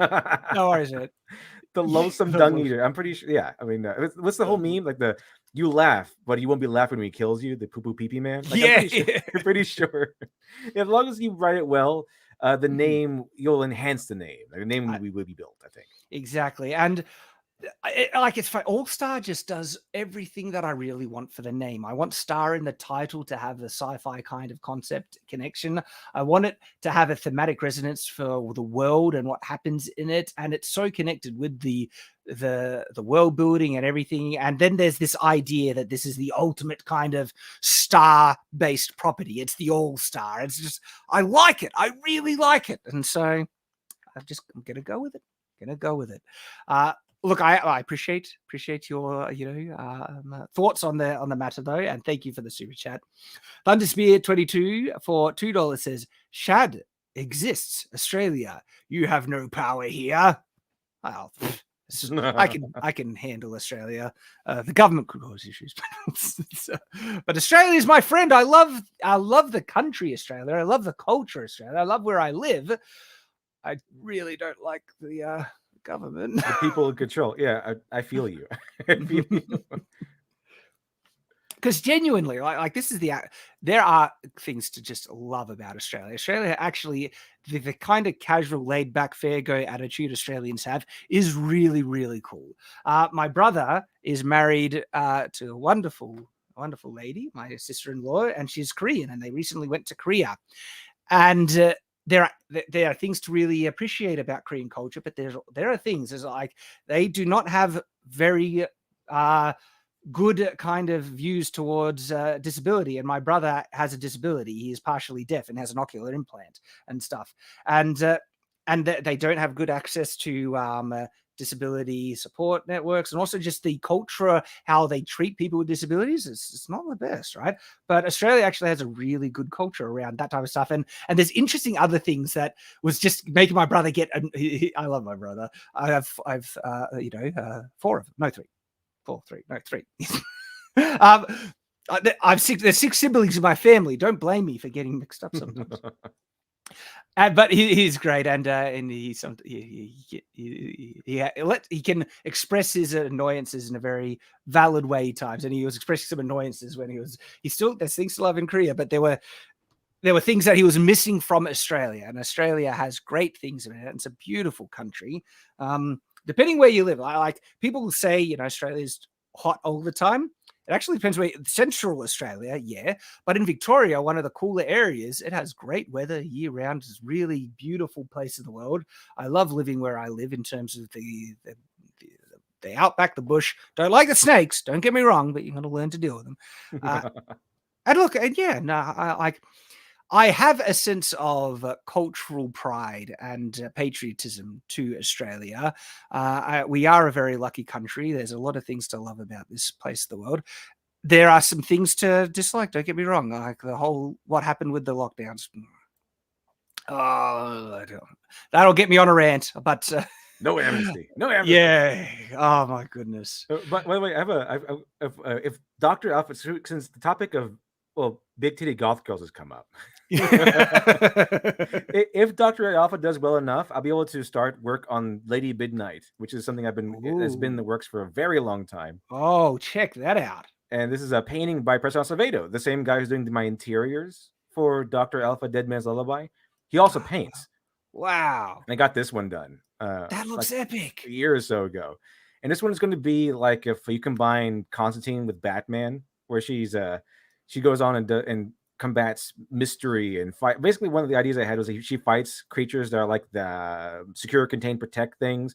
She fights wizards, Cthulhu-esque monsters and things. Mm-hmm. So if Dr. Alpha does well enough, I'll be able to fund Lady Midnight going forward. It has to do well enough. So if we barely get funded, then I can do the book, but I can't do funds into other things. But should we get funded, I'll be able to start work on Lady Midnight, which is also pretty. Also, if we got the book 1 of Dr. Alpha, the initial first, I think 10-page Lady Midnight story is in there. It's in the first edition of Dr. Alpha. Mm-hmm. So she does have a comic book already. Awesome. It's just a short story, though. But it's in there, and people told me they liked it. So. And this definitely qualifies for the BTGG. Oh yeah, definitely. I think you'll like her. I think I've modeled her so that she'd be likable by people who are interested in that. Ain't pretty fun. So guys, support Dr. Alpha. Absolutely. Alrighty, super chats. Thank you for the last super chat. Thunderspear 22, and then Alexander Cross for $2 says somebody.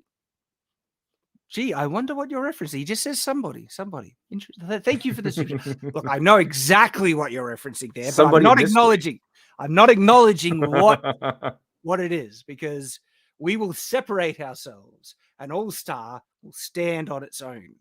Thank you for the super chat. Nice try, Alexander Cross. Mel Gibson, after 5 beers, for $5 says, it's not nerd culture they hate, it's our culture and everything our people have ever created. Look, there's actual validity to that. There's an attack on Western culture, Western values, traditional values. Okay, it's happening. It is real. And we're seeing it. And one of the areas in which they're trying to attack it is by attacking our heroes, our myths, our legends, our stories. And but it's a whole scale or whole thing attack on the culture, completely. And so we need to resist. We need to stand up for universal truths, universal values, traditional values, as a matter of fact. And a lot of that is just supporting the traditional family unit, husbands, fathers, mothers, wives. Encourage people to be good husbands and fathers, good mothers and wives. That should be an aspiration for everyone, right? Everyone find a good woman. So men find a good woman, women find a good man, and raise a family together, and have that as a life goal to do that. Because seriously, family life is amazing. Children are incredible. All right, there's so much joy and fulfillment, and that's available to everyone. Okay, the greatest success in my life won't be Shadiversity, Honor Guard Productions, my graphic novels. It's going to be my family and my children. That's going to be the greatest thing that I could ever do in my life. And every other success that I might be able to build towards will be secondary to that. And that is possible for most people to achieve, the very vast majority of people to achieve. And part of it is taking it seriously, looking for the right person, knowing the qualities that you want in the right person. Because I understand that relationships and sometimes can go sour. That's absolutely. And so to try and avoid that is to take it seriously. Don't do hookup culture. Don't just, look for someone to get in the pants of. Look for a companion, a lifelong companion that you want to spend your life with. All right. Take it very seriously. Don't, that's why, I think the sexual liberation thing has done a vast majority to, society, because it's undermining the goal that everyone should actually have is not just to hook up with someone. No, it's to find someone you want to spend the rest of your life with, support, and build a family together. Okay. And that's why I was a virgin till I was married. I am proud of that. I'm very proud of that. And I found someone who held the same values as me, and life has been a dream come true ever since marrying my wife. Okay. And so if you can do it right and you approach it maturely with the right goals, okay, and you find the right woman, that's where you'll find incredible happiness and fulfillment. And then it like this is what has, you know, caused men to go to the coal pits and everything, because they're supporting something that is vastly of greater value, and it will sustain you. Like if you men, like if you be a good husband and father, you will find that to be the most fulfilling thing that makes you like, it validates your masculinity. I've never felt more secure in my manhood since becoming a husband and father. Seriously, right? It makes you feel good, not about in yourself, but it makes you feel good about being a man. And those should be the goals that we encourage. And these are the values that people in the world are trying to undermine. Okay. And it's leading to unhappiness and division. It's what we see in the world. And the best part is you stop being a mall ninja because of that. Exactly. Yes. Yes. Most importantly. Most importantly. So thank you for the super chat. Talking Pulp Press for $10 says, Shad, I give you the money. Thank you, Talking Pulp Press, for the money. And once again, people, check out his book, Barbarians of the Storm.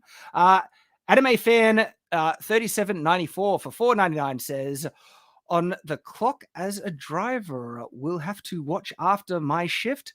Something tells me I'll be missing out not catching it live, though. Well, still thank you for catching it after the live session. It's always will be available here on Night's Watch, and hope perhaps in the future you'll be able to catch us live. But still, thank you for the super chat. Roto the Dragon Lord for $20 says, hail from the US. Hail, sir! Hail from Australia and the other parts of the world. You're from the US as well, aren't you, Lit Dev? Oh, yeah, definitely. Yeah. An American devil.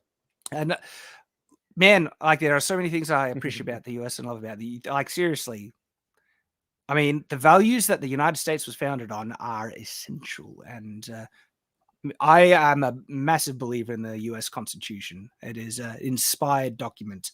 I will say that if you want to come to the US, go to a red part of the US, because I live in the nice Republican part of the US, and I didn't really feel any repercussions from the COVID lockdowns. Like it was barely here. So I just kind of lived life as normal. People were wearing masks every once in a while, but there isn't really any restrictions where I'm at because I live in good old red USA, which is freedom. Freedom, baby. As I love the USA, and can't stand how the principles that the United States was founded on is getting belittled and attacked so much, in other parts of the world and everything. And the world needs the USA to be strong, okay, as the leaders of freedom, absolutely. And I support the founding principles of the United States 100%. I love you guys. Daniel Todd for $10 says, hey, Shad, I send you a video on Twitter via direct message. It reminds me of your Omniblades. I'll have to check it out. I briefly, should I even announce it? I briefly opened up my DMs on Twitter, and I've already gotten a lot, and I haven't been able to check them all out. And so maybe I'll get to, because that's a dangerous thing if you open your DMs, because people can, anyway. The thing is, the good thing is that it separates from the DMs of the people you follow and connect with, and then the new ones. And so I haven't checked them all out. I'll have to check it out. Thank you, though. And thanks for the super chat. Garwin Kazul for 3,000 ISK says, only no Shad and Devil, but this promises to be a good show. So apologizes for being late. What did I miss? And I can fall asleep. And I can fall asleep to this because I'm going to either way. Still a little late here in Iceland. Wow. Legend. Thank you for joining us. And we have also crossed over to the super chats from this live stream. So we finished up all the ones from the last live stream. Thank you to everyone who did. And we are going forwards to the current ones. And look at this. We got one from Kikoman for $5. He says, show me, show you, Kikoman. Hello, #1 Iron Age YouTuber, Mark. So, thank you very much. Good to see you, Kikoman. And is Treadify for 25 PLN says, a question about the campaign. Will future volumes also get an option for McGrath covers? And if so, will those be unique imagery or a repeat? good question. I don't know. So McGrath is a legend. Love him. Such a talented artist. But you need to book him in several months in advance. It would be fun to get a unique cover. He is not cheap though. Like he is a world class illustrator that does covers for massive books. And so a cover from McGrath, like I said, it's not cheap, but I'm tempted to. That would be pretty cool to have like a McGrath cover on each one. Yeah, the McGrath cover does not look cheap. I've paid for several covers in my time so far. Yeah, the covers can be expensive on the normal end, but that looks like that cost a pretty penny. I'm gonna bring it up now just because I'm so happy with it. It looks really good. It looks really good. Like this is a fantastic cover. Yeah, when I say it's like the best that you could get, yeah, it literally is. Like McGrath does covers for biggest names in the literature area, like Brandon Sanderson. He's done covers of Brandon Sanderson, and so like check that out, the new McGrath cover. And by the way, he did the previous cover as well. It's just amazing. It's top tier. It's like so happy with that one. Like this one just has such emotional depth for me and it conveys the title really well. Like, you see Dalen in his older self looming over the current, like the young Dalen, which is, the modern day Dalen, burdened down by the choices of his past. And so it conveys that kind of shadow that is hanging over him. And in the background to the older conqueror Dalen, you see a city just burning. And so just very happy with it. Very happy with that one. And so yeah, I would love to have another one.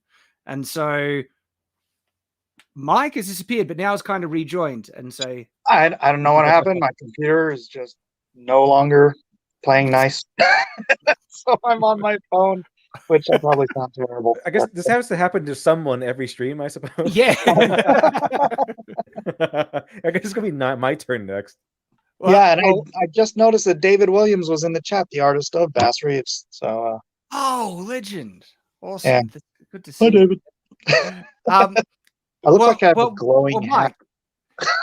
You're more than welcome to stay, but I don't want to punish you by forcing you to be on the phone. So if you want, you can, graciously bow out now. It's all right. Yeah, maybe if I can get my computer to work, I'll tap back in if it's not too long. Mm-hmm. But if not, guys, Mike S. Miller, legendary man and artist, is artist of Shadow the Conqueror.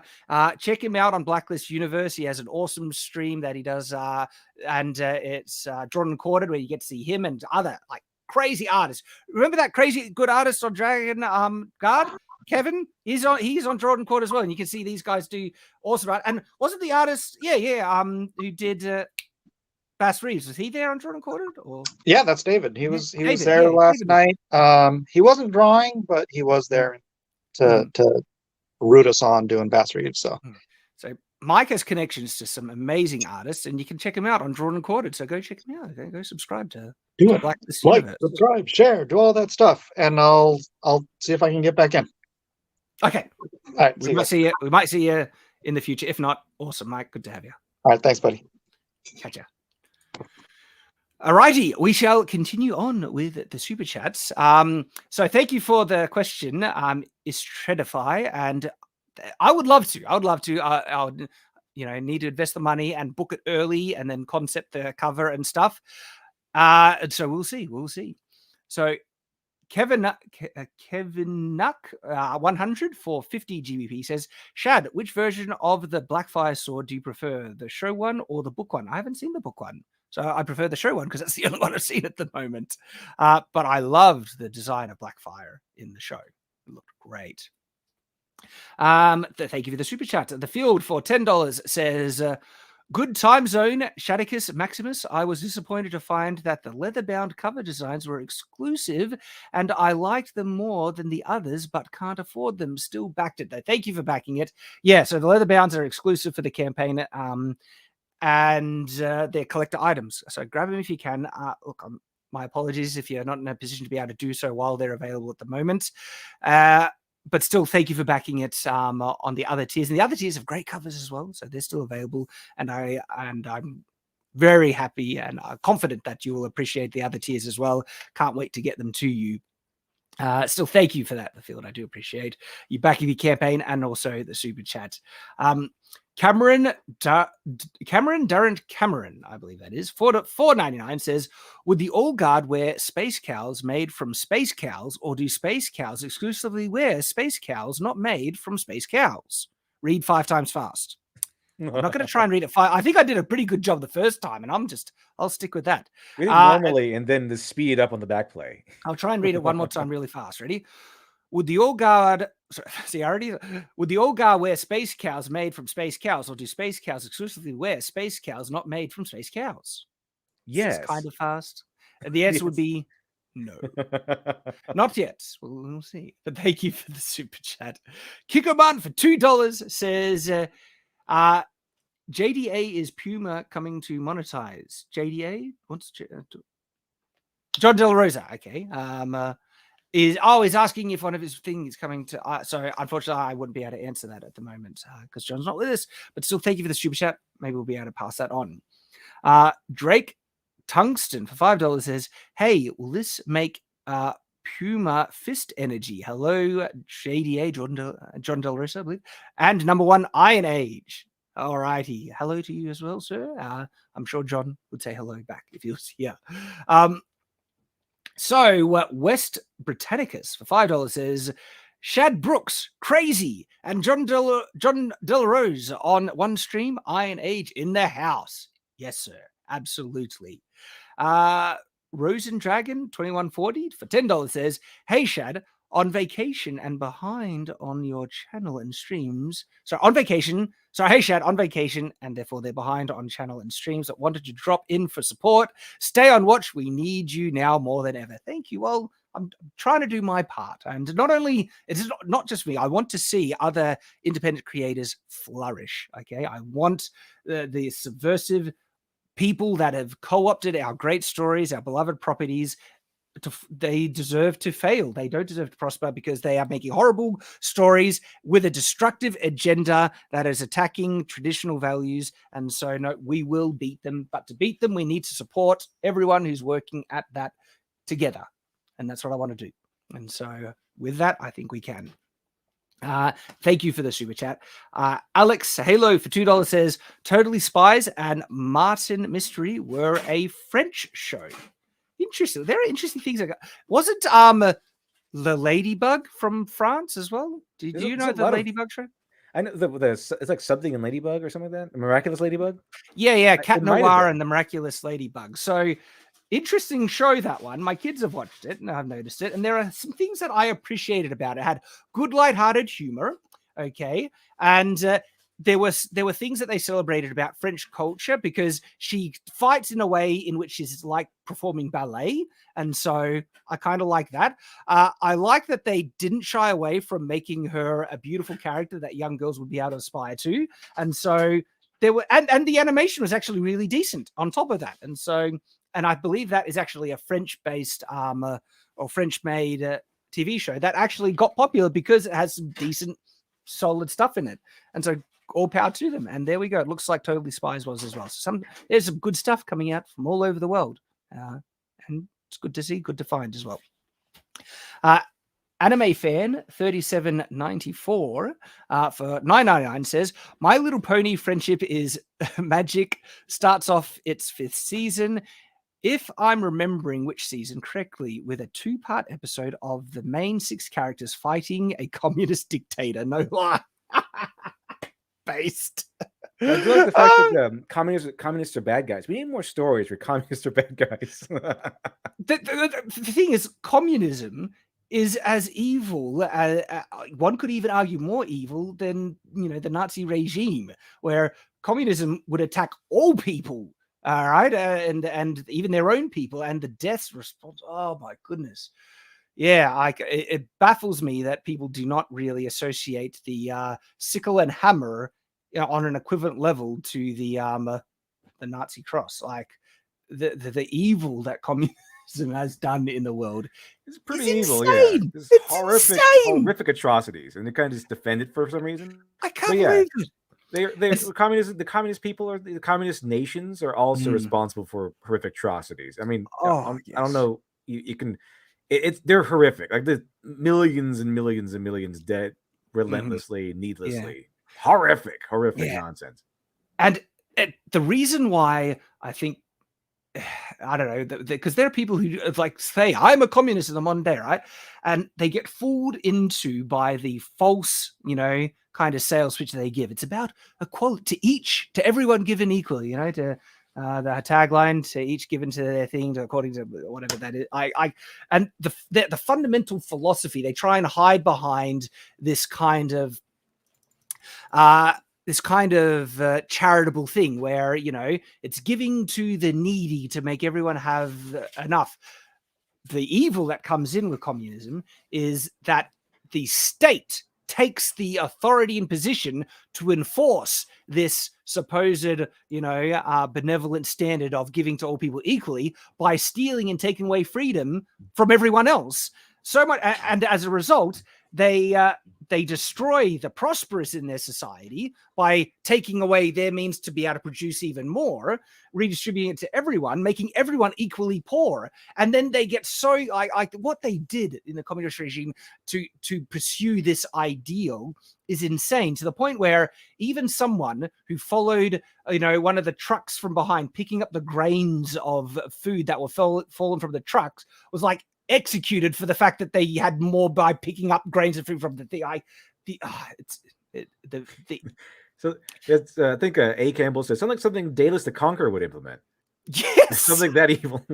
Yes, and I unironically wrote him as evil intentionally. That people that's what it like. To implement the ideals of communism, you need to dehumanize people and take away all their freedom to try and achieve this utopia, because it's like forced utopia. When actually, if you want to truly try and achieve utopia, you give people freedom and you can't force them to do good. Okay, because forcing people to do good as you think, you usually are such a flawed individual that they don't know what is good and they end up forcing them to do evil anyway. And so that's a big flaw there. But even if it is actually a good, right? Forcing people to perform good is a greater evil than the evil you're trying to prevent in the first place, okay? Taking away freedom and the freedom for people to choose to do good on their own accord, that freedom is essential, okay? And the core of communism, to implement it on a state level, needs to take that away and perform one of the greatest evils ever. It's we're just ranting about communism. We didn't miss much. Yeah. Oh man, that's my favorite. Yeah, welcome back, Mike. Communism is awful. The evils of communism and how evil it is. Yeah, we're just talking about that. And how I think there should be more stories where communists are bad guys. I think that'd be because they make great bad guys. They're so they do actually. Evil. I so miss the 80s where they were always the bad guys.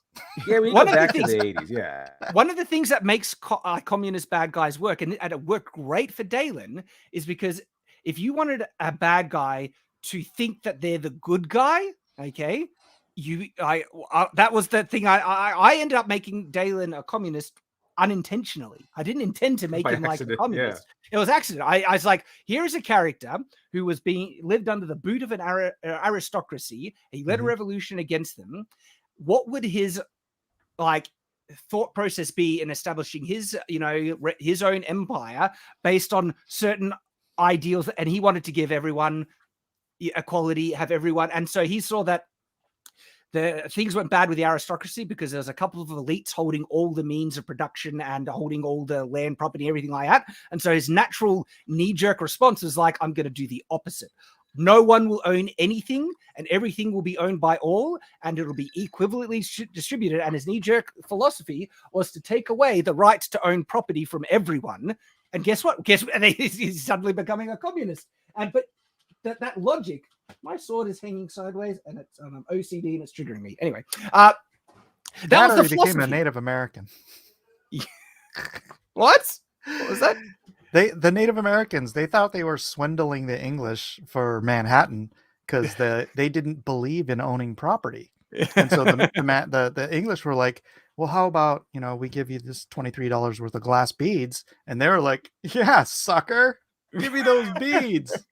you can't own land. And they're like, yes, we can. That's the other side of that coin. well, exactly. And it's so bizarre because the communism, they say they proclaim the rights of the worker to have ownership over their own labor, but then they don't want people to own things that you can build from your labor. Like, you build a nicer house because you work harder. It's like, oh, you have more than other people. How dare you rob from the... It's like, I didn't rob from anyone to build this. I built it myself. It's just, yeah. So that kind of reminds me of the whole thing with the Native American thing with the beads and stuff. That they actually did that on Adam West Batman. Really? That aspect, yeah. where they traded the land for Gotham. They exchanged for like 6 raccoon pelts or something like that, and they got the entire land from Gotham from a Native American tribe. Well, there you go. There you go. That was fantastic. Yeah, it's when you have one group of people who doesn't believe you can own something, and the other side does, and they have guns. Also, another thing that's kind of interesting, that they did in Adam West Batman was it wasn't all the killers or whatever, all the criminals, Penguin, Joker, and Riddler were not on the streets because they kept escaping. I mean, sometimes that was the case, but they're really back on the streets because the warden's quote, this is in the show, his progressive policies. They don't really say what his progressive policies necessarily are all the time, but it's like, oh, his progressive policies.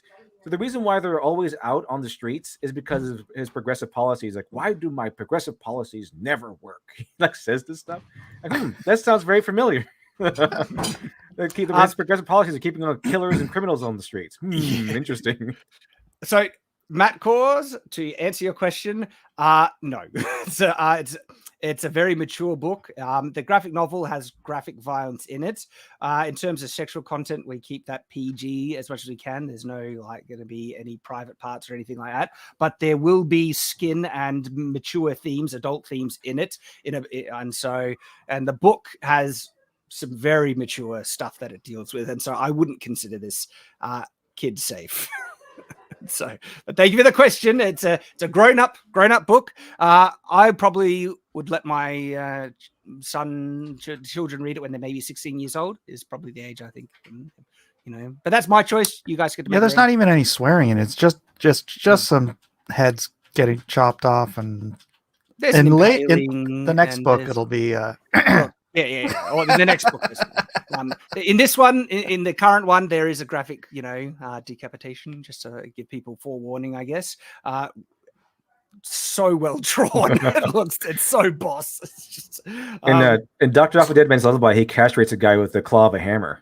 Ooh. I told you it's going to be brutal and bloody. It's going to be good stuff. So the Shadow the Conqueror adaptations will be mature still, but my future properties. Hold on, Shad, you just missed that. What did I miss? He said that he gets castrated with the claw of a hammer. Well, one up you there. Dalen's a little more hands-on in his castration method. If you read the book, That's all I'll say. A little hands-on, yeah. Yeah, Shad was like, Mike, how are we going to do this scene? I'm like, don't worry about it. Let's do it. Yeah, let's do it. It'll be fun. It'll be fine. It's just a castration. It's not that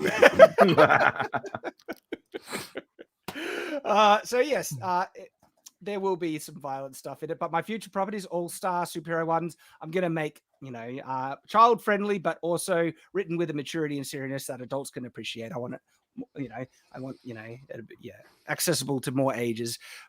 But we're not pulling any punches with Shadow the Conqueror. And that was one of my intents, because the book deals with heavy concepts, okay? Heavy, serious concepts, and I was not going to shy away from difficult subject matter. I was going to address them maturely and not cutting any corners, and as a result, the book goes places. and there's shock factor. It shocks the audience. It challenges the audiences as well. And so... intentionally so. Alrighty. Super chats. So funny, that my little a super chat on My Little Pony got sent us off on a communist rant, but My Little Pony can be based, and like some of them is actually really fun, well written stuff. Like my kids have watched My Little Pony, and I was like, and surprisingly, some of the music that they write purely for the show is actually really well done. Like, anyway, things to appreciate. It's actually interesting. Like, so often, more often than not, it seems like if something is actually well written, the writer probably is based. Just like, I mean, like with Tom, obviously, like Mark Waid. It's going to be the natural quality. result. Like seriously, it's going to be the natural result because usually the conservative mindset, and not just, but just people who are not crazy into the ideological woke stuff, believe in meritocracy and hard work. And if you do good, but this other side of things, and it is actually reflected in the communist philosophy, is this entitlement thing where I deserve, to be. I deserve the accolades. I deserve the work. I deserve the thing, and I deserve to be successful, even if I don't have the talent for it. And so they get hired into these positions. They end up making crap, and it's an interesting natural result byproduct of certain underlying philosophies that we see. And so, yeah, we do see a lot of just utterly written dog crap that comes out from the extreme left. There's some of the odd thing that's good, but there is. I feel I've seen a trend in what's been the quality out of the right and stuff. I'm not saying, of course, the right can write dog crap as well. It's not beyond us, but I have seen a trend. No, but that's sort of the left kind of hates. How does Jordan Peterson phrase it? The hierarchy of competence, right? Mm-hmm. So they like target people who are actually good at stuff. Look what Literature Devil was saying is like, he says that I'm learning from my previous book. I want to improve, right? You know what Literature Devil would have said if he was a crazy woke leftist? It's like, you're all sexist and racist. You don't like this. Is like, you understand the themes. Yeah, you were just watching it on bad TV. Oh no, through bad glasses. Your eyes are wrong. Your eyes are wrong. My favorite one is you don't like it because it's new. Yes. Favorite. You're just not smart enough to appreciate my highbrow. All the themes, yeah. They can't take on any criticism, so they have to desperately deflect because they're so insecure about themselves. And there's a whole thing there. Have they been told that they're so perfect and great and everything? And it's the whole non-offense culture. It's all entwined. All these things. They all got trophies for losing. Yeah, like one of the aspects of the woke culture is that. Well, do you know how offensive it is to believe that a person can't change their gender or something like that? And so we have to bend over backwards to adopt these positions just to avoid offending people, even if it's denying blatant biological truth, right? I'm perfectly happy with offending people. Well, that's the reality. It's like, no, because this is the thing. And I'm glad I was taught this from my own faith. There was a talk given by one of the apostles in our church called "And Nothing Will Offend Them." And he just flat out says that being offended is a choice an individual makes. No one actually has the power to offend you at all. If you are offended at something, it's because you've chosen to be offended and it's a choice you make. Some things are justified to be offended by. Like I'm offended by gross evil in the world. I'll always be offended by, murder, of course, and things. But then there are things that there's no malicious intent. If it's someone just has a belief and everything like that, if you being offended by it is a choice that you make, and oftentimes it's the bad choice. Okay, and but now the world is so afraid of offending people because of their feelings. It's like, no, that's not how it works. Okay, you need to grow up and learn how to deal with people. Saying things that you could. Interpret as being offensive, that you could be offended by. You can't go through your entire life being offended every time someone disagrees with you. It's ridiculous. Yeah.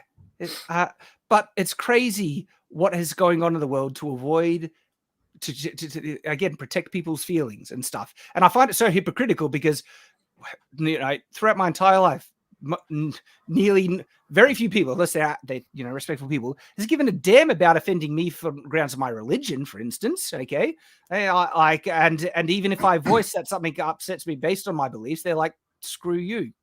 And so one side of that is that it's been good for me to learn to grow up and understand that I'm going to come across people that disagree and have very negative views towards things that I find sacred.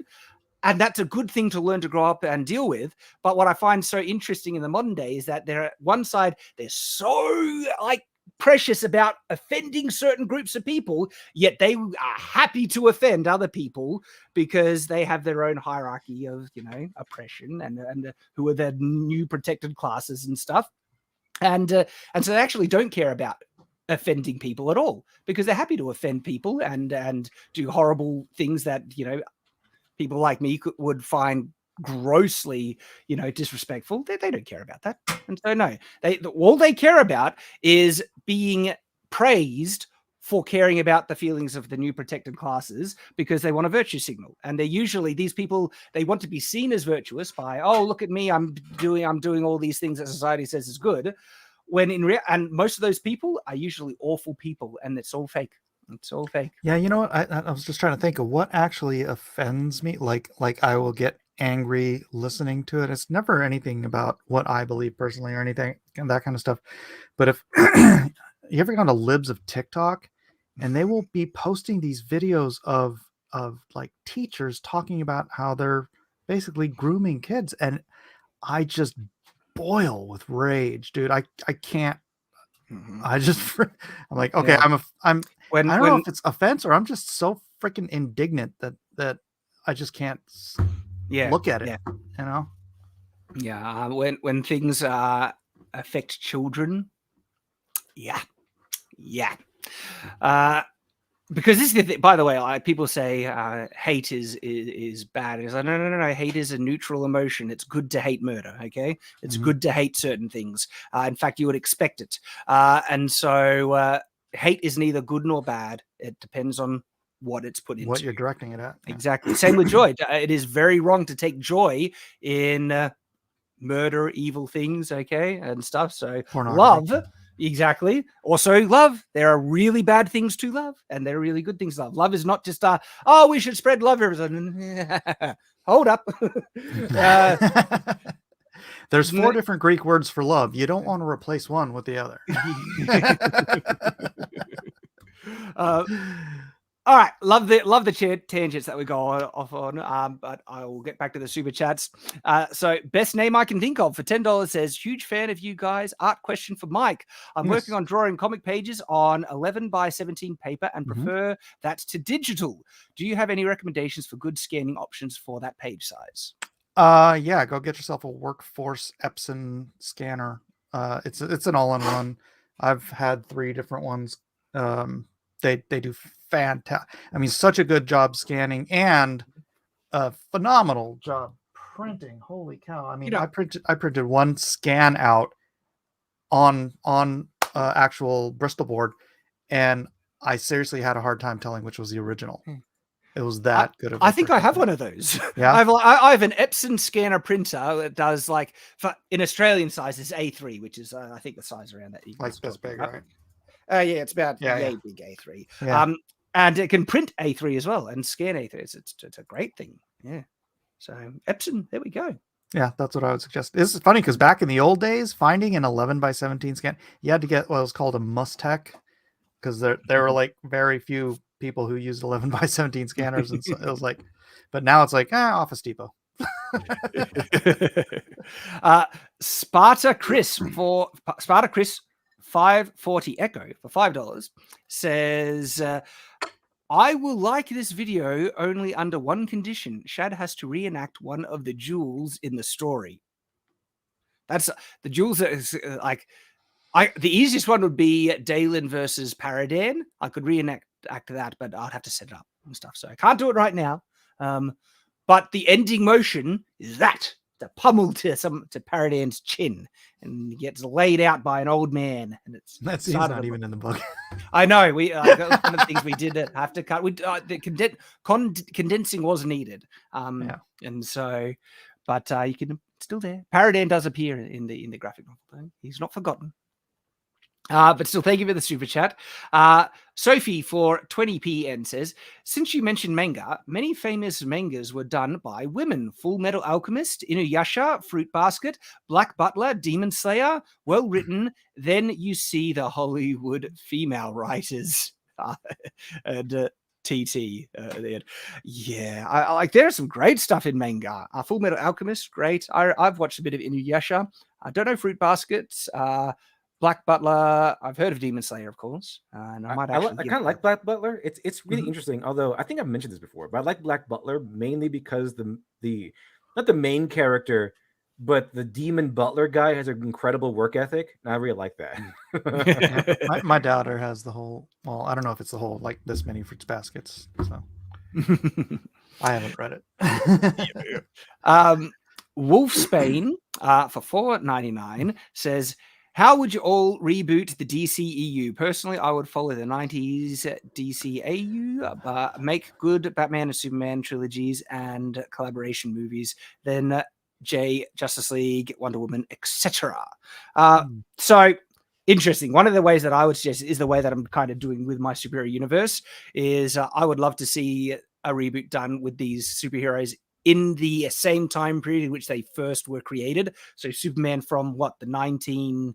When did Superman was made? 40s? Yeah. Starting then. And so with my superhero universe, I'm starting in the 1930s. And I can't wait. I don't know. It's going to be really fun doing superheroes in that period of time and watching them move through the time, time periods of history, moving forward to the modern day. I would love that. I would think that would be great. I don't think they would do it though. It was around there. Any ideas for you guys? How you would want to see the DCU rebooted? That would be a very, very 1938. 1930. Oh, Gotham by Gaslight. That was pretty interesting. Like the whole thing. I think it was Neil Gaiman's story where it's like they go against Jack the Ripper, and it's like Batman is it's 1920s or something. I don't know. That would take a long, deep thought. Because I would probably want to reboot it from about the 80s till now. So you could build some sort of a backstory, but have some older grizzled guys dealing with the modern situations and, kind of set it up like that. And they really messed up with the DCEU. It's horrible. We'll probably save this conversation for another stream, but I find it really interesting on where are they going from here? They have Cavill back, but are they building off of, Man of Steel? They better make real Superman this time, not fake Superman. Yeah. So Cameron Durrant Camera for $1.99 says, if Toph were written today, she would lecture a Raw. And so I know Toph is from Avatar. And Iro. Am I pronouncing that right? Yeah, Toph wouldn't be woke. She's like anti-woke. She'd be like, hey, stop crying. She's always telling people, stop complaining, stop crying. So it's Iro. Nathan here is a fan of Avatar, and he let me know.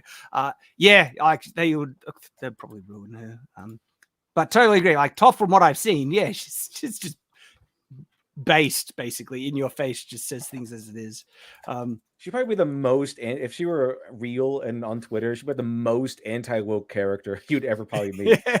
She'd be a banned so many times off of Twitter, but she's blind. So the Field for $10 says, equality is a false god, for nobody is ever equal to themselves, let alone anyone else. Instead, everyone should make a place to belong in a proper ordering of the world, also hierarchs. So like people are not equal. They have equal capacity, equal skills, equal ability. Okay. And so as a result, they will not be able to it's impossible for all people to be equally successful. Okay. Mm-hmm. But what that does create is an opportunity for people who are successful to be able to help those who are less for their own accord, on their own choice. Okay. We need to encourage people to be charitable and giving for their own sake and let them choose to do it. And guess what?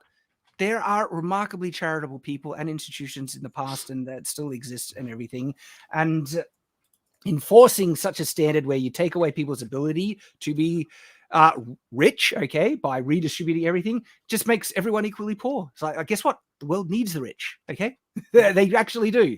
You need the most productive people in society to try and build up wealth, and absolutely. It'd be way more fair for us to all be equally miserable instead of unequally happy. It's way better. Have you read Atlas Shrugged? More or less, sort of. Yeah, I mean that's basically the thing that happens is all the people that run the world, quote unquote, Atlas, right? The heads of corporations and the heads of whatever, the people that make the decisions that all of our society is based on, the government has just come down so hard on them that they all just shoved off, and they went and lived in their own little valley. And then society just starts to crumble around everybody because nobody knows how to do anything, because all the brains, the people who were getting paid, the CEOs and all these guys, they're like, all right, see ya. It's like when Stalin had his thing and he was dying and they couldn't find any competent doctors because they'd executed all the good ones. Yeah. So communism is awful. It's a mess. And So- guess what? so The much stupid. ideal of pure equality is actually a communist philosophy. That's the fundament, and it just leads to horrifying things. We're talking crimes against humanity on a scale that is not been matched. Yeah, wasn't it Pol Pot who like he took the doctors and he made them like janitors, and then he like elevated the janitors to be like surgeons and stuff or something like that. It's like it's not that easy. And what also annoys me, like I've come across some of these new age communist things and stuff. Like I think one of these people tried to do a response video to me, and they basically, it's all word salad where they're trying to warp logic and they're trying to propose, this is what real communism really is. But at the end of the day, no, it's the same old crap, and you're just trying to brand it or present it in a different package to fool people in to these ideals and philosophies that end up ruining the world and their societies. Okay, You know what they call it today? Private-public partnerships. That's the new world. What's the other one? Worker co-ops or something like that is another. The co-ops where you have like a worker has like an ownership stake. So the basically the employer gets all the risk, and that's fair. Yeah, all the employee gets just rewards. The means of production needs to be equally owned by the people who work in those industries. An equal say in how the business is operated. And it's like, it's oh my goodness. It's just as a businessman, it's just no, because that's the sad thing that people need to realize, is that tough decisions do have to be made in a business, and sometimes perhaps there's a restriction on wages because it's the only way the business will stay afloat. And then they say, oh no, we will force you to pay higher wages. And then guess what? They can't produce enough, can't maintain the profit line. And the business, what would they rather? Have a job that pays less or no job at all? And sometimes that is and I'm not trying to excuse people who take big fat stack paychecks and they don't pay their employees enough. I think, treat your employees as best as you possibly can. But there are difficult decisions in business that need to be made. And these whole kind of, worker co-op things, it's just they try and avoid all the complex things the realities that it exist in trying to make stuff like this work. And there's a reason why capitalism works, people. Okay, what does not work is crony capitalism. Yes, I'm not talking about crony capitalism. Yeah, and I'm talking about, capitalism where the government buys, out these giant corporations. I'm not talking about corporatism where these large techno, companies have way too much control. No, I'm talking about good old classic free market laissez-faire competition. It works because the people do. Yep. And it is actually a very liberal kind of fair, like in the classic sense where it doesn't care about the color of your skin. It cares about the color of the money, of the green. The only color it cares about is green and money, and it actually ends up creating a very if you can do the job, That's right, and it's always a beneficial transaction for both sides. Yeah, you don't need to take the job for that paycheck, and the guy doesn't have to pay you unless you want to do the job. So it's like mutually assured, production. Yeah, and people aren't forced into contracts; they can enter into them freely. Right. And look, I'm not saying it's perfect, but I'm saying, holy crap, it's a lot better than the alternative. Like it has actually brought so many countries out of poverty in a big way. And anyway, we go places here. It's fun. So that was the field, I believe. Hi, Rags. Yes, thank you. Silk Fox for 10 GBP says, when you say they don't want equality, they want power, it's important to remember that the imposition of equality requires power and necessitates unfairness. The principle to aim for is fairness. Good old fair go. Equal opportunity, not equal outcome, okay? Because it's not fair that people who do not work as hard should receive as much as people who do work. No. Merit hard work should be rewarded because you naturally produce what you put in for the most part. I kind of covered American Psycho, where he has he's a vice president. He's rich, does nothing all day long. Yeah, and I'm not saying there aren't problems where people can be lazy in the current system and still get profit and everything like that. But life's not fair. Yeah, life isn't fair, and I was like. I didn't consider myself living in poverty, but the technical poverty line I was back when I was unemployed and stuff. And part of the thing that you do is you take what the advantages you have available. There are huge opportunities that you might not be aware of. For instance, having the internet is one of the greatest opportunities mankind has ever seen. You have access to limitless freedom and education for free almost, okay? That is an opportunity of the likes the world has never seen. I have participated in several years worth of university level creative writing courses for free. All right.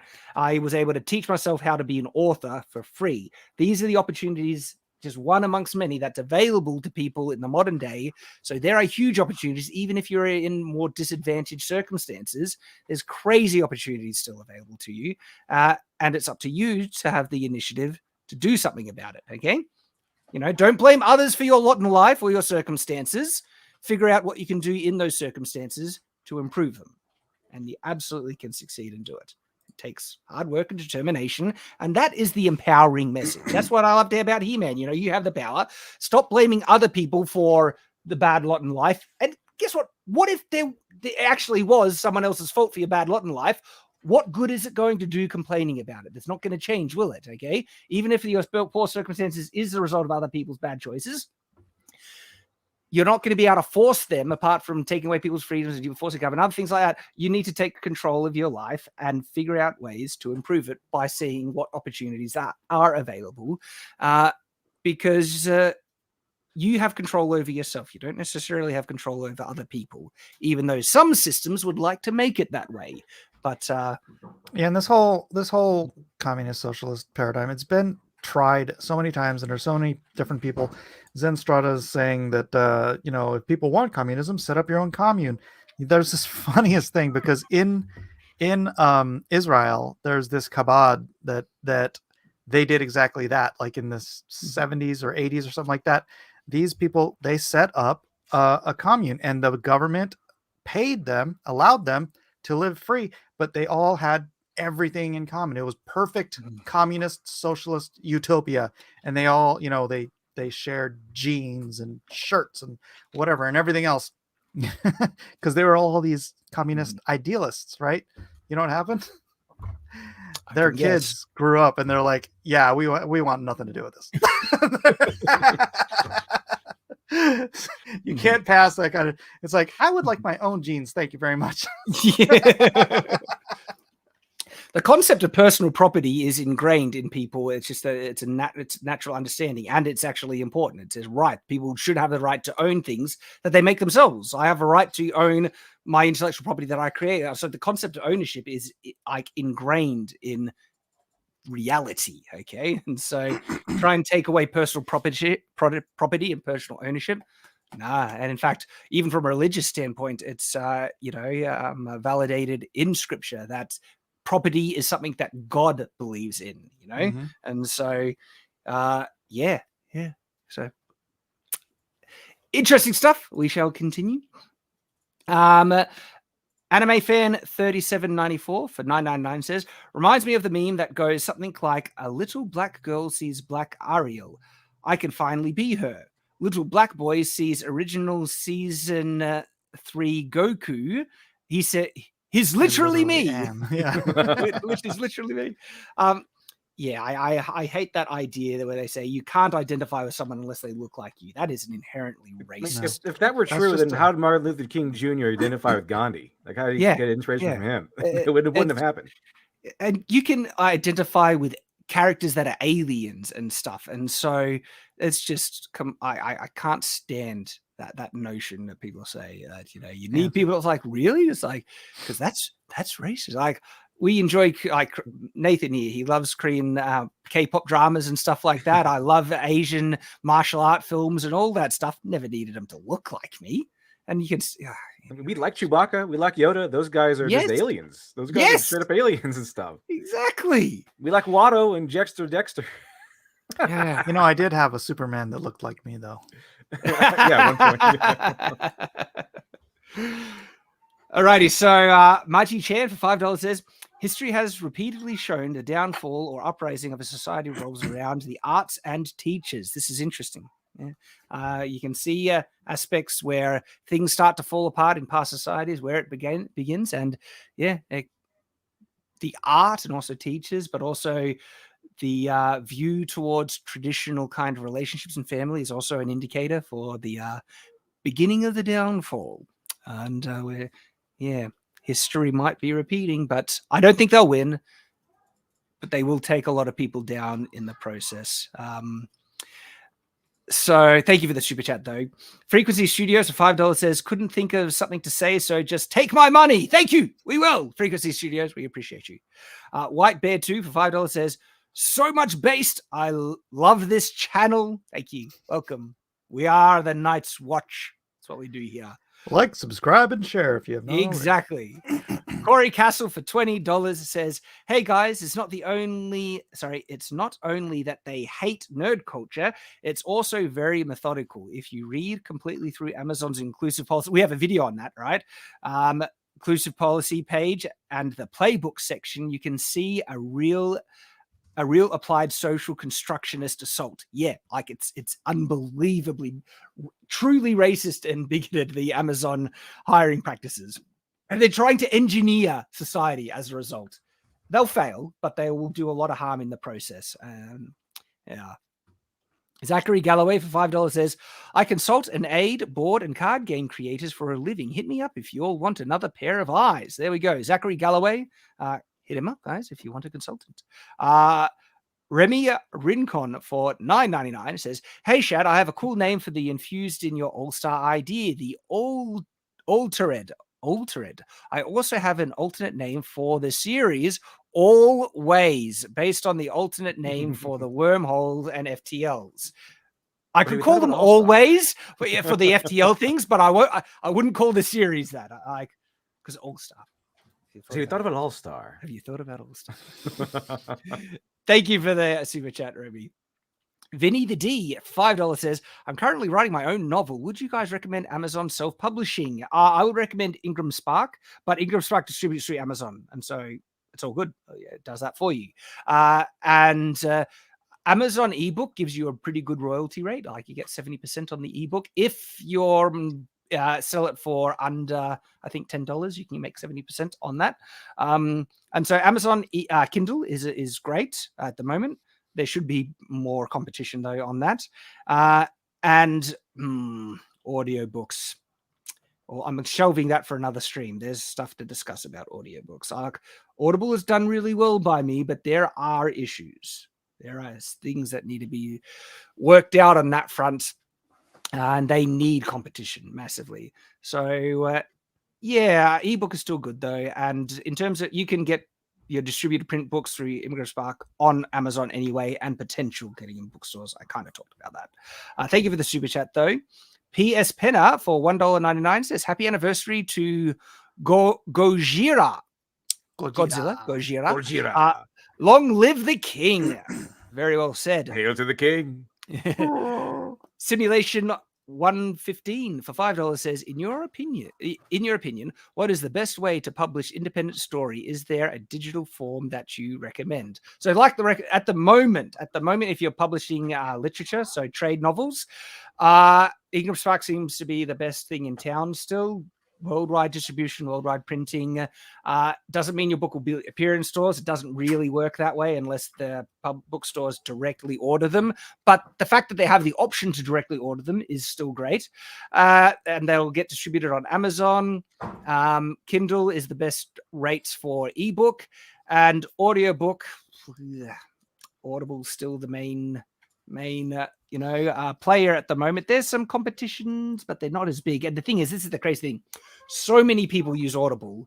I have sold heaps of additional audiobooks just on the Audible platform because there's so many eyeballs there and there's so many people who use it. So it's tough. Audiobooks is a tough thing to try and figure out. But that's what I would suggest at the moment. Thank you for the question. Yashasa for 100 SEK. Sorry, I just want to know when we could get the second book, Shadow the Conqueror. So still might be a little whiles away for the sequel. Like I said, I wrote the first book as a standalone with sequel potential. And as a result, happy to let it rest for a bit. But definitely, I will be making one in the future. I will be doing a sequel. Alrighty, I'm just going to quickly refresh because we have even a lot more super chats still to go. You guys are legends. Okay, yes, thank you. So David Janowski, sorry, for $2 says, Shad, have you ever heard of Pierre de Bayard? Pierre de Bayard. I have not. Have you guys heard of that? No. Pierre de Bayard. I don't know that one. Yeah, sorry, I have not. But still, thank you for the super chat. Durrant Cameron for $19.99 says, love the concept of All-Star, but there are some problematic elements in it. I think the Void Guard should instead be MAGA Guard. That there should be a perfect representation and diversity with a 100% black cast. Because that's their version of perfect diversity and representation. And unironically, like they said, Black Panther was the most diverse show. Diverse would be an equal represent. It just means not white. We just proven to that by that with a Duvernay test. But they had that website and everything, and there's like a movie with an all Asian cast. It's, oh, that guy an A+ in the Duvernay test. So it's basically this, as long as there's no white people in there, is diverse. It's so racist. It's like it's unironically racist. And it's not me saying, I want to see white people. No, I don't actually give a crap. I care about those people who are making a thing out of it, that are making about race. Because for me, it doesn't matter. I don't need white people in Asian films. I'm not racist. I don't need to see my own this skin color argument only exists in European cultures. It's bizarre. European-based cultures. You can't have all white. You can have all black and black hairs. You can have all Middle East. Okay. You can have all of this. You can have all that. You can have whatever. But no, here, no. Mm-hmm. And so what I'm saying when I say I don't care is that as long as it's justified in the story, of course I don't care. But I do care if it's, say, European history, okay? Anne Boleyn absolutely should be a white person. And I can't believe they had a black actor play Anne Boleyn. It's unbelievable. The insult to history, that real historical figure is next level that they would do that, right? And they would cry bloody murder if that was done to a black historical figure. You know they would. They're friggin' hypocrites, okay? Mm-hmm. So I do care about that. I care about Tolkien.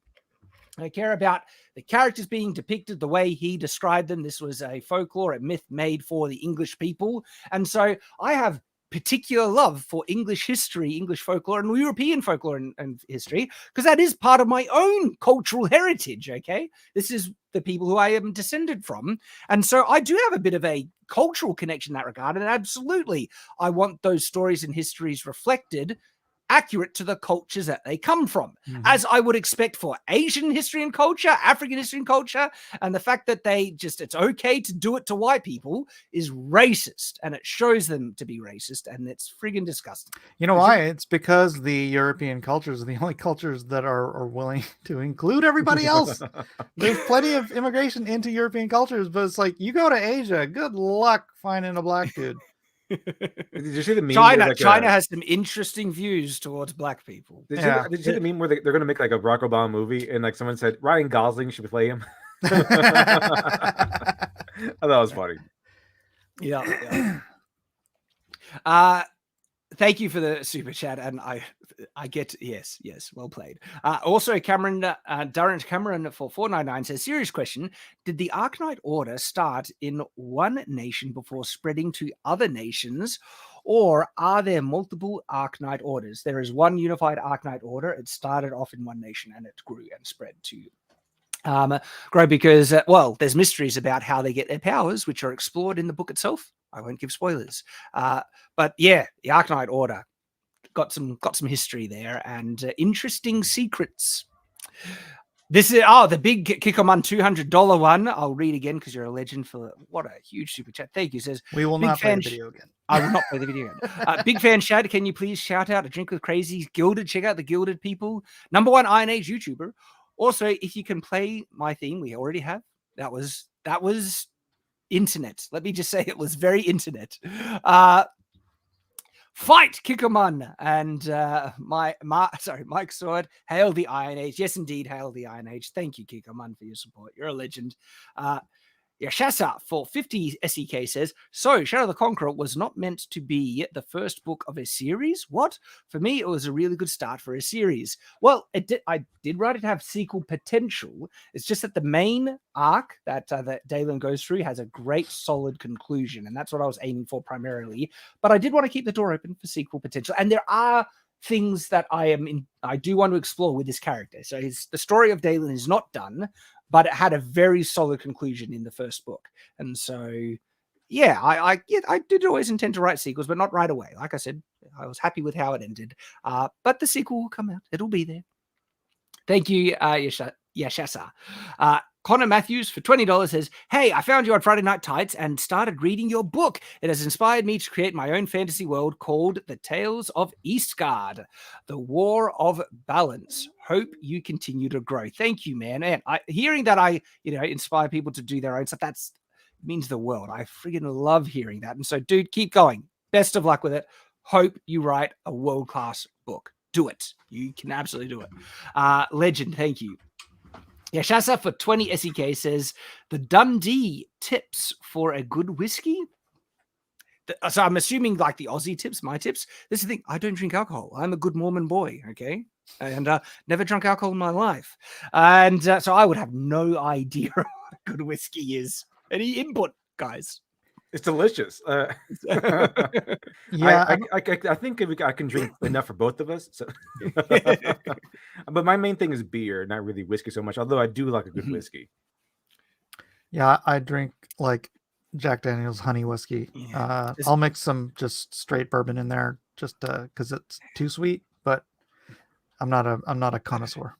There's something just that looks manly about having a whiskey in your hand. Even a scotch, like a scotch. Good is scotch. good. Yeah, good So scotch. something manly about that. And a nice cigar. That's a good combo. Yeah.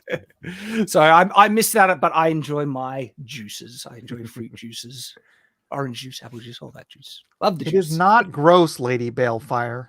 Honey whiskey's a delicious little treat for my doctor's orders 2 drinks before bed every night. So there we go. A friend of mine found some peanut butter whiskey that was really good. Although I wouldn't recommend that as a high class thing. Peanut butter whiskey is so good, It's but delicious. it gives me a headache. It's delicious. The next day,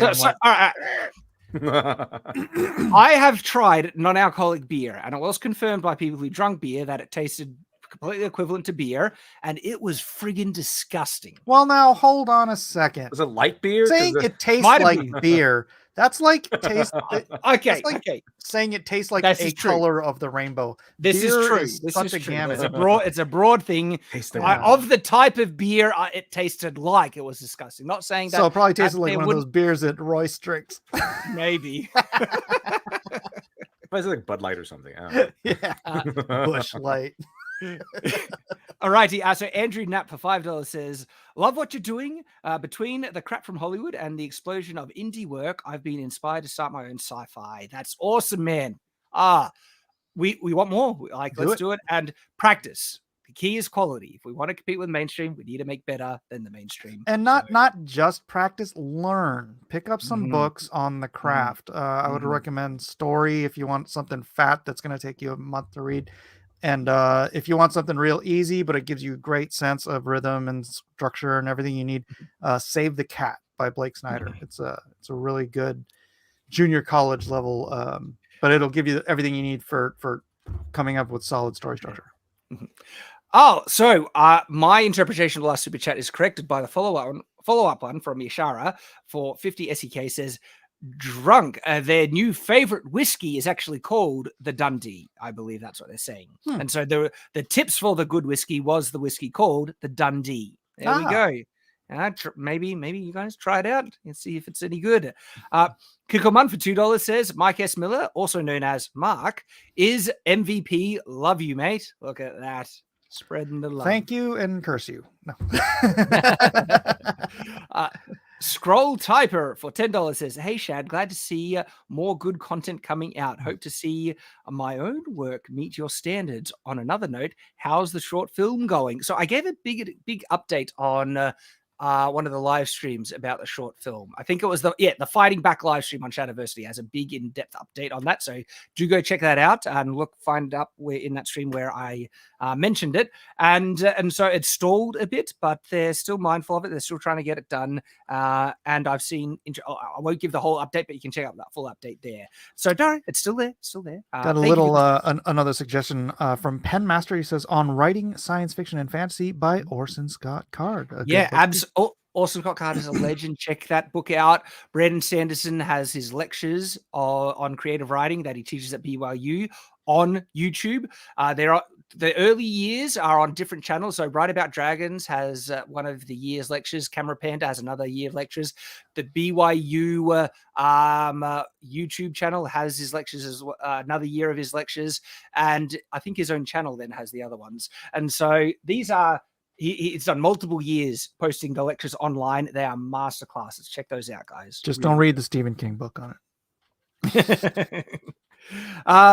Thank you for the super chat though. And so Samuel Aratan for $4.99 says, Shad, who will be your all-star panel for Wheel of Time season 2? And will you convince some Friday Night Tights crew to read it too? I don't know. It'll be up to them if they want to read it. So if we do a live stream, man, it would be great to have like Disbrew join in for that. We'll see how we go, because I have been thinking of doing the live streams after the episode's release. Oh, it's a stab in the heart what they did to Wheel of Time. But we will always remain on watch. We're not letting it slide under the radar with that one. And yeah, it'll be fun. So we haven't set what the panel will be, but we got the knights that will join us and then those that we'll be able to reach out to as well. Looking forward to it. Christian Magram for $5 says, just bought Dr. Alpha, but seriously, you guys, I'm going to go broke. Seriously, I appreciate everything that you guys all hail the Iron Age. Thank you, man. Well, very much for backing Dr. Alpha. Appreciate it.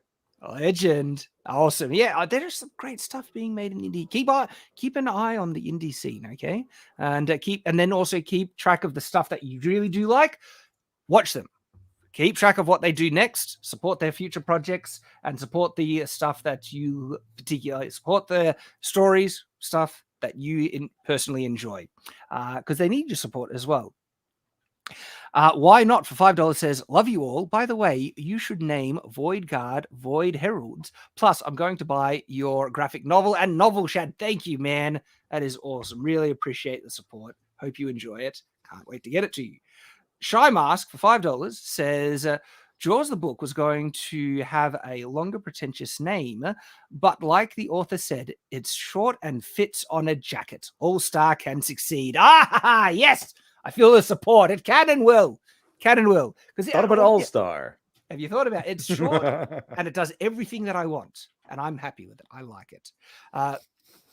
Christian Magram for $10 says, Battle Lines by Jacob I.N. Wilcott is a book that came out several years ago and is very much in the spirit of the Iron Age. If you like armor, anime, and Mandalorians, check it out. All right, guys, that was Battle Lines by Jacob I.N. Wilcott. Awesome. Thank you for the recommendation. Check it out, guys. Jack Manson for $10 says, I've written a book, urban fantasy. I've decided to wait for your new company to get off the ground and give you the first chance to publish it before sending it to a traditional publisher. Wow. I mean, it might take a while to do that. And I'm not even sure if my own company will be doing external publication. It's going to be focusing on the stuff I'm producing with the people I work with. But there might be chances in the future of something like that. If it's good, don't wait on me. If it's good, get it out there. Make sure it's the best quality that you can do. Because if you're serious about getting it out there, you want to make sure you've got a good cover, the editing is done well, and have a marketing strategy for it. Okay. That's something that maybe we'll have to do another discussion on, about best ways for new upcoming indie authors to market a bit. We talked about some of the challenges that exist, but perhaps we can try and figure out strategies that could help people out. But all right, so best of luck with it. That sounds awesome, man. Jack Berg for $10 says, "Hey Shad, what is a underrepresented monster in games, stories, etc.?" It's weird. I tend to like the classics. I like goblins. I like orcs and stuff. Underrepresented monsters. Like I said, I too much like the classics to think of the underrepresented ones. But then you can just make up your own. That's the other thing. Guys, you any ideas? Underrepresented monsters? Medusa. Yeah. Not really. Is that all, the got all the good ones down. Yeah. So, there's a lot of monsters out there. So yeah, most of them are probably ones. underrepresented. There's a lot of them out there. There's great ones. Anime fan 3794 for $1.99 says, "Was a slow shift, so did catch live." Awesome, man. Glad that you could. It's great to have you here. Christian Naces maybe, for $5 says, "Hey Shad and Co, been a long time fan of all of yours for years. What's the name of the type of jacket Dalen wears? Looking for convention ideas." So in the book, it's called a dueling jacket. I don't know what the equivalent would. It would be like a red leather jacket that cuts off at the waist. But it's like a buttoned, motorcycle jacket nowadays. yeah. But his one, it's one of those side button ones that flap down, isn't it? I believe. Yes, it's a side double-breasted, yeah. I think. Is that what they're called? Yeah. So it would be a double-breasted leather jacket, then with a high collar that he wears upturned with cuffs on the end. And so that's a cool style. I designed that jacket. I'm happy with. I'm happy with the design. It has the look I was going for. So there we go. Hope that helps. Jack Berg for $100. Dude, thank you. Thank you very much. And he says, "Have you ever considered making a video about Mormonism?" More than once, but it's like it would be inappropriate for the show to be out of thing, but maybe.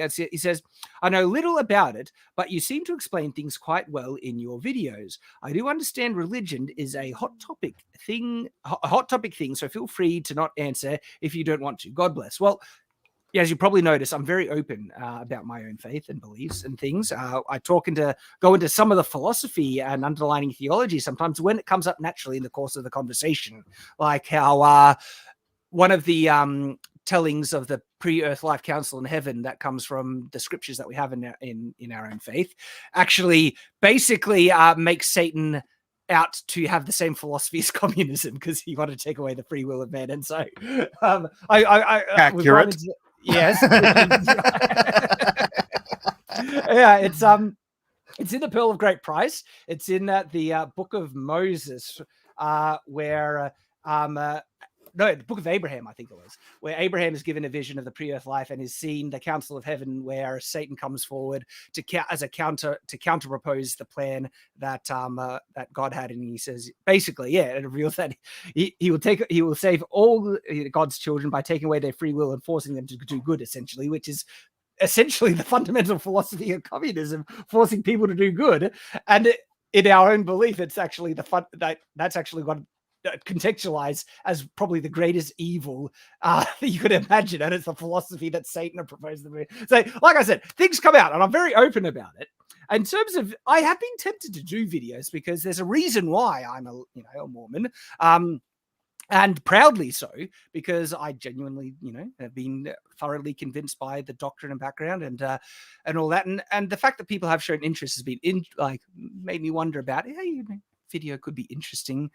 Though, again, I don't want to beat people over the head, and so I know people would only watch it if they would be interested in it, and I do get the occasional comment, people asking about it.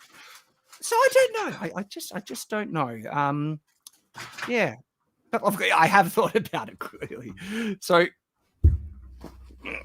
maybe I've even thought about making a separate channel, and like a new YouTube channel that just talks about my religious philosophy and how it ties in with my moral philosophy and my own kind of views of the origin of reality and like the state of reality. That's a fun thing to think about. I think my own kind of belief is like physical reality is a construct. It's a construct made by God. It doesn't actually exist.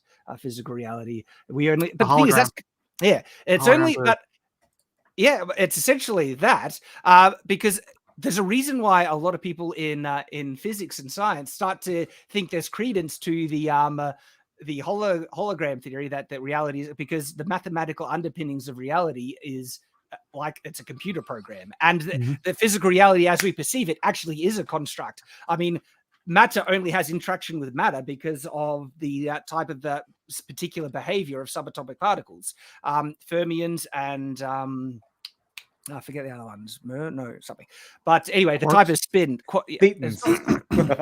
Yeah, but it's the type of spin on these fundamental particles that put particles into one or two categories. And one category is they have no physical interaction at all. But if their spin, it's Intica spin and half Intica spin. If they have the other type of behavior, then they have physical interaction. But that means physical interaction, as we understand it, is a construct that technically doesn't exist, and without this behavior, particles could occupy the same quantum state as another particle to an infinite degree. And anyway, so and the individual particles are so far apart, we're essentially nothing but empty space, anyways.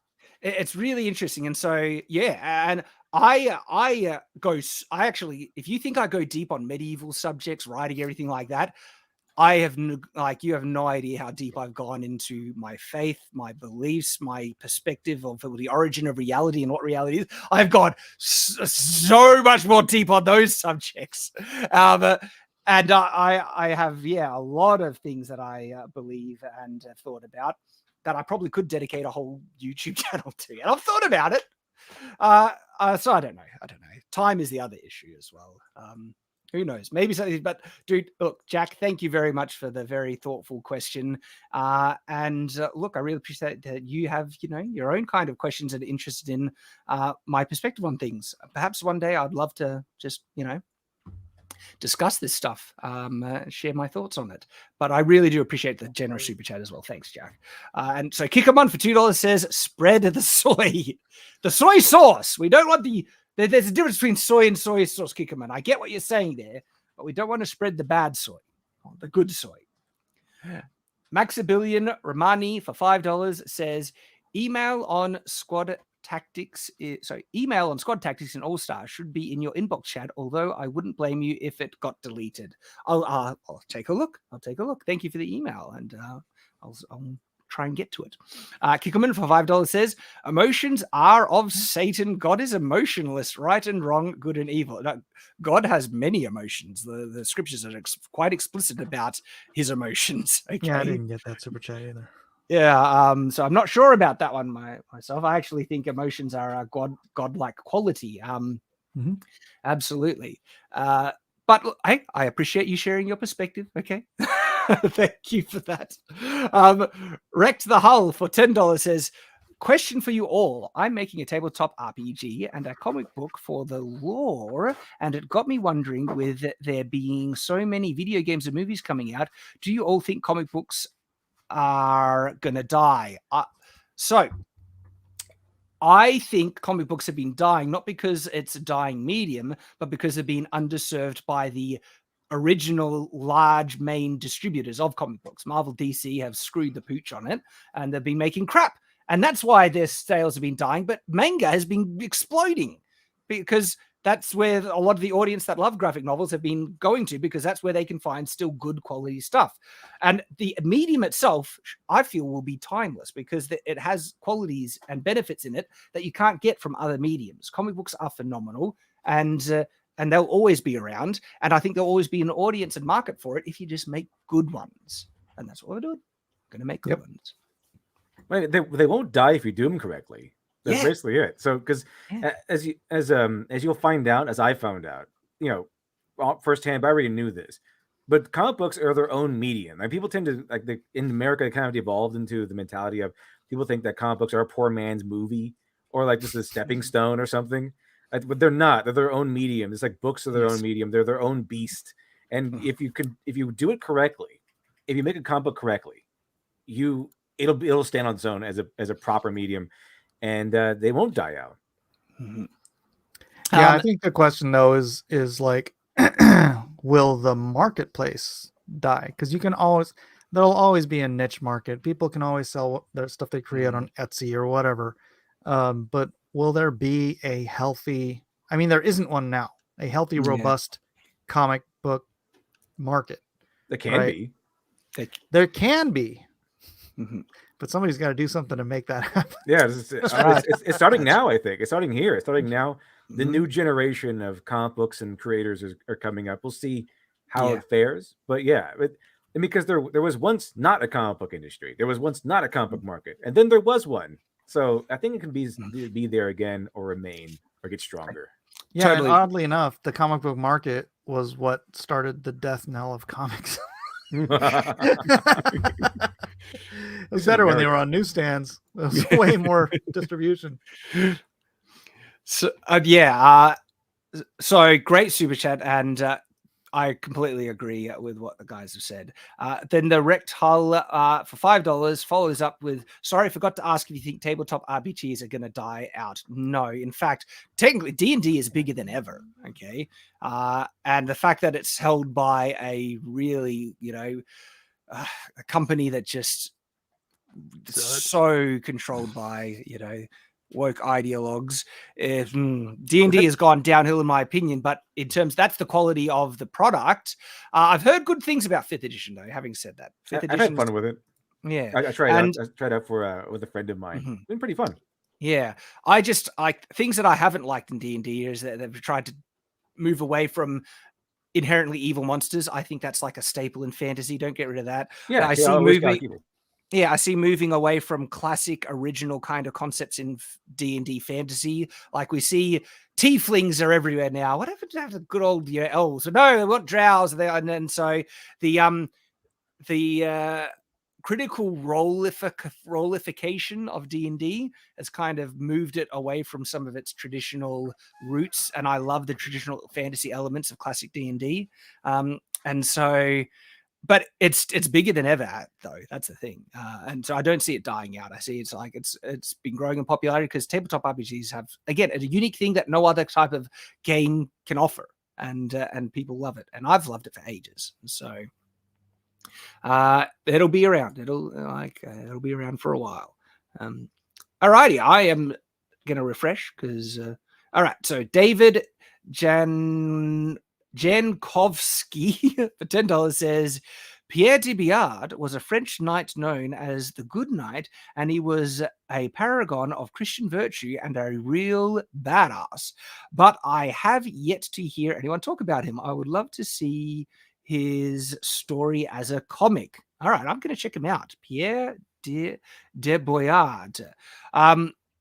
It's interesting, my kind of, exposure to history and stuff. I love the culture and the weapons and the concepts, the ideas. Dates and historical figures I've always been weaker on. And there's a lot I can still learn about the events, the dates or things that happen, and the historical figures. And look, there are certain aspects that I do deep dives on, like Agincourt, the whole campaign and the Siege of Harfleur and all that stuff. And so there are aspects and events that I do deep dives on, and then that exposes me to individuals and stuff. William Marshall, and his exploits and things, great night. But this one, all right, I'm going to check him out. Pierre de Biard sounds awesome. And thank you for the suggestion and the super chat. Ellie Annie Creations, $5 says, hi, Shad, are you going to be making All-Star into a graphic novel eventually as well? Hell yeah. In fact, it's going to be a dedicated graphic novel. Though I wonder, the writer that I want to work with, I wonder if they might want to do a novel rendition of the same story, because there will be, a series writer as well. And if that's the case, there might be a novel companion that comes out with All-Star. Who knows? That'd be sick. Wouldn't that be cool? Wouldn't that be cool? And Mike knows the types of writers I have in mind. And if they would be on board with that. Let's go up to him and say, hey, we thought about All-Star. So yeah, that would be friggin' phenomenal. All Star, I'm excited for it all. Right? I'm excited for the second volume, but All Star, I'm also really excited for because it's gonna be the birth of a new sci-fi space opera universe, and I think there's excitement around it. Just the reaction to that live stream I did, wow. People are on board with it. And so I want to continue keeping people in the loop with its development. I want to keep people's excitement up. And as a result, I have a feeling that All Star could be bigger than the Shadow the Conqueror graphic novel. I think And guys, if you want All Star to be a thing, you got to go in and back Shadow of the Conqueror now, so that we can get enough funds to make All Star as big and bad as possible. That's absolutely right, because I can't say who I want to get to write on it, but if I could land who I want, it will require money. Yes. But there is enough there, I feel, to do All Star actually. But we can put more into it, the more successful Enemies of Self is, and it's going. Actually, let me refresh it. I haven't even refreshed it recently, but the needle has moved throughout this layer. Check that out. Yep, there you go. It has been growing. You guys are legends. And this deadline, this 10 days, that is legitimately it. We're not going in demand. We're shutting it down after 10 days and going to print. Yep. God willing, we can get this thing at least started in fulfillment by January. God willing. That's the goal. That is the goal. And it's exciting. And like we're already working on the second volume. It's like things are moving forward. And I'm as you can tell, and I've said it a lot. I'm very excited, guys. All right. Thank you for that super chat, David. Oh, sorry. No, that was from Ellie and Creation. So yeah, All Star, going to be awesome. Infernal Saxon for $2 says, Pipkin Pippa wants to collab with you, Shad. I don't know who that is. And so, hey, let them reach out. Absolutely. And if we have a spot for some, I don't know what type of collaboration he wants, but we could try and work something out. Absolutely. Maester Mike for $10 says, what's a good site for writing advice? I don't trust most sites out there because I'm afraid I'll run into a bunch of woke weirdos who will decimate my work. Yeah. Like I said, Brandon Sanderson's lectures are great. Writing Excuses is pretty good, though I'm always wary of anyone that says you need a sensitivity reader. Okay. Yeah. If anyone says that, it's a killer. Like, don't do that. Yeah. I guess a sensitivity reader is basically a self-censor woke, review. Like it's just saying. I've never even heard that term, but why am I not surprised? It's an official job. It's an official job in places. Seriously, wow. Seriously. So worried about offending people, you need to have someone who has a job at being overly sensitive about stuff to be able to find what's offensive for you. They're literally paid to be offended. Yes. Wow. Yes. You need to find an insensitivity reader. Like, you go further with this idea. More blood, more violence. I want to get a sensitivity reader. I should hire them just so they're forced to read my book and then have a stroke because problematic stuff in my book that I don't shy away from. I would. But this. Gosh, that's where all the people with like those really weird degrees in colleges that couldn't find other jobs ended up. Feminist dense theory and stuff. Seriously though, right? I deal with PTSD and depression in my book, but I didn't go into that thinking I'm going to write a character No. I had a character who had traumatic things in their past, and I tried my best to write her true to how she would internalize that stuff. And I've had people literally send me emails and stuff thanking me for the depiction of that character because her experience rang so true to them with their, way of processing and dealing with post-traumatic stress. And it wasn't that I was trying to appease those people. I was trying to just be true to the character. Okay. And now I'm sure there's probably be times where the character's experience I write is going to be different to people's experience who might have had similar traumatic things, everything like that. And guess what? If it's different, it actually doesn't matter. So long as you're true to the character and you're consistent and it comes off as believable in the book and it builds a book and is better for it, do it. Okay. Stop bowing down to these arbitrary kind of stands that people say, this is problematic and offensive. Screw that. No, write a good story. Okay. This is why I hate the people who say, fridging is such a terrible trope. Fridging can be a great trope. It's about execution. And by the way, fridging is only problematic if it happens to a woman. Okay? Yeah, they fridged Galadriel's brother.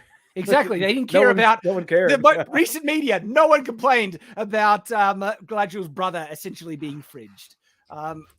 So it's all they're hypocrites, and no one complains about Uncle Ben being fridged or Luke's aunt and uncle being fridged. It's actually an effective plot device you can use if you know how to use it properly. Okay. And so if you there are false advice, there's people who give false advice out there that you need to be wary of. Sketch wants to know what fridging is. It's when you kill off a secondary character to advance the motivation of the primary. Yes. Yeah, exactly. Yeah, you kill off a character just to give motivation to another character, essentially. And it was named because there was a character who was killed and put in the refrigerator of a Green Lantern. Great, and it was a female, and it's like, how sexist! And it's just the bloody sexist hypocrisy. It's like, because it is sexist if they think it's wrong for a woman and okay for a man, but they don't complain about it happening to men. It shows they're the sexist ones, thinking that women deserve special treatment in storytelling. It's like, no, isn't it equal treatment? Again, proof that modern day feminism isn't about equality, it's about supremacy. They want special treatment to the women and poor treatment to even the characters, special treatment to the female characters, and they do not care about the male characters being treated the same way because they're perfectly fine with sexism if it's against men, as proven again and again and again. Okay? They're hypocrites, bloody hypocrites. They fridged John Wick's dog. They did. And guess what? That was really effective, and it led to a really fun film. Okay, fridging can be great. So be wary of false writing advice, and a warning sign. If fridging is a warning sign. If they say you need a sensitivity reader, that's a warning sign. But I hope that helps. Get Orson Scott Card's book on writing. Brandon Sanderson lectures are great. There's good resources out there. Kickerman for $2 says, for Mark's hats. I think that's your top hat, sir. They're like, let's see how many hats he can put on, and nobody even says anything. I'm just like, well, I'm not seeing your screens. I'm looking at super chat. So you guys could be stripping naked for all I know. Bloody hell. Behave. Meth Bear for $20 says, fantasy and sci-fi media returning to the old ways is as likely as Shad being called to the quorum of the 12 apostles. Hey, you don't know. Okay. This means it will happen as I have seen it. I got good there. Fans will be creators and reclaim what's ours. So my church, the Church of Jesus Christ of Latter-day Saints, is led by a quorum of the 12 apostles. And that's like, now there's like, well, I can't predict the future. Okay, I'll leave it at that. But I do need to refresh the super chats because we are almost up to date on this, actually. So we are coming towards an end of the stream because we're coming to the end of the super chats. Though this has been such mad fun. We got 3 more. So Jack Berg for $50. Dude, wow, thank you.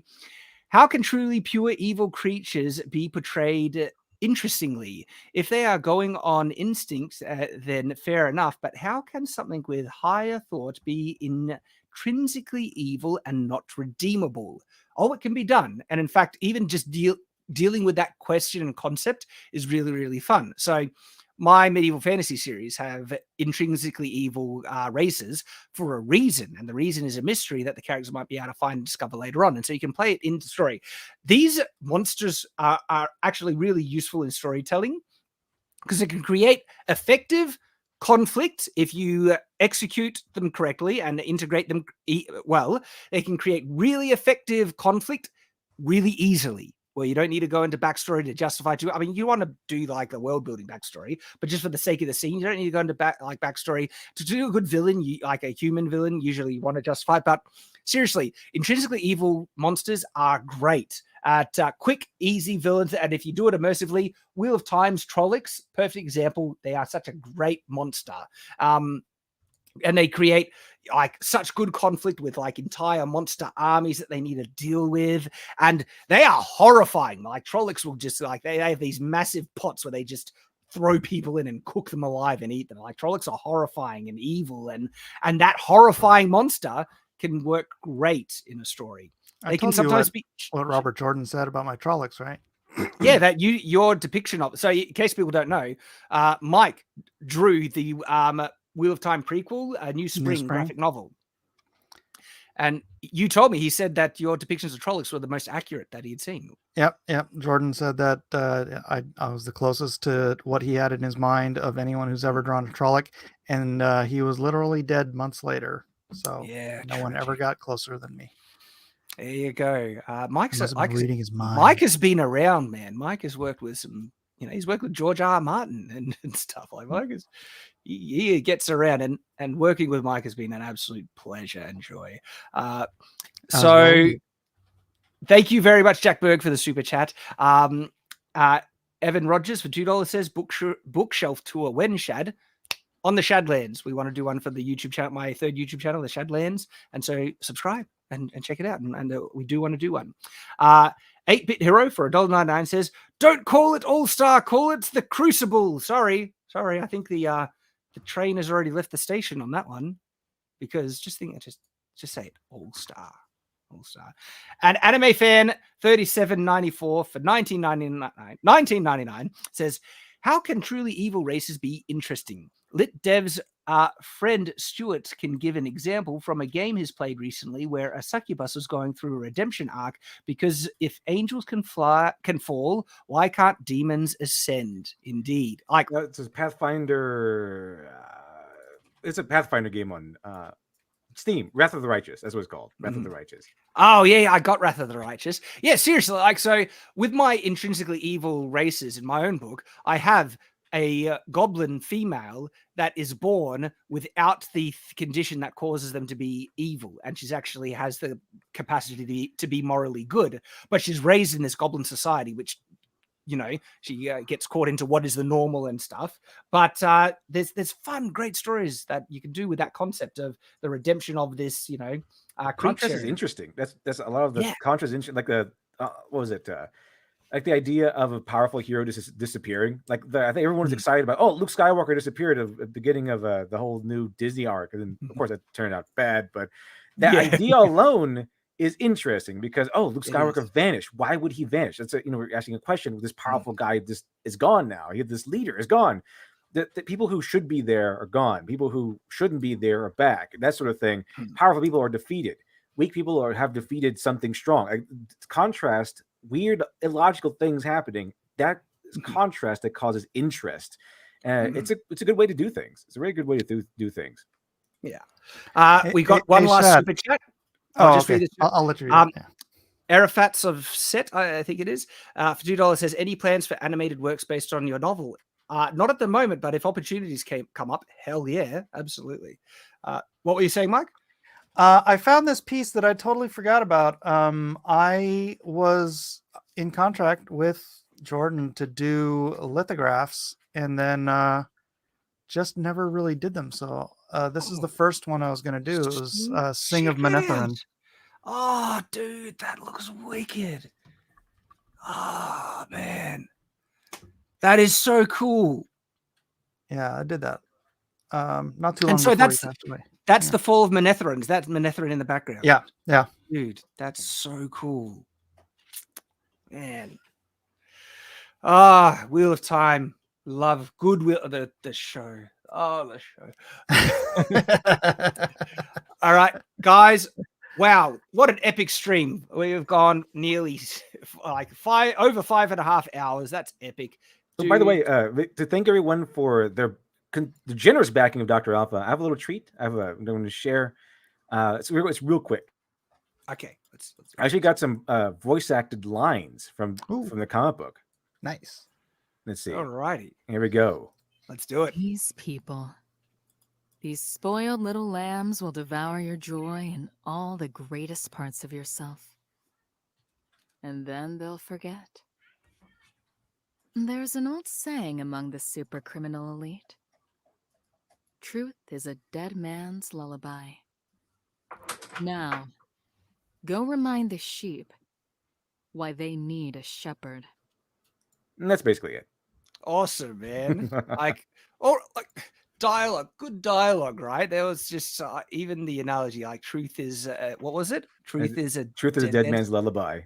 Like so much better than Rings of Power. Honestly, I was making that suggestion on one of Royce's shows the other day because someone was like, "How do you get somebody to pick up a book?" And I'm like, I listened to about 5 minutes of Jeff Potts' book. Otherwise, I never would have bothered reading because I think Jeff's a goofball. But he had this like little sample of the audiobook, and I listened to it. I'm like, I want to read this book now. And it's like, that's a great way to get people to actually pick up and, you know. Awesome. And like, guys, back, the campaigns. Okay.